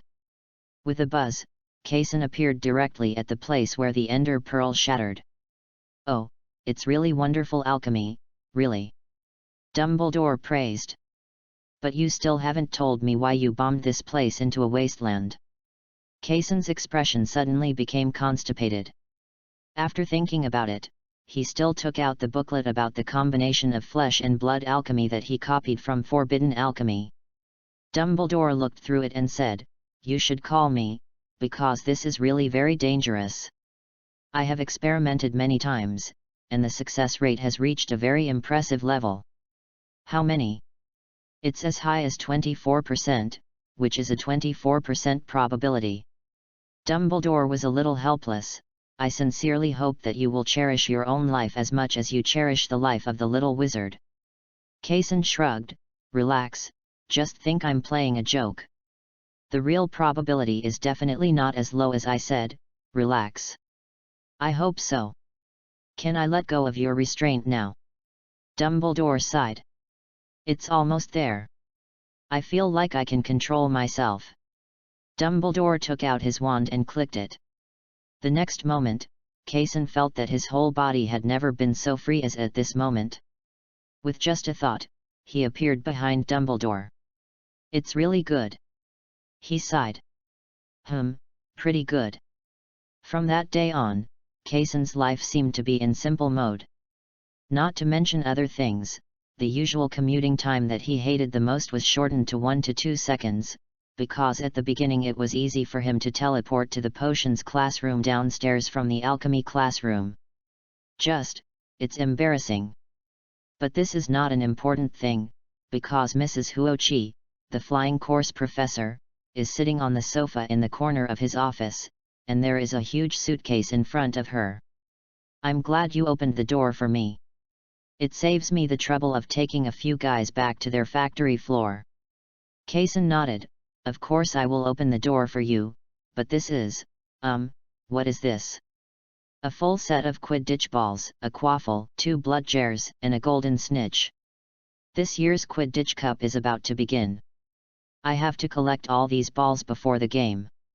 You are obedient, so I came to find you, Mrs. Huochi said with a smile. Of course, but to be honest, don't have too high expectations for me. I have never been exposed to this thing before. Kason took the suitcase containing the 4 balls and opened it with a click. The golden snitch was about to flap its wings and fly away. Fortunately, it was tightly contained by the box. This little guy is really energetic. He tapped with his left hand and touched with his right hand. Finally he asked, Mrs. Hooch, should all Quidditch balls have magic to prevent curses? This is natural, just like the bludger. You have also seen how big it is. If it does not follow the rules of Quidditch and hits a person, it can really easily kill the player. Huo Mrs. Chi responded. That's it. I'm sorry, Mrs. Huochi. You should take good care of this group of balls in the future. Their defensive magic has been erased. Kason firmly grasped a huge wandering ball with both hands. Ball and walked towards the enchanting table not far away. In less than a minute, all 4 balls were blessed. Thank you so much, Professor Kason, otherwise these balls might really cause a big mess. Mrs. Huochi thanked her while holding a huge suitcase. Mrs. Huochi, you may be mistaken. It's not that there may be a big mess, but there will definitely be a big mess. Chapter 33 Harry. Got it. What do you mean? Mrs. Huochi asked. I just took a look at the remaining magic circuits of this set of balls. They are very strong and cannot be erased by some naughty little wizard. So. Then it can only be a professor with strong magic power. There is someone with ulterior motives in Hogwarts. Kason explained. Will this affect the start of the Quidditch Cup? Forward. That's it, because Mrs. Hooch is really unreliable, so I asked Dumbledore to let me come over and do an inspection on all your broomsticks before the Quidditch Cup starts, and of course the game. Use the ball. Although most broomsticks have magic circuits to prevent curses, if someone can do it on the Quidditch ball, he might be able to do it on your broomstick. Kason was holding the enchanting table and re-enchanting the golden snitch in his hand while explaining to Harry beside him. Mr. Wood, the golden snitch. After re-enchanting the last ball, he said to Oliver Wood. Oh, thank you, Professor. You're welcome, bring all your brooms over here. I'll check them one by one, and maybe re-enchant them. Kason took out his quill and rewrote the runic characters of the defensive curse unique to the broom on the book. Then the broomsticks passed by the enchantment table like a cue, and the broomsticks shining with purple light returned to their owners' hands. Slytherin classmates, please come and check the brooms. The Slytherin players also gathered around. Professor Kason, I am Marcus Flint from the Flint family. Marcus, the captain of Slytherin, stretched out his hand towards Kason. Nice to meet you, Marcus. Kason reached out and shook Flint's hand. Your broom. Well, Professor Kason, we Slytherins don't have this need. In my eyes, you are all young wizards with fragile lives. Unfortunately, I can't take this risk. I don't want you all to regard yourselves as Dark Wizard reserves. Don't think that the Dark Wizard will show mercy to you. Kason he shook his head and said forcefully. Kason took a broom, placed it on the enchanting table, and started chattering again. To be honest, I have never thought that you Slytherins are the so-called Dark Wizard reserves, and I don't want you to think so because you give up on yourself. In other words, I don't want you to have some weird sense of identification with some dark wizards because they were Slytherins when they were at Hogwarts. You may identify with them, but they won't have any identification with you. Agree. Kason finished enchanting the broomsticks of the Slytherin students while nagging, then picked up the enchanting table, shrank them and put them in his pocket. Fight well. After he finished speaking, there was only a roar, and the next moment he disappeared and appeared in the professor's stand. You have helped me a lot, Kaysen. Dumbledore said with a smile. It's okay, it's easy. I just hope that guy with ulterior motives can be careful and don't let me catch his chicken feet. Kaysen said with a gloomy face, his eyes always drifting towards Quirrell sitting in front of him intentionally or unintentionally. Don't be like this. Maybe you should relax, Kaysen. As you say, Hogwarts is the safest place in the world. Professor Flitwick comforted him. Oh, I hope so. The Quidditch match ended smoothly, and the normal game ended extremely smoothly. As for the winner, the referee said that Gryffindor won anyway, but how exactly did it win? Forgive me for not seeing it. Really, Dumbledore? A group of people are flying in the sky on broomsticks. I can't even see clearly. Is it really so beautiful? Kaysen followed Dumbledore and left the stand, complained somewhat helplessly. This is the unique fun of Quidditch. Go back and borrow some books from Mrs. Pants, and you will find the fun contained in it. I still prefer building, Kaysen spits. There will be. I still say what I said, the trouble starts in my office. Wait until I have time. After walking down the stands, Kaysen finally returned to his usual moving speed. He never liked walking too fast. He prefers to wander along the road and feel the rhythm of slow life. Oh, by the way, there are also other people who like slow speed like him. Okay, it doesn't look like the same thing. Severus, your leg hasn't healed yet? Kaysen asked in a low voice, looking at Snape who was limping. After all, it is a wound contaminated by dark magic. Perhaps I can make you a crutch. If you don't like a wheelchair, of course a cane will also work, a must-have for an English gentleman, or a scepter will do. Kaysen calmly put his arm around Snape's shoulders, and then lifted him up. From behind, it looked like they were holding each other's shoulders. For example, I really can't believe that the relationship between Professor Kaysen and Snape is so good. The four little ones followed Kaysen from a distance, while Ron looked surprised. Professor Kaysen has such a good relationship with everyone, but why is he like this with Snape? Harry muttered with some displeasure. Wow, Harry just won the game, why does he feel so bad? Ron said with some confusion. Of course, because Professor Kaysen was deceived by a dark wizard. What's the meaning? Didn't I go to the library to borrow books before, and then I met Snape? At that time, he lifted up his trouser legs in the stairwell and poured a bottle of red potion on his trouser legs. The wound looked like it was bitten by a wild animal, Harry said vividly. Are you trying to say which three-headed dog bit that wound? But that doesn't mean he is a dark wizard, right? Hermione said. Of course I have my evidence. I still remember that day in the room where the three-headed dog was kept. Do you still remember what was under the three-headed dog's body? Harry looked at the three friends around him. Neville shook his head, I have a bad memory.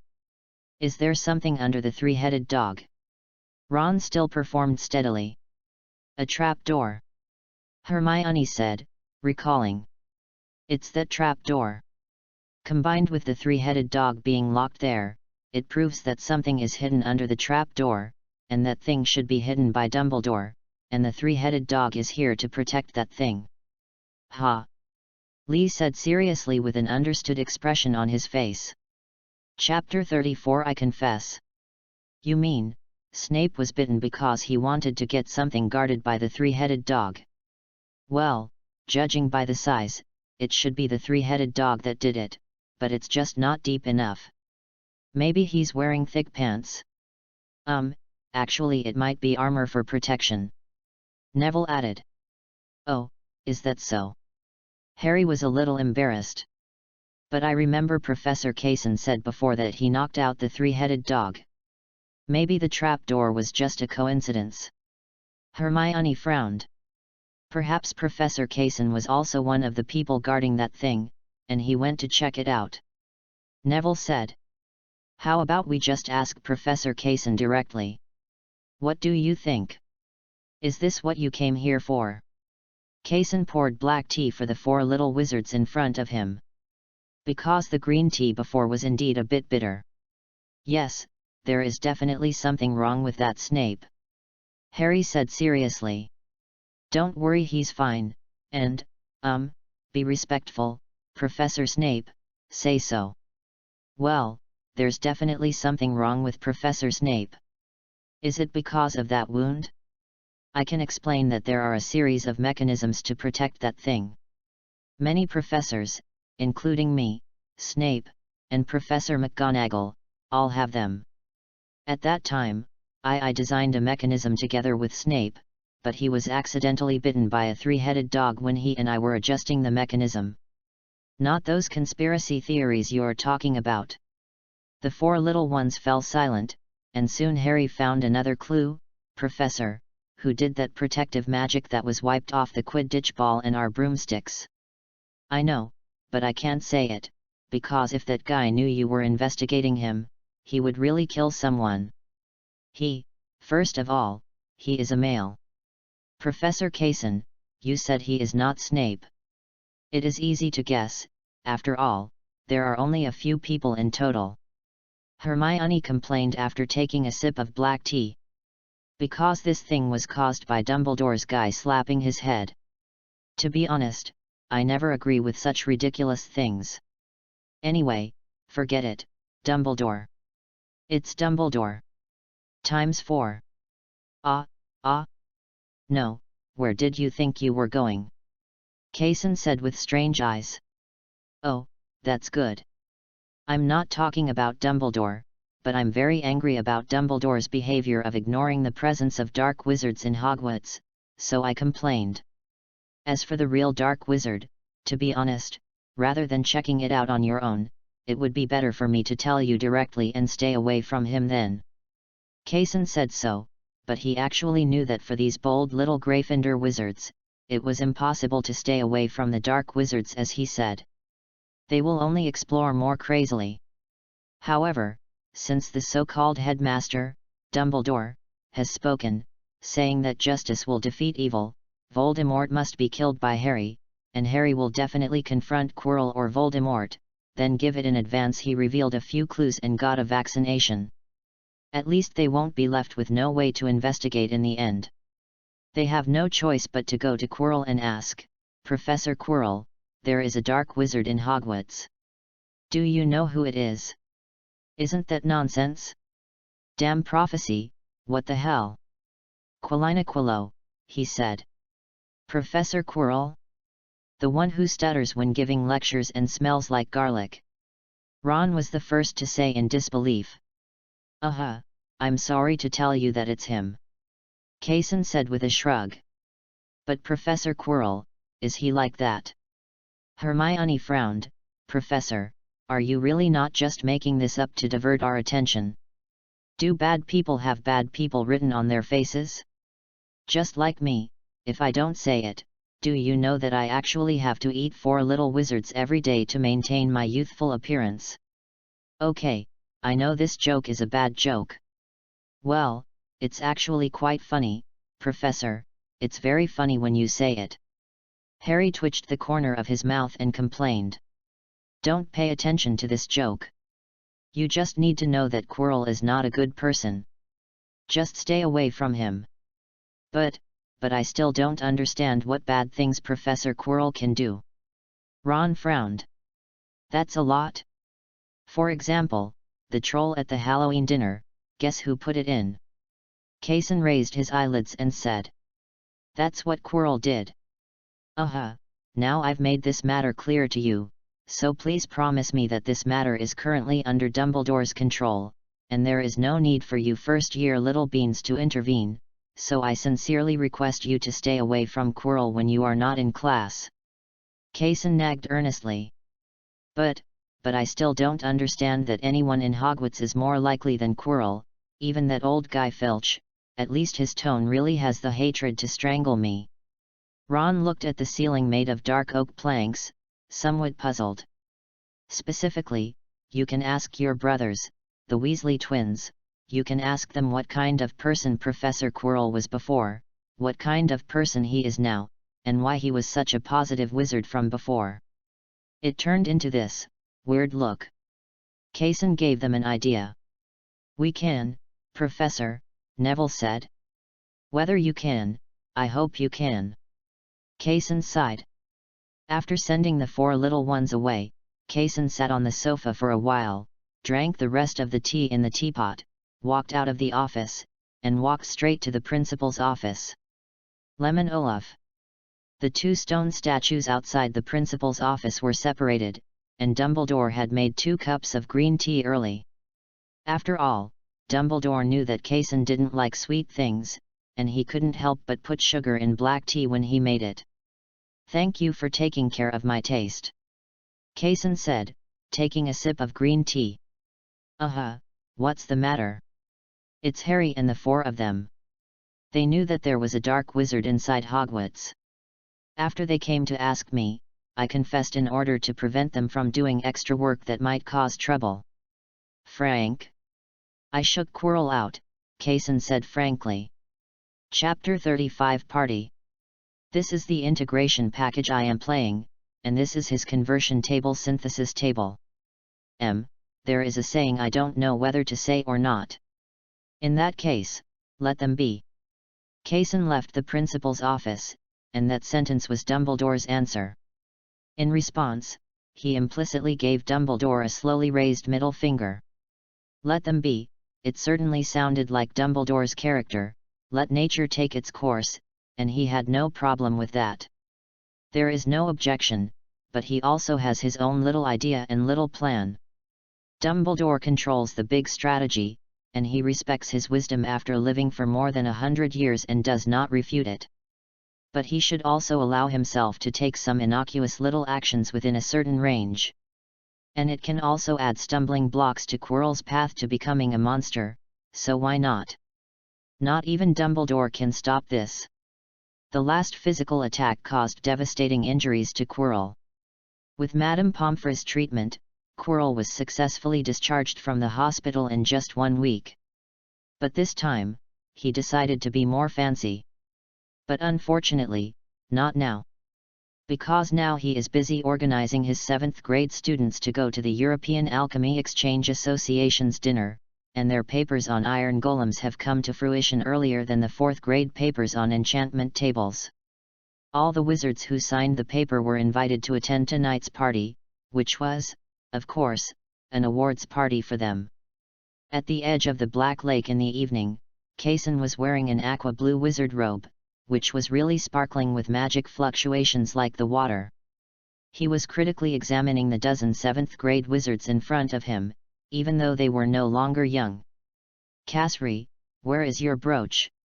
There is also a thread on the sleeve. Please pull that thread off. After this party, you will take a group photo with me. This group photo will be published in the next issue. Alchemy Journal and Daily Prophet, please bring some refreshments." As Kaysen said this, he handed a smart and elegant brooch that appeared in his hand to Casli. "Ah, it's the professor." Casli quickly pulled off the thread, took the brooch with both hands and pinned it to her chest. "Mars, leather shoes, look at your leather shoes. They are dull. Is that right? Neckline, right, if you feel your collar is uncomfortable like that, you can just turn it out. Your shirt and jacket can indeed be matched like that. Has no one seen you?" After adjusting the clothes of many young wizards, he looked at his watch again, raised his head and continued. "It's a pity that you are already in 7th grade. If you were not so pressed for time, I would have asked you to study some more valuable propositions, but you don't have enough time. I can only offer a crude alchemy creation like the iron golem as a gift for your 7th grade. And your name signed by your hands on this paper may make your future more open. Because I can only teach you for 1 year, I can only make up for you from this place. Now, take a deep breath. In 1 minute, you will go to the banquet hall of the Ministry of Magic, where the top scholars of alchemy will. Reporters from the Daily Prophet and senior officials from the Ministry of Magic will be waiting for you there. Cheer up, ladies and gentlemen, for the sake of your own future. Kaysen said in a deep voice. Professor, we know. I don't know which wizard was sentimental. Maybe he heard Kaysen thinking hard about their future, or maybe he was complaining about why he didn't meet such a professor until he was in 7th grade. In short, the little wizard's voice had a rare hint of crying. Cassie, please control your emotions. In order to give them a good impression later, do you need to touch up your makeup? Kaysen walked up to the witch named Cassie and handed her a handkerchief. Cassie shook her head, wiped her tears, and quietly put the handkerchief into her pocket. As long as you are happy. Kaysen witnessed this scene and shrugged helplessly. Soon, the time was up, and Kaysen took out a pocket, where was a stack of door keys that had been mailed to him early. 1 person per person. Everyone, please pay attention to your manners. This semester is about to pass. I can't give you anything more. But fortunately, I can still help you at this party. Protect me. Maybe I can say so. Kaysen divided the door keys one by one and placed them in front of Cassie. The sentimental little witch took the door keys and suddenly gave Kaysen a hug. Okay, I hope this makes you happy. Kaysen patted the little witch on the back and comforted her. I know how to do it, Professor. Soon, one door key after another was handed into everyone's hands. As time reached that mark, all of them, including Kaysen, felt a strange space force pulling them. It was brought to a huge and luxurious venue. Kaysen had previously enchanted the power of the Ender Pearl into his body. In those short few minutes, he teleported in his office more times than most people would in a lifetime, so after he appeared at the venue, it was almost instantaneous. He regained his composure.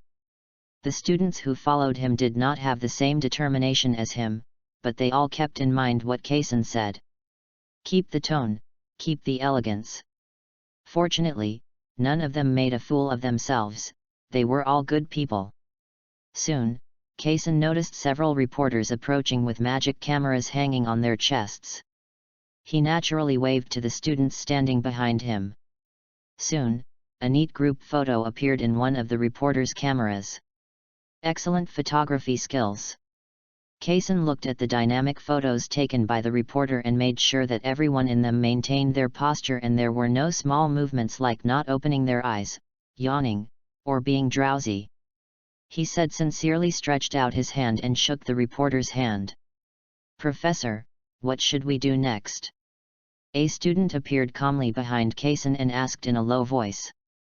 Be still and watch what happens, and then consider yourself as a teacher to subdue them. The next day, Kaysen looked at the headlines in the new issue of the Daily Prophet, and his photos with his students were clearly hanging on them. The words on the headlines used neat and elegant language to praise himself and the students among them. The words of praise were not stingy at all, which made Kaysen blush. I'm a little embarrassed. Chapter 36 Duel.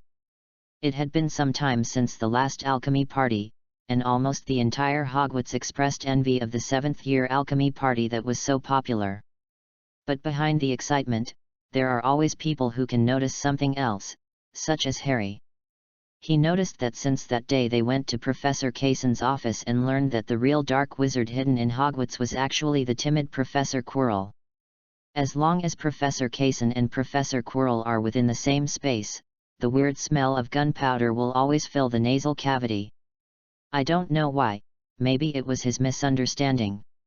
I always feel that Professor Kaysen is looking for trouble with Quirrell all the time, as long as they are together. In the library, Harry whispered to the 4 friends around him. Of course.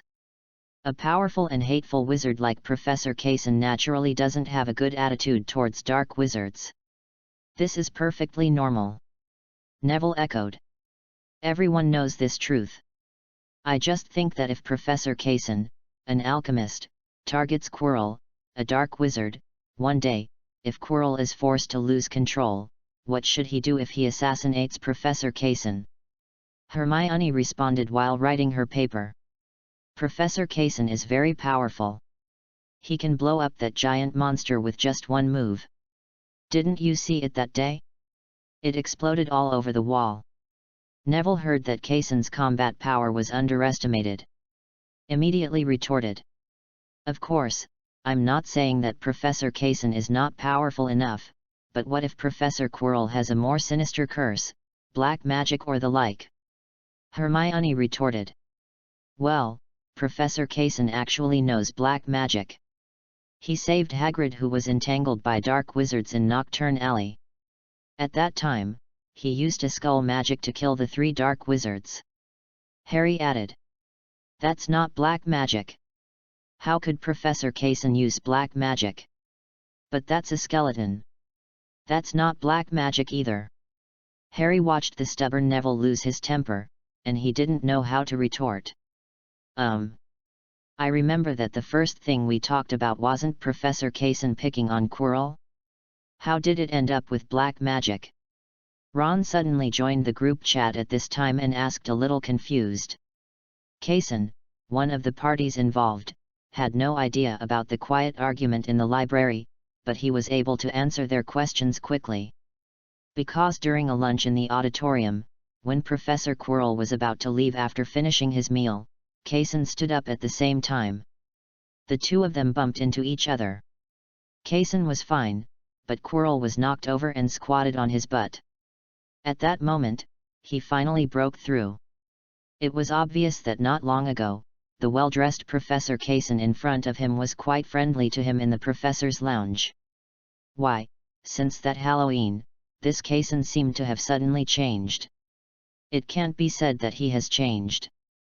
He was so friendly to other professors and wizards, even Hagrid and Filch. Only to myself.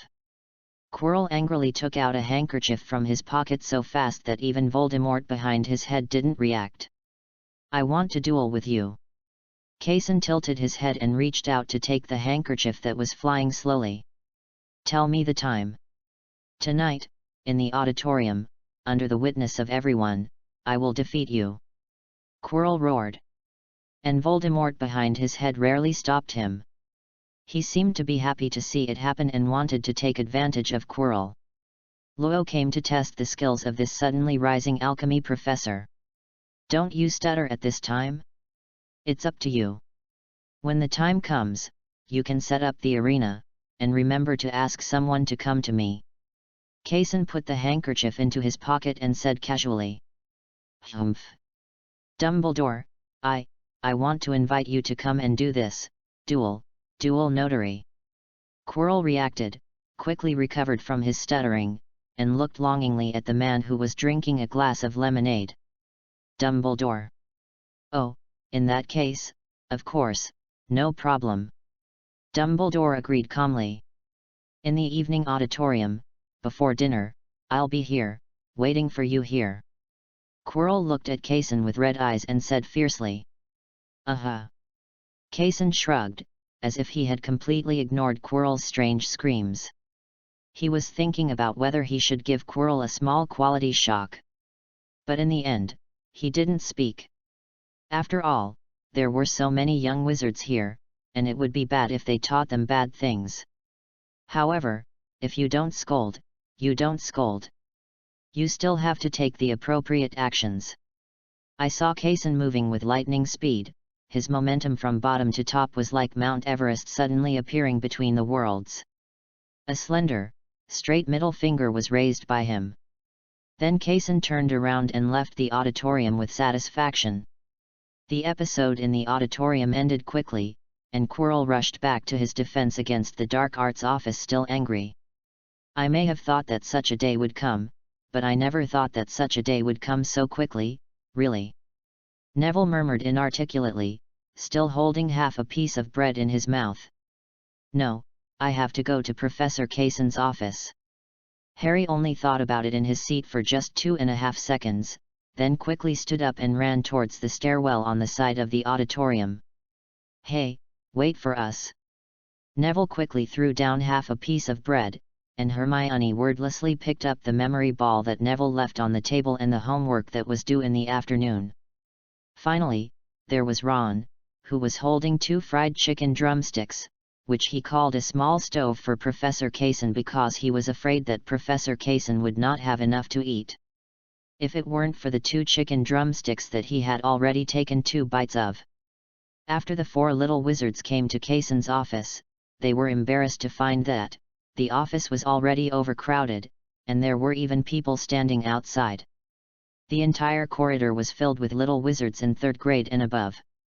The little wizards from the 4 major colleges have never worked hard in the same direction like they did here. Ron also spotted his 2 twin brothers at the door. Professor Kaysen. Professor.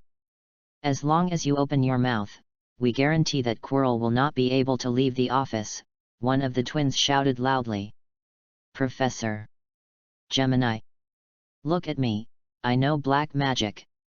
Professor Kaysen, I used my alchemy hand to rub a big baby, I'm sure to give Quirrell an awesome alchemy shock. Kaysen cult. Professor Kaysen. Can we still squeeze in? Ron wiped his oily mouth and said with the corners of his eyes twitching uncontrollably. Chapter 37 Ohoha. Are we still going in? Hermione asked as she looked at the huge crowd that could frighten a sociophobic patient to death. Go, why don't you go? Harry said and rushed in, using his small body to squeeze in. And Neville was not to be outdone. He was stronger than Harry, but unfortunately, he couldn't squeeze through the 3rd-year wizards. Professor Kaysen in the office had no choice but to stand on top of his desk in order to maintain order. To be honest, if this incident hadn't happened, he wouldn't have known that he was so popular among the students. Everyone, listen to me, I am very pleased with your arrival.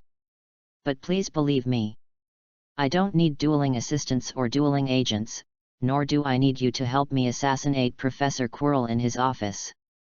Trust me, can you use my own power? The little wizards in the office and the little wizards in the corridor slowly regained their composure, and finally left his poor office with Kaysen pleading like he begged his grandfather to sue his grandma. After another period of time, only Kaysen and 4 little wizards were left in the entire office. I hope you are not here to help me assassinate Quirrell. Of course we are not, Professor. Hermione explained quickly. Yet, even if we have this idea, we don't have the strength. Harry said with a somewhat embarrassed smile. I sincerely hope you don't even have this idea, Kaysen said. Oh, we will. By the way, are you confident in the duel? That's right. In fact, this is what I want. Even if Quirrell doesn't take the initiative to challenge me for a duel today, I will still challenge him. After all, if you allow him to move around in the castle, there is no chance of any other dangers. And if you can rely on this duel to reduce the scope of his activities to 1/3 of an acre in the hospital wing, it will be considered a benefit to Hogwarts. Safety made a small contribution. So Professor, are you very confident? So be it. The duel time set by Quirrell was very fast.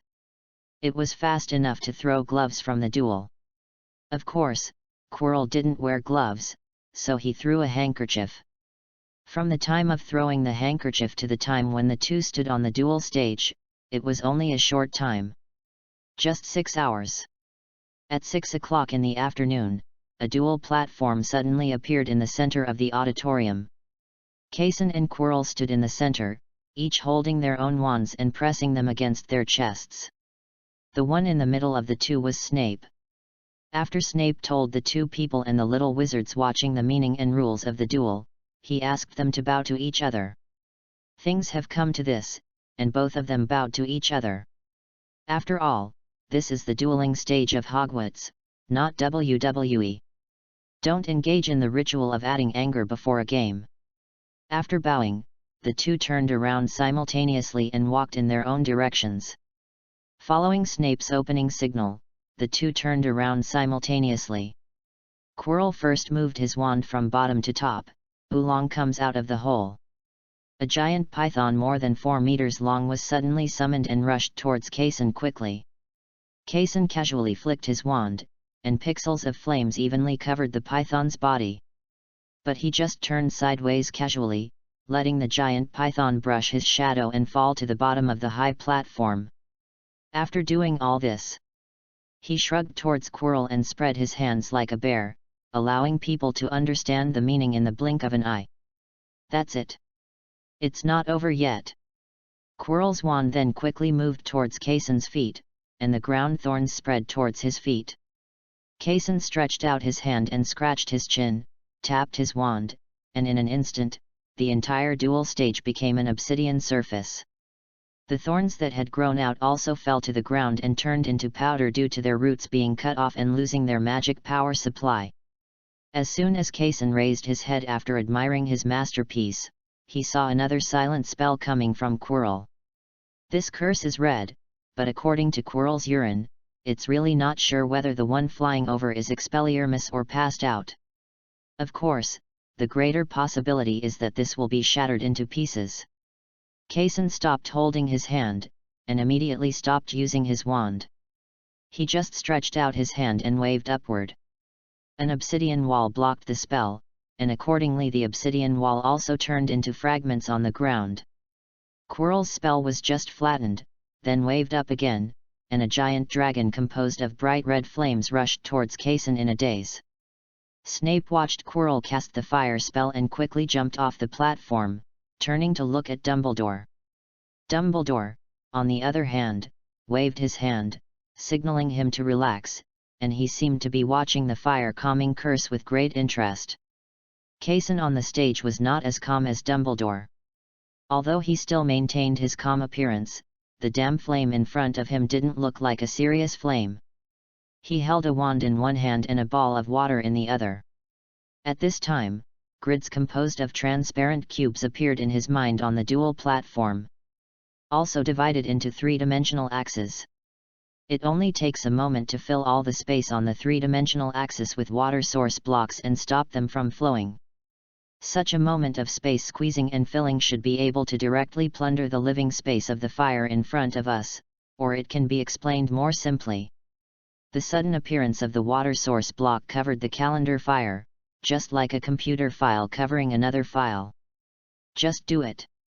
Cason looked at the huge fire dragon that was getting bigger and bigger and was almost reaching the ceiling of the auditorium. He threw the water source cube in the corner of the ground with one hand, and with the other hand he held the wand and lit it on the corner of the ceiling of Hogwarts. In an instant, a huge water cube appeared in front of the two of them. As for the fire dragon that was blocking the sky just now, it has long since disappeared without a trace. After annihilating the fire dragon, Cason still hasn't forgotten why he started to find trouble with Quirrell and accepted Quirrell's duel now. In order to let this old boy stay in the hospital wing for a few more days. But he really just lay there for a few days. Before the duel, Dumbledore specially sent a message to him saying that he could not hurt Quirrell's life. Just for this one, the withered skull cannot be used. The TNT flash was too light for Quirrell, and was far from enough to keep him in the hospital wing for a few more days. Fortunately, from the time he came to Hogwarts to now, the students and professors like him very much, so. Ender Crystal. With a tap of Cason's wand, a purple cube floating in midair suddenly appeared, surrounded by white cube frames. The moment the Ender Crystal appeared, it quickly flew towards Quirrell. Bang! Quirrell was blown away and fell to the ground, not knowing whether he was alive or dead. The entire auditorium was silent for a moment, and then the next moment. Oh ho ho ho ho ho ha! Chapter 38 Home Visit. Cason walked down the high platform and came to Quirrell, who was lying on the ground. He confirmed that this old boy would probably lie in the hospital wing for 1 to 2 weeks before he looked back with confidence. As for the missing defense against the dark arts course, he believed that someone would be more than happy to take care of it. After returning to the office, Cason took out a bottle of champagne from the cabinet and walked toward Hagrid's cabin. The next day, Hagrid left the hut early with a handful of red cloth strips, because it will be Christmas in a while, although I don't know why wizards celebrate this holiday. But Christmas trees are still needed. To the pine trees in the Forbidden Forest, the red strip of cloth in Hagrid's hand is like the king of Hell's army. If you are tied with a strip of cloth today, you will basically not be able to survive next year. What a miserable word! Unlike Hagrid, Kaysen had no classes today and could leisurely return to the castle and his office, greeting all the little wizards he met on the way. Then he returned to the office and picked up the little wizards' roll call list and parchment to prepare gifts one by one. After everything was ready, all that was left was to wait. Wait until Christmas. Woohoo! Kaysen stood at Hogsmeade Station. It was his first time seeing the Hogwarts Express, and he was also curious about this performance art of cosplaying a Muggle train. After all, magic-driven trains theoretically do not need to emit smoke. He took the ticket Dumbledore had given him and stepped onto the train. After all, according to his old man, almost every young wizard has ridden the Hogwarts Express since it was invented, and he lost this experience because he did not enroll in school. So Dumbledore specially left a ticket for him to let him feel that feeling. Of course, it wasn't entirely an experience for him to get on the train. After all, he had already packed up all his belongings in the Muggle world and packed them up for Hogwarts. He also planned to spend the Christmas holidays directly at Hogwarts. This time I left school mainly for a home visit, and also to return gifts from my Muggle friends. Because of Neville's character, Kaysen thought that his grandmother's character was too strong. He had wanted to write a letter to Neville's grandmother before, but because there were always things going on, and he didn't know what to do as soon as he picked up a pen. Right. In contrast, he prefers to sit face to face, with a cup of hot tea and snacks that are not sweet but fragrant, and demonstrate the charm of language crazily. Based on this, the home visit to the Longbottom family came into being. However, he did not sit in the same carriage with Neville, even if there were free seats in the carriage because Harry and Ron were staying at school for Christmas. After all, he was a professor, and sitting with Neville always made him feel uncomfortable. After all, a home visit is already very presumptuous. Time passed until the train stopped at the Muggle station, platform 9 3/4 of King's Cross Station. After getting off the train, Kaysen quickly saw the highly recognizable witch that Professor McGonagall talked about. An old woman with a stern expression wearing an extremely complicated wizard robe and a large brown-green wizard hat seemed to have a good relationship with Professor McGonagall. After all, apart from her dressing style, this old woman is more sophisticated, while Professor McGonagall is more low-key. But their temperaments are so similar. Professor Heath, I am Augusta Longbottom, Neville's grandmother. He wrote me a box full of letters, all about you, thanking you for taking care of this poor child. Augusta also noticed Kaysen, who stood out among the little wizards, and walked over and said, Kaysen Heath, just call me whatever you want, Mrs. Longbottom. I'm here mainly because of Neville's character. Did that kid get you into trouble? No, no, no. Kaysen waved his hand quickly, no trouble, absolutely not. In fact, that child is too obedient and too honest. He doesn't even look like a Gryffindor. I see. This child's character has always been like this, too cowardly. I always thought he was a Hufflepuff.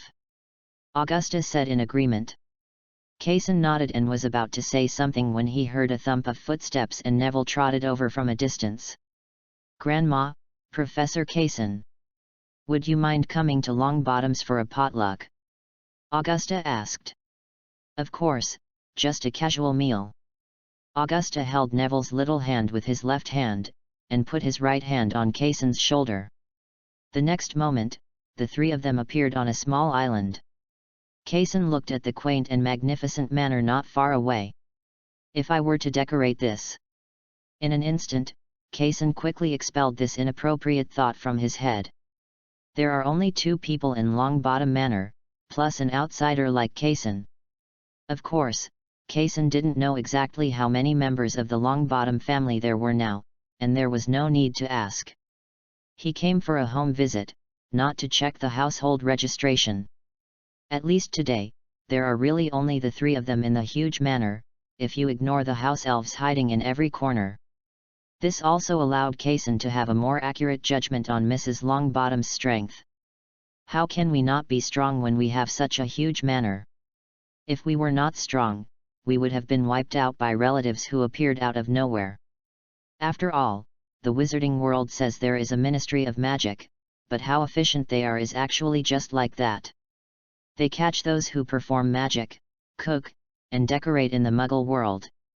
But in the wizarding world, those who committed murder and arson were acting like dead people and began to pretend to be corpses. The three of them sat down in the living room first, and they were not counted as three, because when Neville wanted to listen in, Augusta just gave him a look, and he obediently returned to his bedroom. "Please, Professor Heath. What you just did is what I want to say, Mrs. Longbottom. This child has been out of breath under such strong pressure from you. There will also be some other problems. As a Gryffindor, man, he lost his courage because of your pressure." Kaysen showed the mentality and eloquence he had when negotiating with those F-Ed parties when he first debuted in the decoration industry, and he had already decided to spit out the last bit of his saliva with his tongue. Unexpectedly, Augusta National did not rush to refute how good its education policy was like those wise parties, but nodded helplessly. "Of course I know this, but to be honest, it's not that I belittle Neville, but that he really can't do anything well." Chapter 39 Christmas Gift. Then Kaysen was forced to listen for nearly an hour about all the embarrassing things that happened to Neville from the time he was born to before he started school. In a sense, this is also complementary. Why do they complement each other? Neville's talent is a little dull, so he caused dissatisfaction among the Longbottom family. In order to make Neville show his magical talent, the Longbottom family used various high-pressure plans. This high-pressure plan hurt Neville's heart, which was also a great harm to the wizard who performed magic against his will. In this way, Neville and the Longbottom family complemented each other, and in a sense, they hurt each other, making both groups suffer. And this still can't find any errors. The Longbottom family wanted the heir to show magical talent, that's right. Neville is just a little boy, so it's not his fault that he is dull. In fact, Neville can't be said to be dull, he just lacks confidence, and this is the point of his lack of confidence. Kaysen reviewed the entire incident in detail and finally found the person mainly responsible. Voldemort and his minions. That's right, this is the person who is mainly responsible for Neville's problems at this moment. After figuring this out, Kaysen suddenly became enlightened and escaped the trap of self-consumption. Soon dinner was prepared by the house elves and served on the table. Kaysen took a look and was once again surprised at the strength of these old pure-blood families. In the past, these foods were enjoyed by all faculty and staff at Hogwarts, but today, only the three of them had food that was almost as much as the Hogwarts dinner. The meal was a great success, but Kaysen still noticed that whenever Neville saw his grandmother, he would unconsciously shrink and show cowardice on his face. At the dinner table, he emphasized to Augusta how Neville had done at Hogwarts, how Neville, who was not suppressed by the old woman in front of him, had almost killed the heir of the Malfoy family with a wand. Of course, this has a little bit of artistic processing attributes. But this also let Mrs. Longbottom know that as long as she didn't suppress Neville, Neville could also be very good, at least in combat and herbology. "I will do as you say, Professor Kaysen, encourage education." Mrs. Longbottom sent Kaysen to the gate of the manor, and of course Neville followed behind her. The two of them obviously wanted to continue sending it out, to a place where the apparition restriction could not reach. "It's fine here. In fact, we don't have to encourage education. Normal education is fine as long as it is not suppressed.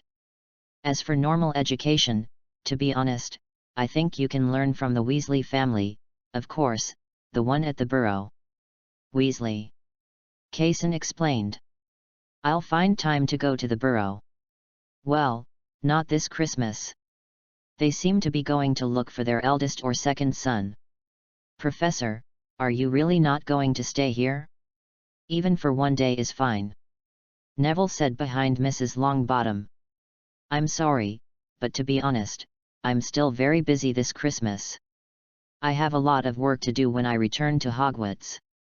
The fourth-year enchantment table papers have also passed the review, and I have to find time to take them to pick up the papers. They deserve the credit. There are also plans for the renovation and expansion of my office, and Christmas gifts for all of you, which are ready but not yet packed with cards and mailed. Have you prepared a lot? Of course, besides yours and the professor's gifts, there are also my Muggle friends. After leaving school, I have to go back to my previous residence to receive their gifts. I'm really busy, Kaysen explained. Oh well. Kaysen and the two nodded, and then with a roaring sound, he disappeared directly, leaving only traces of purple light spots disappearing in place. Professor Kaysen can get rid of the restriction of apparition? And that's not the magic of the Portkayat. Mrs. Longbottom murmured in surprise. I'm not surprised by what Professor Kaysen does. He even sent Quirrell into the hospital wing with one move before. Quilina Quillo? That expert in black magic. Mrs. Longbottom said in a rare move. Is he very powerful? Quirrell. Very good. Among the younger generation, at least he is better than those Aurors. Mrs. Longbottom hugged Neville and returned to the manor. Returning to his house at 222 Baker Street, London, he looked at the stack of greeting cards in the mailbox and smiled helplessly. Soon, he got back a lot of Christmas gifts from the post office. I also gave them gifts one by one. Let me see, Mrs. Martha's, why did she give it to me? Well, it's so pink. Peanuts gave him a bag of peanuts. Fortunately, I gave him peanuts as well. Sherlock's signature windbreaker, this guy is still so narcissistic. Kaysen found the sewing box from the room and used a small piece of cloth to cover Sherlock's letters. Then he embroidered his name on the left neckline. Well, he is still so clever. Kaysen, who put on a new windbreaker, looked left and right in front of the dressing mirror, and also looked at his neighbor's house, and there was no one there. Those two guys are always so busy. After replacing the gifts from his Muggle friends, Kaysen returned to the alchemy office in Hogwarts in the blink of an eye. Put all the gifts that you prepared in advance into the end box. And he just walked towards the owl house of Hogwarts with a small ender box ring. Unfortunately, the owls have very little rest in the days leading up to Christmas. The arrival of Kaysen only exacerbated this cruel situation. The broomstick protective suit for Harry, this can be sent directly to his dormitory. Hey! Neville's memory bracelet. Ron's new robe. Are the Weasleys so poor that they can't even buy new robes? Hermione's Alchemy Enlightenment book. If she takes my class in 3rd grade, I will definitely let her be the class representative. Angelina's broomstick cushion. Professor McGonagall's enchanted quill, she will like this. Severus, is Slytherin afraid of water? He doesn't want to wash his hair. Fortunately, he has a friend like me, a hair dryer. I'm really a genius. Hagrid's gold beer mug.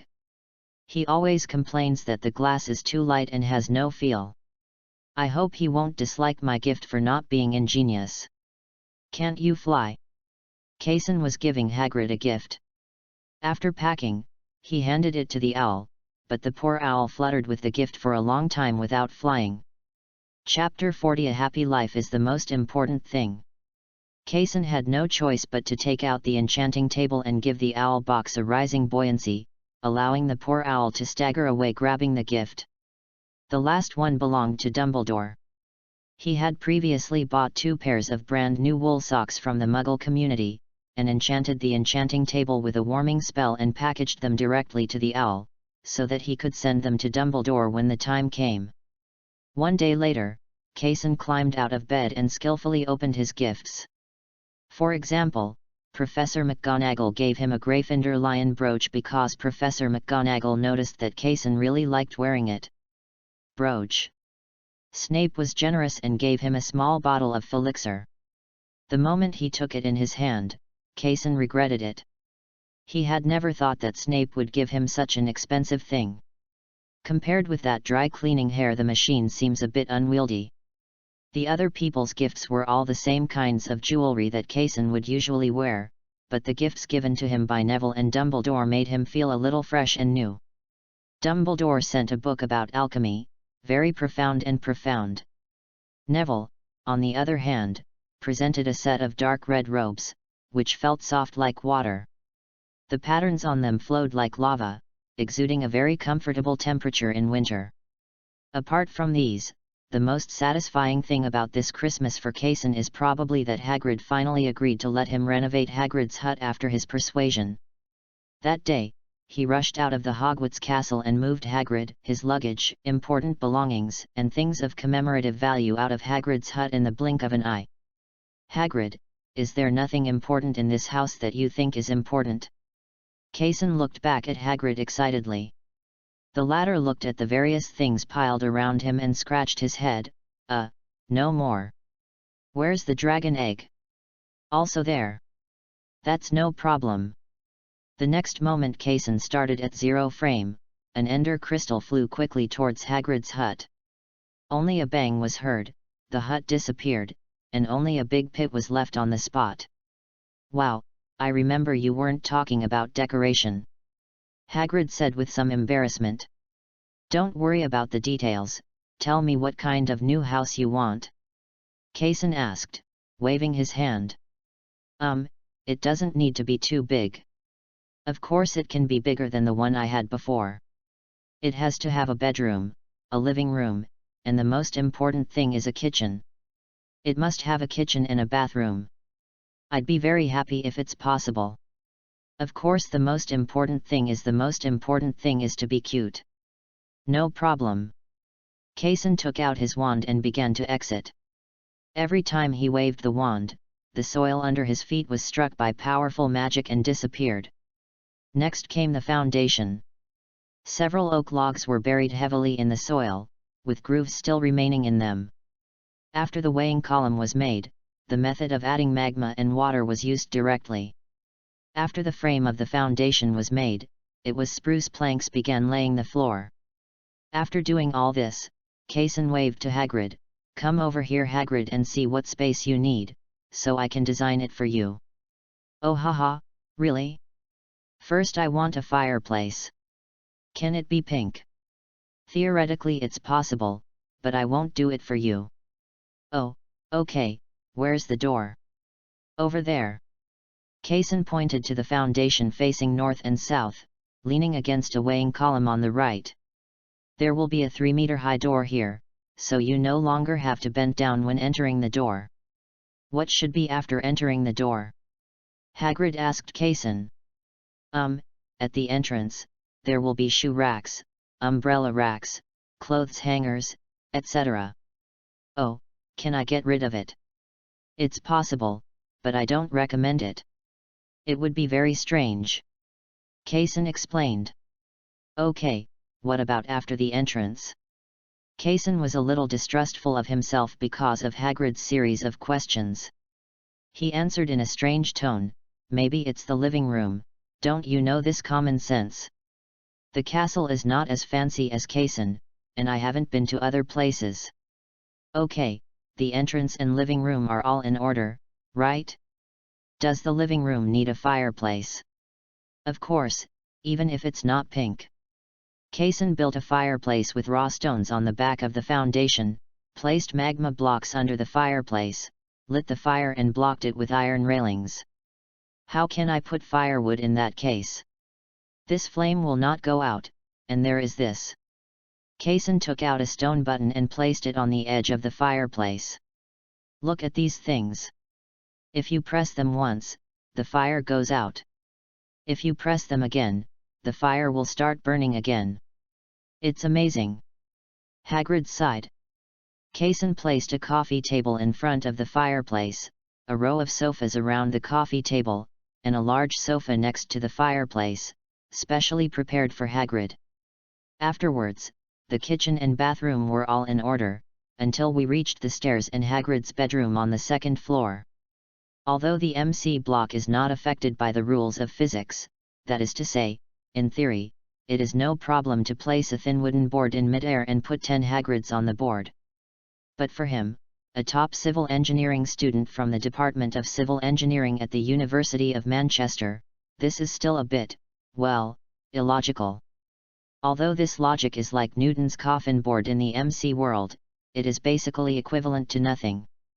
However, as a man with obsessive-compulsive disorder and a bit of perfectionism, Kaysen feels uncomfortable in his heart and cannot do it.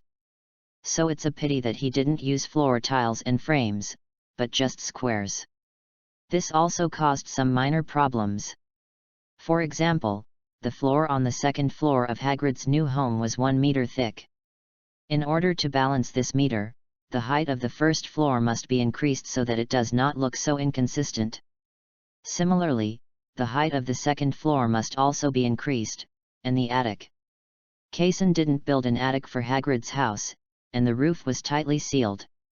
Standing in Hagrid's bedroom, Kaysen thought about it and broke the window directly, making a protruding balcony, which could be used as an awning for the door downstairs. Finally, add load-bearing columns to the awning. Perfect, so perfect. Elegant, so elegant. Kaysen stood in front of the brand new Hagrid's cabin, took a few steps back involuntarily, and sighed.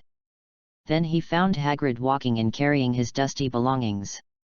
It's not so elegant in a moment, isn't it? Dumbledore didn't know when he appeared behind Kaysen and said with a smile. Kaysen shrugged, a happy stay is the most important thing. Chapter 41 I'm waiting for your words. After the entire Hagrid cabin was renovated, or rather rebuilt, Kaysen returned to the life of Xianu again. The praise I had given Neville at Longbottom Manor was actually not a boast. I had indeed helped Hagrid expand the house and wrapped gifts for his students. He did return gifts to his friends in the Muggle world, so theoretically he did not deceive him. Well, nothing wrong. The Christmas vacation passed quickly, and even Kaysen hadn't had a good rest yet, although he rested conservatively for 4 days out of 7 days a week. In short, the little wizards returned to Hogwarts on the whining little train, while Kaysen sat in Professor McGonagall's office. At this time, Professor McGonagall was holding a form in his hand. It was Kaysen who wanted to take the 4th grade wizards to apply for school leave from the European Alchemy Exchange Association. When I applied to leave school in 7th grade, Professor McGonagall approved it almost instantly, but when it came to 4th grade, Professor McGonagall looked at the form and then at Kaysen. He looked at the form and then at Kaysen. Actually, there is no need for you to hand over your achievements to these little wizards and let them take away the honor that belongs to you in vain. There is no need for you to go to this extent. You are just a professor, not their father. These are all, it's not your responsibility. Kaysen looked at Professor McGonagall with a strange look. Because Professor McGonagall looked at him with an equally weird look. He couldn't put it into words, but he just felt that there was something, feeling distressed, or, well, helpless, but also a little bit relieved. Kaysen didn't know what strange thing Professor McGonagall had in mind. He only knew that the form in front of him must be successfully approved by Professor McGonagall today. Then he informed them of this important news today, and tomorrow he will personally instruct the young wizards on how to dress. After all, they are not 7th graders, and 4th graders are still immature little cubs in his eyes. There are even quite a few who are still playing with mud and drawing stick figures on parchment. Let them dress themselves up, not to mention making themselves an elegant gentleman. He was afraid that their collars still had pumpkin juice accidentally smeared on them during the morning meal. This is all very possible. I still don't agree with your approach. I know you want to add a highlight to their resume, but after all, it is forcing you to take advantage of it. It is not their own achievement. In other words, it is unfair to you. That's not fair, Professor McGonagall said at last. I think it's okay. I handed the finished product to them and asked them to write it into a paper based on the analysis principles of the finished product. This can be regarded as doing me a favor, not taking advantage of me. After all, I am really too lazy to write those papers. Kaysen shrugged his shoulders and said indifferently. Professor McGonagall nodded, I really hope you were taught by me." And signed his name on the form handed over by Kaysen. "I will take this sentence as your compliment to me." Kaysen picked up the form and left Professor McGonagall's office very excitedly, walking non-stop towards his alchemy classroom. After arriving in the classroom, he walked onto the podium and saw the lifeless little wizards under the podium.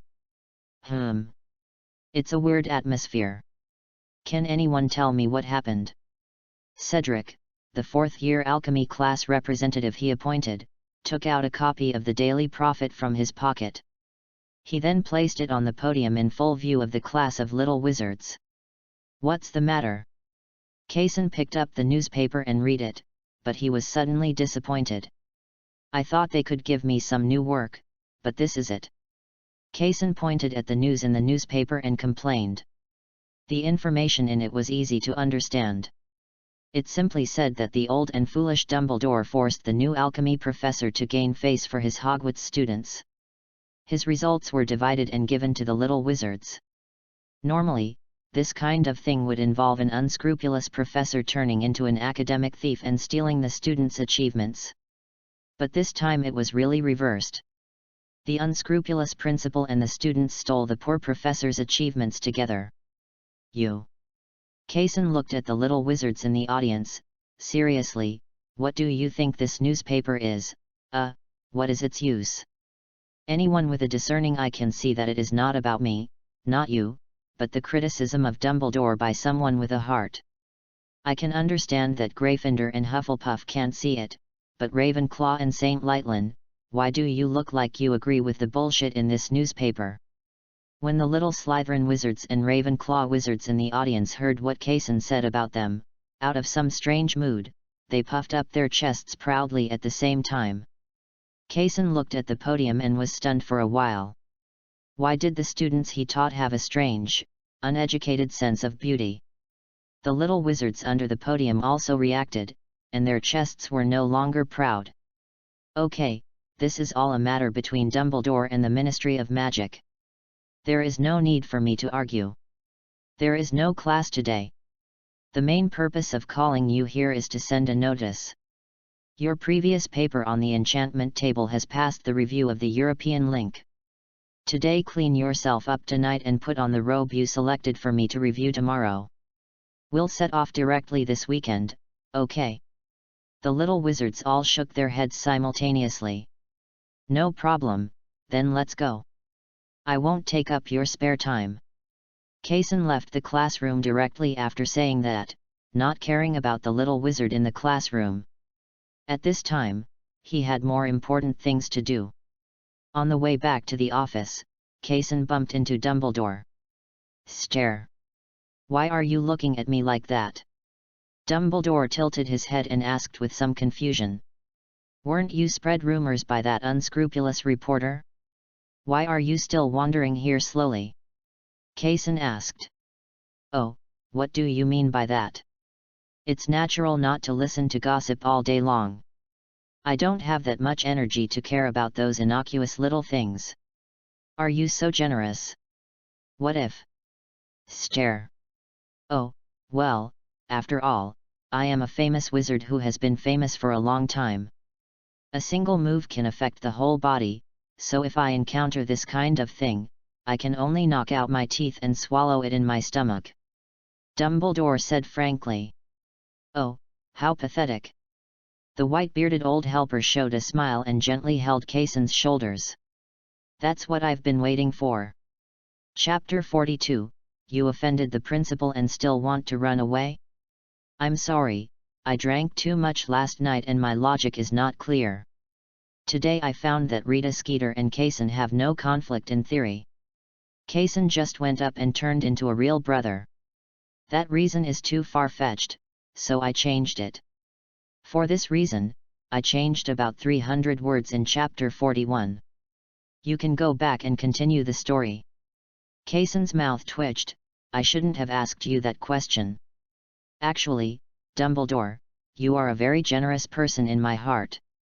You know, you are like Mount Everest in my mind. As tall as the Alps, as sweet as the mountains. Dumbledore patted Kaysen on the shoulder affectionately and said, "That's right, Kaysen, you are the same. In my heart, you are as warm as the sun, shining selflessly on everything in Hogwarts, caring for students and being kind to them. Professor Unity, and also..." Wait. Kaysen gestured for a pause with his hand. "No matter what you say, I won't go. Didn't you want to convert your office into a separate tower? Do you agree?" Dumbledore put his hands behind his back and looked up at the ceiling at a 45-degree angle. "If something happened to Rita Skeeter, like some thugs broke into her house and beat her up, I need her address." "What address?" Dumbledore started playing dumb from the very beginning. "Okay." Kaysen rolled his eyes and decided to ask someone else. Dumbledore then gave that sinister smile that was unique to him. "You offended the principal and you still want to run away?" "Humph. I was cyberbullied by that reporter for such a long time. First, I was implicated in the incident and the whole body was affected. I really couldn't be honest offline. Second, the professors at Hogwarts and his friends outside of Hogwarts all knew what kind of person he was, and were too lazy to bother with his childish revenge plan. Now, Kaysen is finally here. He is powerful, simple-minded, and most importantly, he doesn't understand himself. Haha. Boom boom boom. Come in." Professor McGonagall looked at Kaysen in confusion until she saw the newspaper in Kaysen's hand and suddenly realized what was going on. "You don't need to show up for this kind of thing. Dumbledore has already gone to the Ministry of Magic to negotiate with Fudge and Skeeter. I believe there will be a result soon." "What did he negotiate?" "He was just chatting with me in the corridor." "Hey? Did he ask us to find Skeeter?" No, absolutely not." Stare. "Well, Dumbledore promised me that he could convert my office into a separate tower," Kaysen confessed. "Well, there really is no one who can refuse. How do you want to solve it?" "Beat her up offline." "I knew it." Professor McGonagall was speechless. "I need her home address." After Kaysen finished speaking, he looked at Professor McGonagall expectantly, which made her feel butterflies in her heart. But she soon adjusted her mood and pursed her lips. "Theoretically, I shouldn't do this, and I really don't know where she lives." "What about actually? You can actually write a letter to Rita Skeeter. These owls have been cast with name magic. When the recipient's address cannot be found, the owls will follow the instructions of the name magic to find her home. Also, this kind of name magic is only available to public owls in the owl shed." "Oh. I understand." Kaysen returned to the office and took out a piece of parchment. After thinking for a long time, he wrote on it "Real you" in 3 seconds, then took out an ender pearl and set up a small mechanism. As long as the envelope was opened, the ender pearls will break. Hum. After sending the public owl to deliver the letter, Kaysen hugged his shoulders and sulked in the office until evening, when he felt it was almost time and picked up a baseball bat from the corner of the office. This is a big baby made by the Weasley brothers before. Every time they hit someone, it will explode, hit and explode, and hit and explode. I thought this thing was dangerous at first, so I confiscated it, but I didn't expect that I would actually use it today." On the other side, Rita Skeeter wrote a short essay in the Daily Prophet for a day, and when she got home, she took it out of the mailbox. But one of the letters looked a little strange to her. There was a ball-shaped thing inside. After a long silence, she skillfully moved a huge explosion-proof barrel from the corner. It looked like it could be as tall as a person, and there was a small piece of explosion-proof inlaid on it. "Pieces of glass. Use magic to control the letter and put it in." After tearing open the envelope, Kaysen appeared in the explosion-proof barrel. And Rita Skeeter walked over with a smile on her face and arms on her shoulders. She took off her lace gloves and slapped them twice on the explosion-proof glass of the explosion-proof barrel. "Do you think I wouldn't expect someone to come to my door? With such a dirty reverse door key? You thought. Do you think I can't get out? Kaysen, who was standing inside the explosion-proof barrel, just lightly knocked on the inner wall of the explosion-proof barrel. With 2 bangs, a 2x1 hole was knocked out. He waved the baseball bat in his hand, making a crackling sound. Bang! After Kaysen's friendly exchange, Rita Skeeter was dragged out of the house with a bruised nose and face. A diamond shovel appeared in Kaysen's hand, and she dragged her to a grove not far away and started digging a hole. Not long after, a 2x1x2 deep pit was dug by Kaysen. Dear Ms. Reporter, I believe you will like this new home. Kaysen grabbed Rita Skeeter's robe, threw it directly in, and then began to fill the soil. The soil was extremely loose and breathable, and with the wizard's powerful vitality, she would be able to crawl out on her own when she woke up tomorrow morning. Of course, as long as it doesn't rain, it's fine, but Christmas is over, how can we make it rain for her? That's a joke. He patted the dust on his hands and was about to leave Chiron until he returned to Hogwarts and just arrived at Dumbledore's principal's office, intending to tell him that he had successfully made Rita Skeeter real. Then he saw it suddenly pouring rain outside the window. It's the end of December, where does the rain come from in England? Kaysen suddenly let out a sharp blast, and a roar disappeared along with purple spots of light. After all, that Rita Skeeter could only say a few words of praise in the newspaper. Although she was not a good person, she was really not worthy of death. Chapter 43 Gryffindor. Wow! I was wrong. I'll never get high in the newspaper again, seriously. Rita Skeeter, who was almost suffocated by the mud in the rain, lay in the mud and cried and howled, while Kaysen put away the shovel and left the quiet woods in the blink of an eye.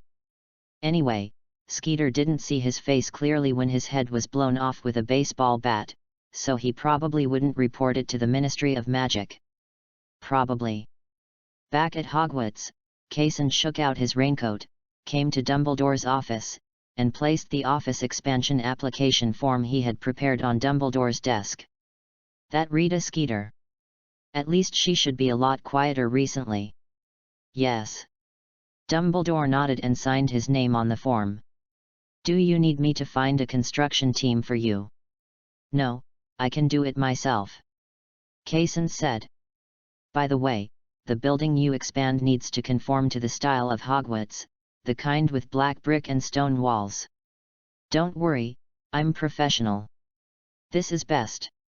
After returning to his office, Kaysen hummed a song, took out the parchment and began to design his new office. Maybe.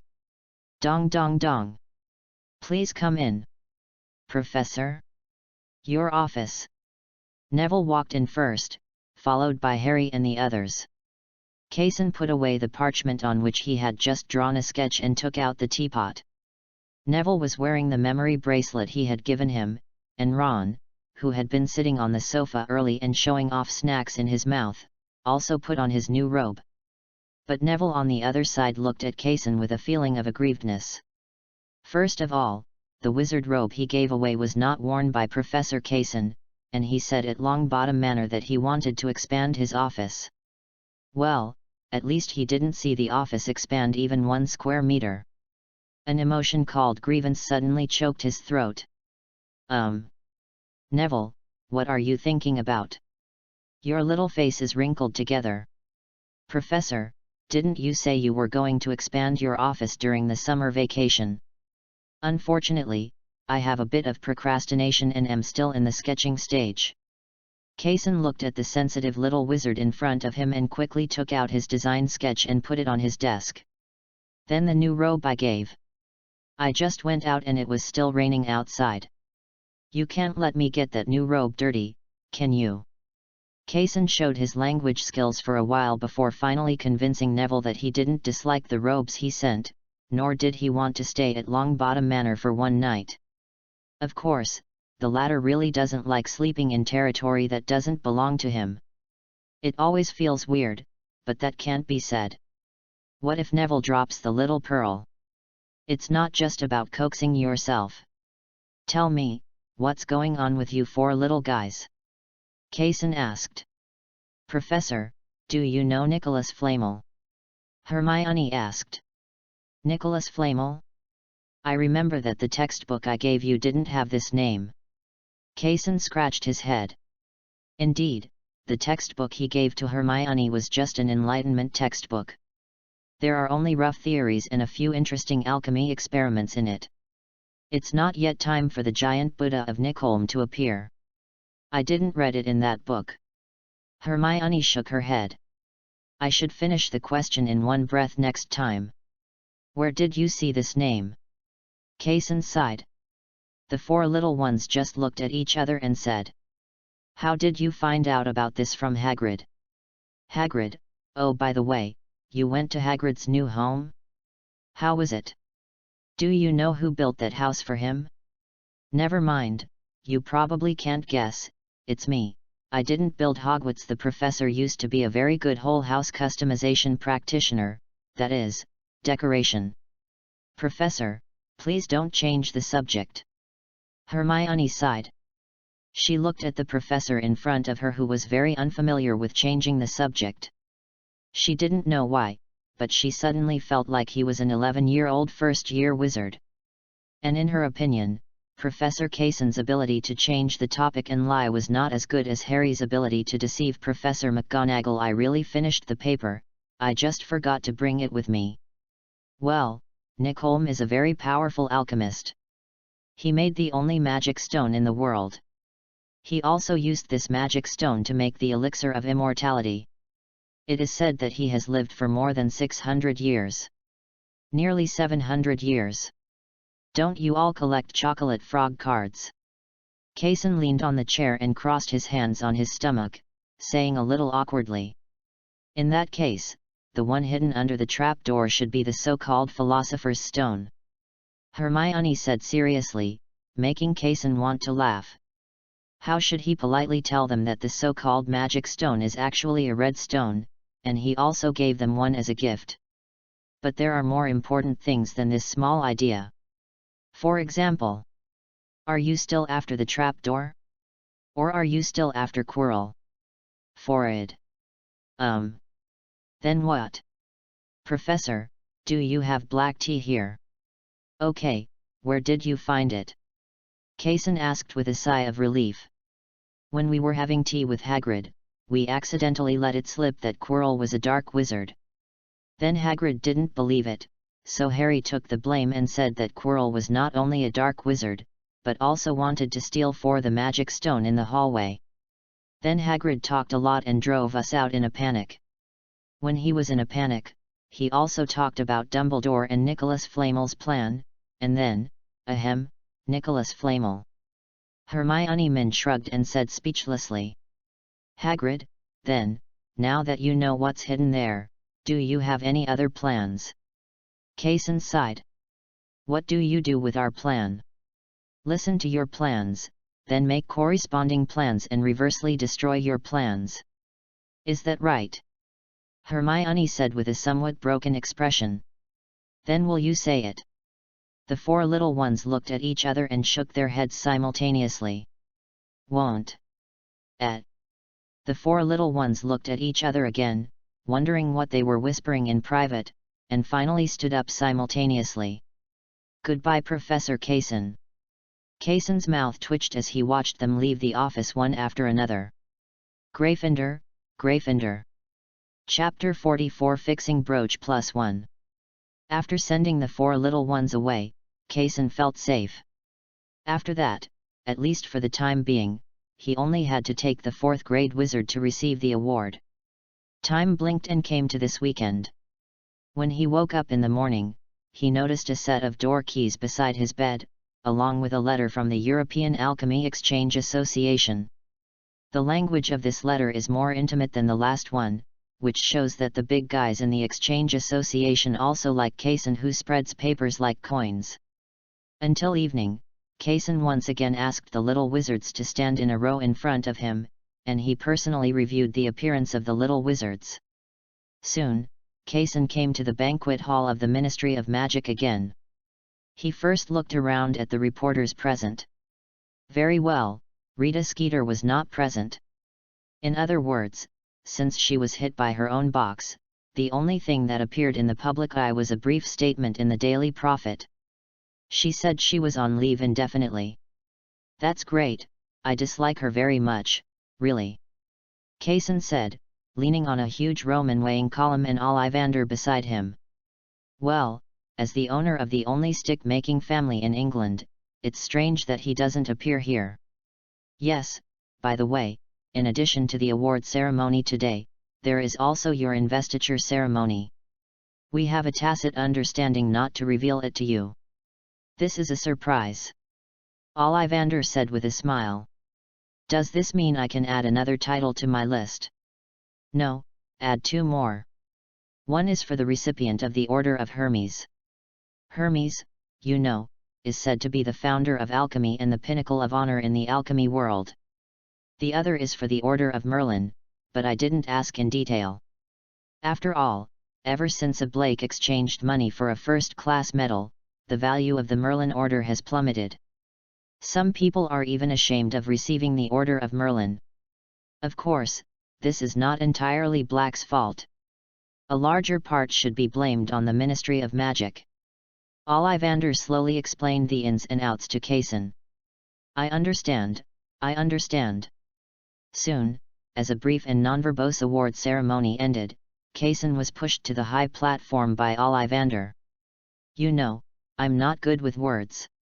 Then don't talk, not many people who practice alchemy can talk. That's right. Early the next morning, Kaysen wore the dark red wizard robe that Neville gave him. The robe was so thin and soft that it looked like he was not wearing anything. Of course. I was talking about the feeling. Not what it seems. The medal of Hermes is pinned on his chest. There is no fixed color on it. On the contrary, at first glance, it looks like slowly flowing hemp, shining with a low-key light. Fixed brooch +1. He walked out of the office in a sultry manner and walked towards the classroom. Today's class is for the 3rd grade. He has already taught them the basics of alchemy in general, and it's time to give them some topics, such as how to use basic alchemy to create a totem of immortality. Of course, he is definitely not that perverted, it is just a compliment. In the classroom, Kaysen stood on the podium. Now, you have understood the basic rules of alchemy, so I came to find a short topic for you. Don't worry, this topic is very simple. As he spoke, Kaysen clapped his hands, and a luminous blue square suddenly appeared on the podium. Under the ground was an obsidian base, with a blue luminous body in the center, and the outside was wrapped in a layer of crystal. Let you see the magic of this big guy. He waved his hands towards the little wizards, and the students below immediately understood. They all hugged their desks, kicked their chairs, and moved to the edge of the classroom. An iron block also appeared in Kaysen's hand, and soon a small iron pyramid appeared in the center of the classroom. He placed the beacon on it and took out an emerald and smashed it into it. In an instant, the beacon released a milky white beam of light. Did you feel any power? The little wizards were all confused, and Kaysen touched his chin in embarrassment. You can try jumping. Just do what you say, such as the Weasley twins. The 2 squatted down and jumped up with all their strength, and then their heads came into close contact with the ceiling. Wait, where did I put that picture? Oh, I found it, this is it. A little fuzzy. Well, thank you Mr. Weasley for the demonstration for us.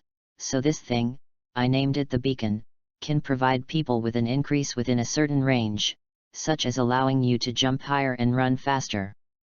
Of course there are other more powerful effects, such as restoring your magic power more quickly, making your spells more powerful, and making your lives more tenacious. After Kaysen finished speaking, one of the Weasley twins raised his hand. Please tell me. Then why doesn't the professor change it to a boosting effect? Because that requires a more precious base, such as a gold block, a diamond block, an emerald block, an alloy block, etc., but I must consider the load-bearing capacity of Hogwarts.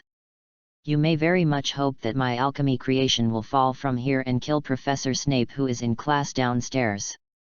Ha ha ha ha ha. The classroom was filled with a happy atmosphere for a while. But I don't think it's necessary. Even though Snape always looks like he's crying, he really can't die. Oh. It was a strange sound of disappointment. Well, the Weasley twins were the loudest disappointed. Let me explain to you the structure of this object first. You can use the remaining half of the semester to write a theory paper for me. As for the paper grade, I will directly add it to your final grade. Of course, this thing is very complicated. I don't think you can thoroughly study this guy in half a semester. As long as the final paper is meaningful, I will give you points. Finally, plagiarism is prohibited. Believe me, I will check all papers carefully. Of course, if you are of the same mind, like the Weasley twins, I will call you to my office and let you talk to me about your ideas. Now close the textbooks and come closer. I will give you a closer look at the internal structure of this beacon. Kaysen said and suddenly took out a manuscript in his hand. Wait a minute, Professor, isn't this too violent? One of the little wizards asked. Is it violent? It's okay. Clang. Chapter 45 Poor Professor Kaysen. Kaysen and the little wizards left the alchemy classroom in disgrace. Although the process was somewhat tortuous, at least they all saw the nether star in the beacon. Before leaving the classroom, he gave each of the little wizards a small beacon and cast a spell on it. It would only be effective if they used it themselves. If given to others, the beacon would petrify and become useless. Stone. This can be regarded as a small gift for them. It can be used as a small pendant to increase one's own strength. In the evening, Kaysen, who had been cleansed again, came to the auditorium. Seeing that Quirrell's seat was still empty, he made a comfortable nasal noise. Villager voice. After finishing the meal, Kaysen did not return to the office immediately.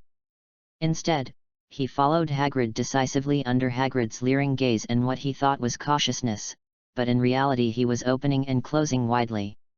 I guess you found some good wine. Kaysen said. It's not good wine, but it's better than fine wine. You'll know when you get there.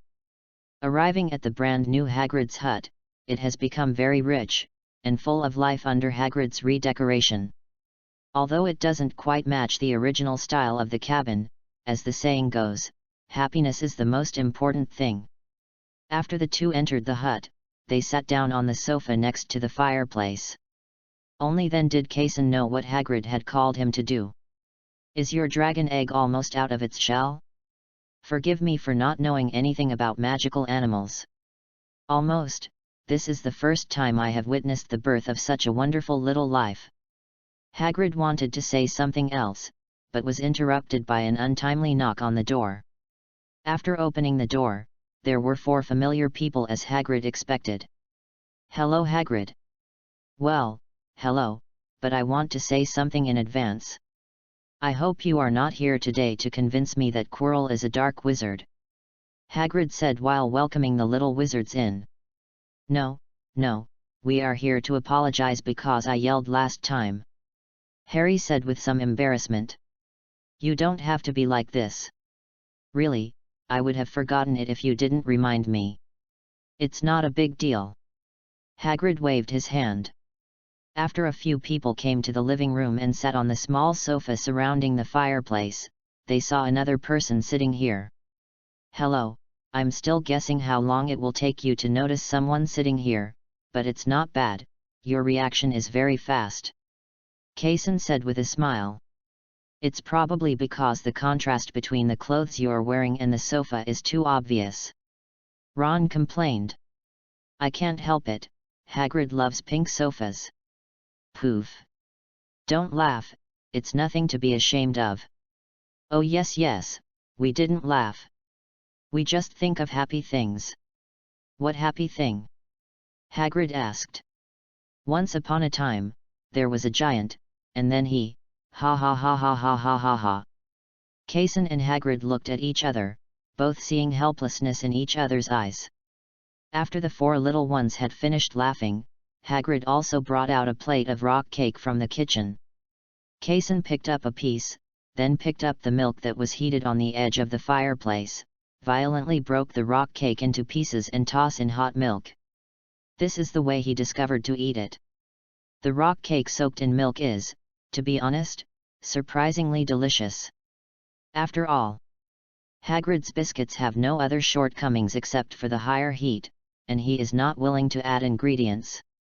The four little ones saw Kaysen eating like this, picked up a glass of milk and put it on the fireplace, and then, "Is this a dragon egg?" Ron asked with a dull look on his face. "Oh, yes, keep it secret for me. This is a secret among the six of us," Hagrid said with a smile. Of course, we will keep it a secret." Harry, Neville, and Ron all nodded. But Hermione still remained rational. "But Hagrid, where are you going to keep this giant dragon? I seem to have read in a book that a 3-month-old dragon can be sacrificed with an elephant's tusks." For a moment, the air in the entire cabin became quiet.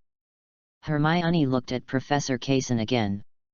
After all, in her eyes, Professor Kaysen was the most upright and reliable person in the room. Then Kaysen looked at everyone with a blank look on his face. "What are you looking at me for? I have never seen a fire dragon before. I thought the largest one would be as big as an elephant, or like a 3-headed dog." Hermione rolled her eyes helplessly. "Oh my God! Perhaps it can be kept in the Forbidden Forest," Mr. Hagrid muttered. "Of course, if you are not afraid that this giant dragon will eat all life in the Forbidden Forest to extinction, it will soon extend its claws to Hogwarts on the day it eats extinction," Hermione complained. "Isn't this okay, Kaysen? Is there any spell that can make him smaller? The dragon's magic resistance can perfectly defend against curses, otherwise it wouldn't be made into dragon skin gloves." Hermione killed 3 times in a row, almost killing Hagrid's little Pearl. "Forget it, Hagrid, even if you can't own a giant dragon forever, at least this dragon is about to break out of its shell. You have witnessed the birth of such a life. Your life and the life of the dragon are at this moment. If we have been together, even if we are separated in the future, at least you have experienced it, and you are already much luckier than most people." Kaysen patted Hagrid's shoulder and comforted him. Then just like that, it was okay not to be comforted, but as soon as he was comforted, Hagrid's little Pearl completely fell off. A hybrid giant just hugged Kaysen, and his head, which was bigger than his chest, burrowed into his chest and started crying. "Neville, I can only say that I'm glad I'm not wearing your robe today." Neville looked at Kaysen, who looked hopeless, and then at Hagrid, who was crying non-stop, and nodded in agreement. Snap! "There's someone outside." Harry suddenly became alert. "It's not curfew time yet," Kaysen said helplessly. "I'll open the door and take a look." Hagrid wiped his tears and stood up, leaving only a messy figure behind. Not long after, another little wizard was brought in by Hagrid. It would have been better if he didn't bring him with him, but when he was brought in, the whole living room almost exploded. "Draco Malfoy!" Malfoy curled his lips and hugged his shoulders and snorted, "Is there any problem? What kind of forbidden area is this?" As he spoke, he also looked at the people in the room. Look at Hagrid, the big giant. Looking at Harry, he couldn't carry the person clearly. Looking at Neville, he was a fool who was not much better than a squib. Although he had accidentally missed a move before, it was just because he was careless and didn't dodge. Look at Ron, poor guy. Looking at Hermione, well, too lazy to look. Looking at Professor Kaysen. Draco looked at Kaysen, especially his tear-stained wizard robe, with a trace of pity in his eyes. Poor Professor Kaysen. Chapter 46. My family is quite big. Poor Professor Kaysen. Draco looked at Kaysen with a strange, compassionate look that shouldn't appear on his face, making the latter feel a strange feeling. Never in his life had he wanted to learn the cleansing charm more than he did now. Under this strange gaze, he quietly took off his wizard robe, revealing the black shirt underneath. Malfoy, what are you doing here? Others didn't have a good look on Malfoy. Ahem. Kaysen suddenly coughed and looked over. Harry, strictly speaking, you shouldn't say this, because this is Hagrid's home. Hagrid shrugged, I have no objection. I welcome all little wizards to be my guests. You're not a bad person, big guy. Draco said with rare courtesy. All right. The four of Harry pinched their noses and moved the sofa under themselves to make a place for Draco. You haven't answered my question yet. I came back from the Quidditch pitch. I heard what you said about the fire dragon, so I came over to take a look. Then I didn't see the fire dragon, but I did see it. You cried very ugly, big guy. Hagrid wiped the remaining tears from his eyes with some embarrassment. You can call me Hagrid. Okay, Hagrid. Well, that's it. I was attracted by the fire dragon at first, but I didn't. There was a long silence, and then he said in a somewhat off-key tone, Is this a dragon egg? Yes, and it should be about to break out of its shell. Hagrid sat on the sofa and looked at the dragon egg in the fireplace with joy. What are you planning on? Neville's tone was equally stiff. Don't I like it? As soon as Draco finished speaking, the dragon egg in the fireplace trembled. Hagrid looked at the dragon egg and looked at Kaysen at a loss. Should I put out the fire? Will it hurt this little kid? Guy. And Kaysen knows nothing about dragons. Finally, Draco finally spoke, the fire can be put out now. Everyone looked at him, and Draco rolled his eyes. Why are you looking at me? This dragon egg looks like a Norwegian ridgeback. It is best not to have fire when the Norwegian ridgeback breaks its shell. Of course it's not impossible if there is a fire, but it's best to put out the fire. Seabed nodded, pressed the button, and the flame in the fireplace instantly extinguished, revealing 2 magma blocks. Only then did Draco notice that the fireplace didn't even have any fuel. After all, among the few people in this hut, Hagrid, Harry, and Hermione only knew a little about alchemy. Ron was from a poor family and had no contact with the chain. Gold is the chain gold of his twin brother and his father. In Neville's family, I have never heard of anyone who is good at alchemy, and they have gradually withdrawn from the core of the magic world in recent years. Draco glanced at Kaysen emphatically. This alchemist who had been educated as an apprentice since childhood could be said to have the least idea of his own alchemy. For example, the precious alchemist object became a fireplace switch, and other alchemists could immerse themselves in it. The results were distributed to the little wizards, and there was always a passive Versailles. It can be said that among the 7 people in this room, he is the only one who knows the goods. Professor Kaysen, do you still accept whole house customization? He asked boldly. After all, he has already prepared the professor to spit out the language of -273.15 degrees at 36 degrees, such as 6-digit gold galleons and so on. Kaysen's answer made the corners of his mouth twitch. I don't have any other customization ideas for the moment, because before that I want to renovate Hogwarts. It's a pity that Dumbledore won't let me use explosives, so I can only design it bit by bit. Okay. Click. The sound of an eggshell breaking interrupted the conversation that was about to start again in the room, and everyone's eyes turned to the egg standing on the obsidian table. A crack had already opened on it, and soon the crack became bigger and bigger, and finally an ugly faucet came out of it. Kaysen, Hagrid, and Draco were all attracted to this little ugly dragon head. The 4 of them, Harry, were huddled together and murmuring quietly. What should I do? I remember that raising dragons is prohibited at Hogwarts. Hermione whispered. Should we remind Hagrid? Neville asked. No, Malfoy is here. If he thinks about this, he will definitely use it to blackmail us. Ron said decisively. Then what should we do? Stand still? Even if he looks back, he will think of it. Ron said. Do you know that everything is forgotten? Hermione said suddenly. Neville understood, and his hand began to dishonestly touch a piece of hard rock cake on the plate, and he immediately planned to show off a wave of physics and forget about it. Can't we just ask Professor Kaysen to help seal the deal? And Neville, can you put down that rock cake? This isn't forgetfulness, it's Avada's Kedavra. Ha! Lee whispered. Is this okay? Neville put down the rock cake. It should be okay. I think Professor Kaysen and Dumbledore have a good relationship. A few people were about to continue their plan, but were interrupted by Draco. What are you mumbling about? Nothing. Draco curled his lips and looked at Hagrid again. Big guy, how are you going to place it? As far as I know, the Norwegian Ridgeback can destroy this house in less than a month. I'll ask Dumbledore to help me find a dragon breeding farm and send him there. That's it, my family is quite big, I'm talking about the dragon breeding farm.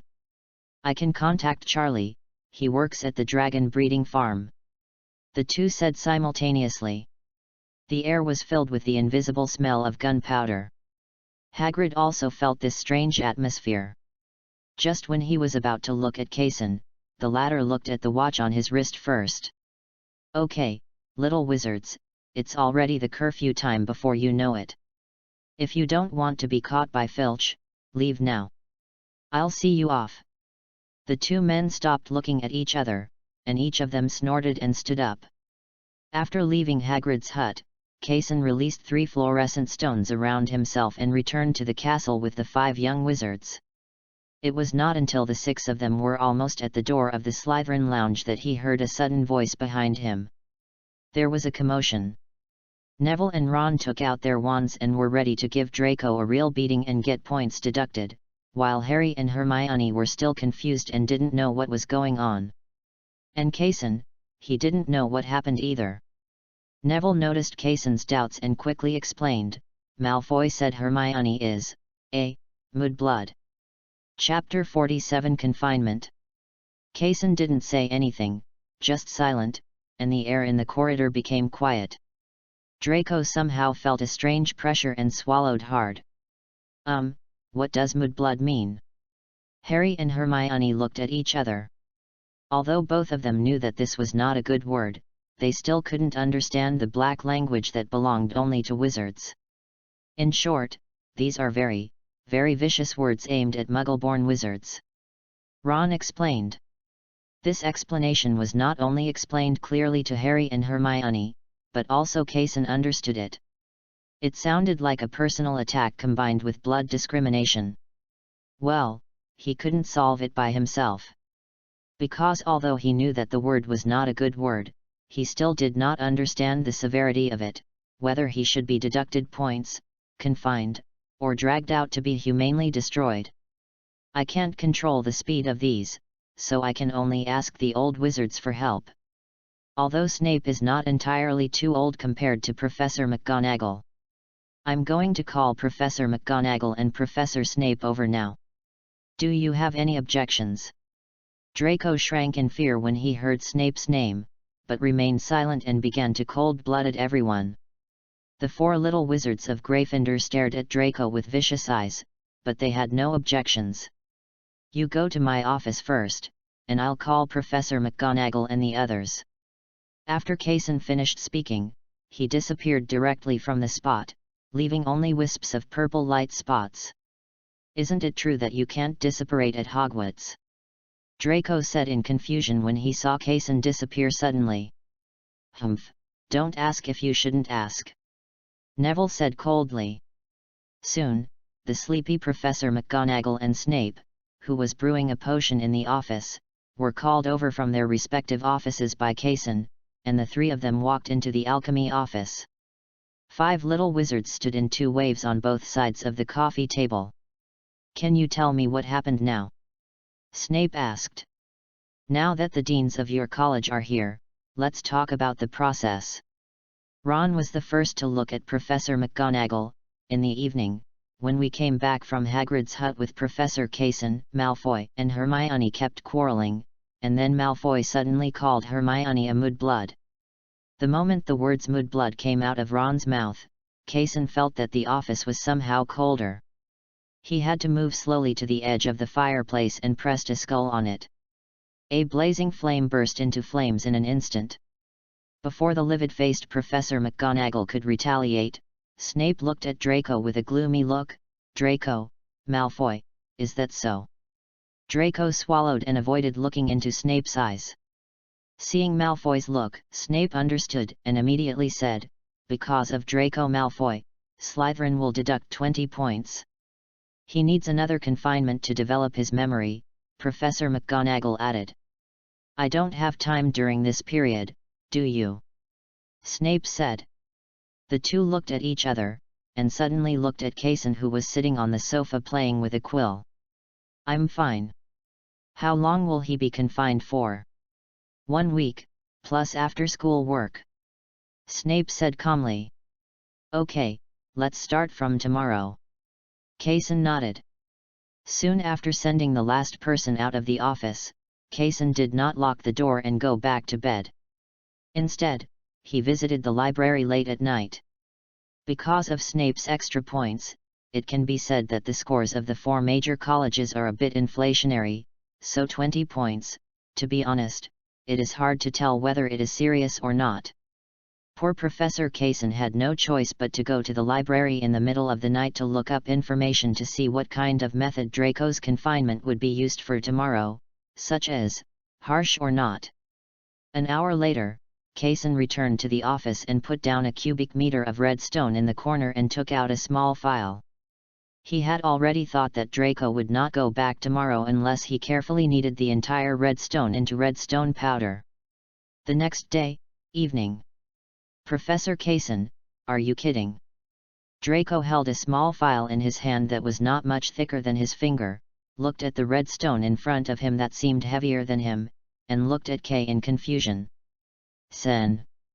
"Yes, Mr. Malfoy, why else would you come to confinement? You must know that confinement cannot be comfortable." Draco knelt down resignedly and started rubbing the file.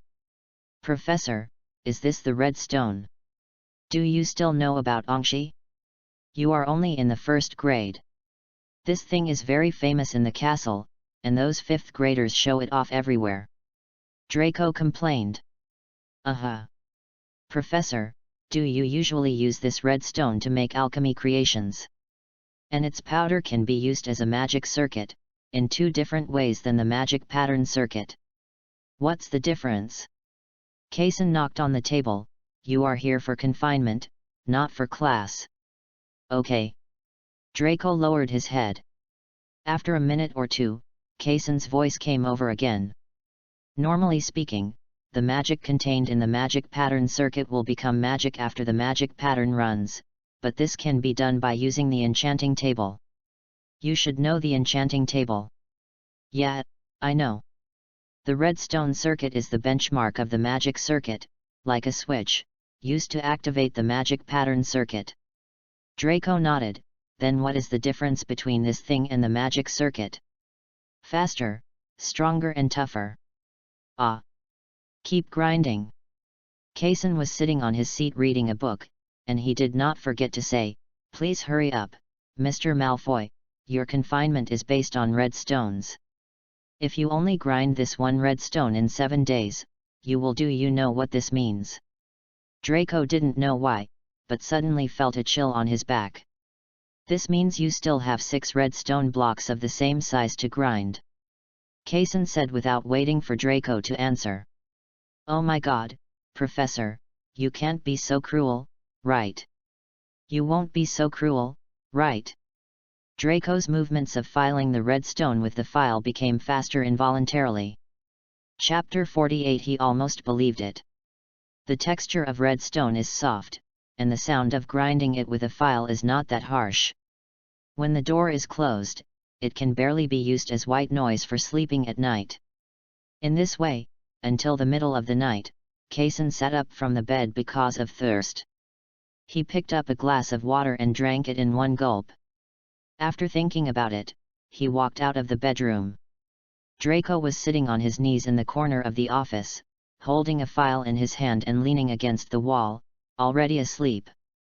Upon seeing this, he returned to the bedroom, took out a blanket, and carefully covered Draco, but still had no intention of preparing a bed for him and letting him go back to the dormitory. People should pay some price for what they do. Draco doesn't know how hurtful a vicious word can be, so as a professor, Kaysen kindly helped Draco understand that he did this, how heavy the price is. Just like that, the next day, Draco felt the sunlight shining on his face and opened his eyes in confusion. He expressed deep respect for the nightmare last night. There was no blood, no darkness, no protruding faces, just a huge red stone and a file to make him feel the deep fear. Fortunately, I woke up from the dream. He subconsciously wanted to stretch, and then he felt his body stiffen for a while. He lowered his head and saw that the red stone had been worn by him for half a night, and only 2/3 of it was left. There is still the small file in his hand. He stood up, the blanket he was wearing fell to the ground, and he kicked the red stone in front of him a little, but unfortunately, although the red stone was soft, it was still compared to stone. Compared to Draco's feet. Ah! He subconsciously stepped back, and just in time one foot stepped on the blanket, and the other foot was caught by the blanket. The forces in the two directions interacted, and then he leaned forward straight from behind. The back of my head hit the ground hard, but fortunately there was a thick wool carpet. The combination of a series of unlucky things and the grievances of grinding the red stone all night yesterday made Draco burst into tears. Kaysen, who was holding a stack of refreshing potions, stopped outside the office door. He put his ear against the door and listened. When the noise inside became quieter, he opened the door and walked in. "Drink this bottle of refreshing potion, otherwise you will probably catch a cold here all night." Kaysen placed the refreshing potion on the coffee table, along with a sandwich and a bottle of pumpkin juice. "By the way, there's also breakfast." Draco, who had been grinding the red stone all night, was already hungry. He picked up the sandwich and took a bite. When he tried to swallow it, he found that his throat hurt. He has caught a cold. It depends on your progress, it will take about 21 days to get out of confinement. Kaysen looked at the wear and tear of the red stone, touched his chin and sat on the sofa, opposite Draco. He looked at the little wizard in front of him with fearful and resentful eyes, shrugged his shoulders, and had no other thoughts. It was just like a prisoner hating his jailer, it was human nature. However, explanation still needs to be explained. "Did you regret it later?" "What?" Draco, who was eating in pain, raised his head and asked. "Do you regret using such foul language to insult Miss Granger?" Draco didn't answer, but continued eating with his head down. "Do you know what mudblood means?" Draco shook his head. "That's right. Your father and mother might say such words occasionally, but they would never teach them to you. In short, this word is very dirty. It is definitely not an ordinary derogatory term for Muggle-born wizards. You can use any word you can imagine, including but not limited to genitals, animals, personal insults, humiliation, curses, none of them combined are as vicious as the original meaning of this word." "I know." Draco lowered his head and said dryly. Kaysen didn't know whether he knew it or not. "Remember to drink this bottle of refreshing potion after you finish eating. I have prepared 14 bottles of refreshing potion for you, but considering your efficiency, I need to go to Madame Pomfret to get 7 more bottles, that is to say, you will have to endure this kind of life for another 20 days. Hearing Kaysen's cold words, Draco's tears, which he had held back with great difficulty, burst out again. The originally sweet sandwich turned salty in less than 5 seconds. "I hope you can remember this lesson, Mr. Malfoy. After dinner and taking medicine, you can wash up here, or go back to your dormitory, wash up, and then go back to the classroom for class. After class in the afternoon, finish it. After you have finished the work that Professor McGonagall has assigned you, return here and continue grinding until you have finished grinding all 7 red stones." Draco listened with trembling eyes, and raised his head with a bit of grievance. "Can I take a leave and stay here all the time? If this happens, other young wizards will learn more spells than you, and you don't want to be beaten without any chance to fight back in the next wizard duel or fight." Kaysen did not refuse, but just said the benefits. "Speak clearly." "I'll be back after class. Of course, if you don't come I will have to go to Severus myself to ask for the person." After Draco left the office, Kaysen waved his hand and collected all the redstone powder scattered in the corner, which could be used directly as teaching materials for the 5th grade. Soon, the first-year morning classes were almost over, and Draco returned to the alchemy office dejectedly and picked up the small file to sharpen it. Kaysen just sat on the sofa, ignoring everything, and made a pot of green tea. When it was time for the afternoon class, Draco would leave in shame again. In this way, in just half a day, another 1/3 of the redstone was erased. Kaysen was quite satisfied with this. After all, if he continued to maintain this efficiency and speed, he might not need to go to Madame Pomfrey to get another stack of stimulant potions. Of course, redstone is secondary. He still sincerely hopes that this little wizard who speaks without thinking can learn a good lesson from this time. After all, he is only 11 years old, and the little lousy has not yet been fixed as the father, so everything is still in time. In this way, the naive Professor Kaysen thought that everything was moving in the right direction. Especially one day a week and a half later, Draco had only 1 redstone left. If the 4 little Gryffindors hadn't come, he would have almost believed it. Real. Chapter 49. Why didn't you tell me earlier? Wait a minute, tell it to me again.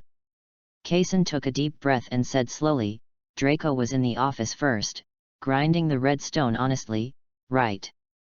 Draco, who was standing in the corner dropping the pearl, and the 4 little Gryffindors beside him nodded at the same time. "Then, the 4 of you came to see me. It happened that my office door was unlocked, and Draco happened to say come in, so you came in." The 5 little wizards nodded again. "Then, after you guys came in, Draco was still an honest grinder. Ron, you were sitting there drinking Coke, wasn't the Coke you found there? Forget it, this is not the time to worry about this. In short, Draco didn't mess with you, and then Ron sat on the sofa and drank Coke and got high. Finally, Draco got angry and you guys took out your wands and started fighting." The 5 people still nodded. Kaysen also nodded understandingly. "I almost understand. In this case, why don't you go out and fight? Just like you said, my office door is not locked. After you finish fighting, aren't you afraid that you won't be able to get in?" I'm afraid of being discovered by the professor and Filch when I go out to fight," Harry whispered. "Harry, let me ask you, who am I?" Kaysen sat on the only surviving sofa in the corner, pressed his thumb on the middle of the body, and said without any strength or means, "Are you Kaysen, or Professor Alchemy?" Harry said the first answer without thinking at all, and then he realized. Professor Kaysen in front of him, the last 2 words are Professor. "That's right. I am also a professor. I understand your fear of professors very well, so you don't dare to cause harm under the professor's nose. But can you remember that I am also a professor? Who can tell me why? Why are you doing this to my office, and my redstone flash, which I hand-carved little by little?" Kaysen knocked on the coffee table in front of him again, and there was a flash cut into 2 pieces lying there on it. "Let me ask you, children, why are you afraid of other professors but not me? Gryffindors never speak without thinking.